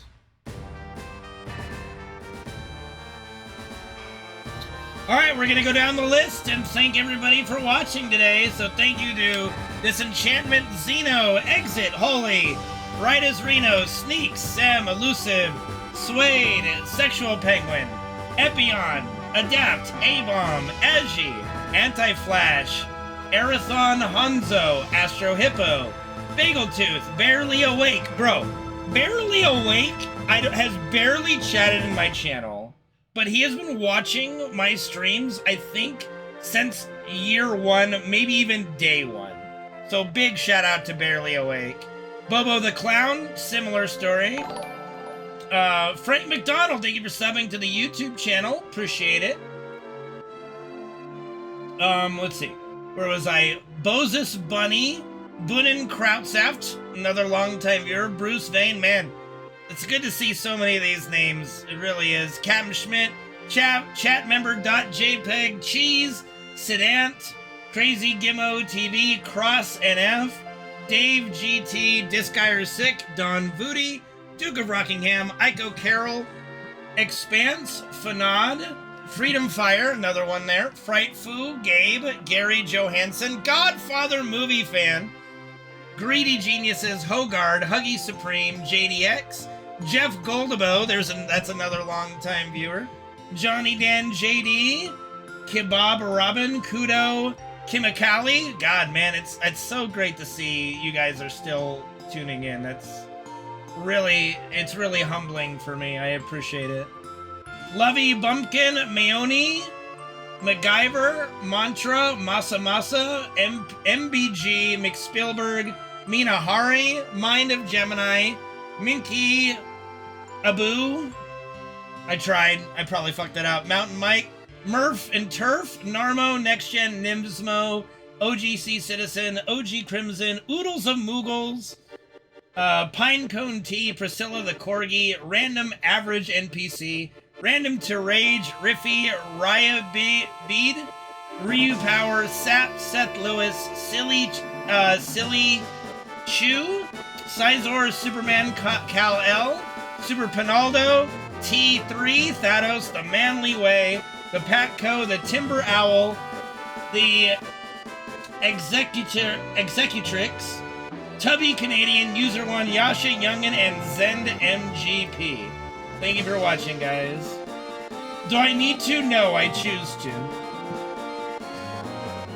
But who shows up for a while? You know,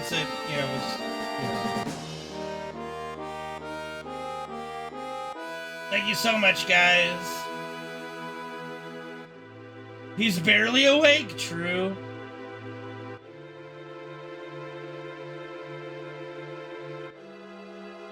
This category allows you to run FF7 without a metronome, without slow motion video, yada yada. Godfather, good to see you, man. Thanks, dude. Still got your split. I still got your split named after you, of course. Thank you so much. You guys are awesome. I am not doing FF8, but I will be doing another FF7 run tomorrow. We will be continuing to try to improve and perfect it. I think 755 is the next goal. Yep, the last split is that's gonna be how it is forever at this point. I miss you, Daddy. Zol, what's up, man? Thank you, dude. See you around. Thanks for hanging out. Always good to see you, Zol. I don't know if that popped up on when I was reading off the list, but Zol was here. Maybe it didn't, maybe it just didn't pop up. Yeah, it's still not listed there. That's weird. So if you're watching and your name was not mentioned, you just might not be on the chat list for whatever reason. I don't know. Yeah, but you're here. You're here. It just doesn't show you on my users in chat list. I don't know.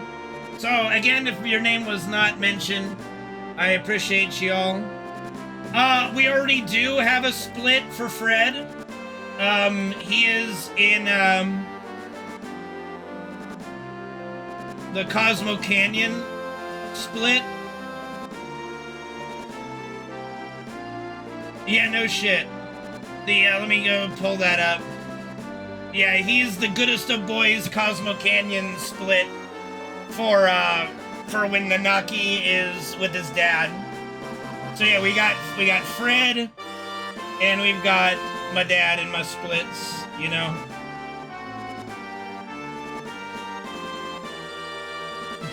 Sub 8 is still good. We don't need to delete it. It's still fine. Oh my god, dude, my voice is fucked. I think we had a good time today.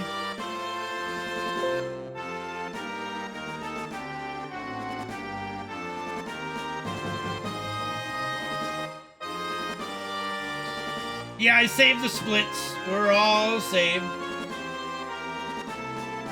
Yeah, no kidding. Titties! This was a titty run!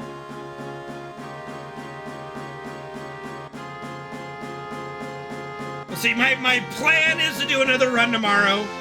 If plans change, I humbly beg your forgiveness. Right now, with my mom's client, the way she's been, it's kind of day-to-day. Like, I might need to go back and help her to the bathroom tomorrow. I don't fucking know. So that's the plan tomorrow, is more FF7. It was a great run. It's always good to see you, Barely Awake. He's barely awake. Well, first I gotta have some chicken. I gotta eat something, and then yeah, I'll go to bed. Because nobody else could do it. She's poor. She's got MS. It's my mom's client. She needs help. It is what it is, man. I just do it because she'd die otherwise. Thanks, Captain Schmidt. I would not expect that, because obviously I hate my own voice, but that means a lot to hear. Thank you, man. Thank you. At least I had chicken. Yeah, my mom's client, she's been her client for over a decade. She's got MS. We're trying to help her keep her home and keep her relatives from Ohio from stealing everything she owns. And, you know, it just comes with a territory. I gotta be a caregiver sometimes. It's just the way it goes. It's like taking care of my dad, in a way.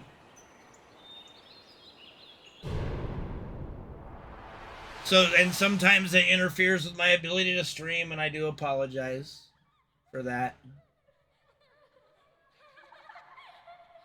Thank you. I mean, I'm not getting into it to try to get, like, any kind of, like, admiration or anything. I do appreciate it. I'm just more or less explaining why, even with, you know, Fred's not an issue anymore. I know that he ruined some streams, as much as I love him to death. And my dad, you know, there were situations with my dad that would keep me from streaming. And especially with finishing the WoW raid tier and getting some time off and promising to do FF7. I'm just more or less explaining why plans are made, but not always able to be done.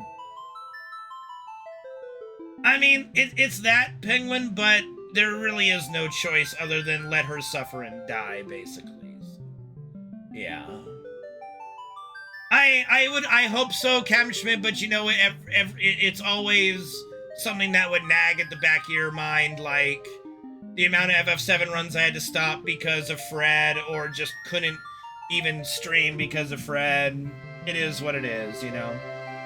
And you guys, through thick and thin, for a very long time, a lot of you have been supportive, and there are literally no words to articulate my appreciation for all of you and allowing me to do what I love doing, and hopefully we can keep building the stream and do even more. With that said, I mean, it's going to be it for me tonight. Hopefully I'll see you all tomorrow.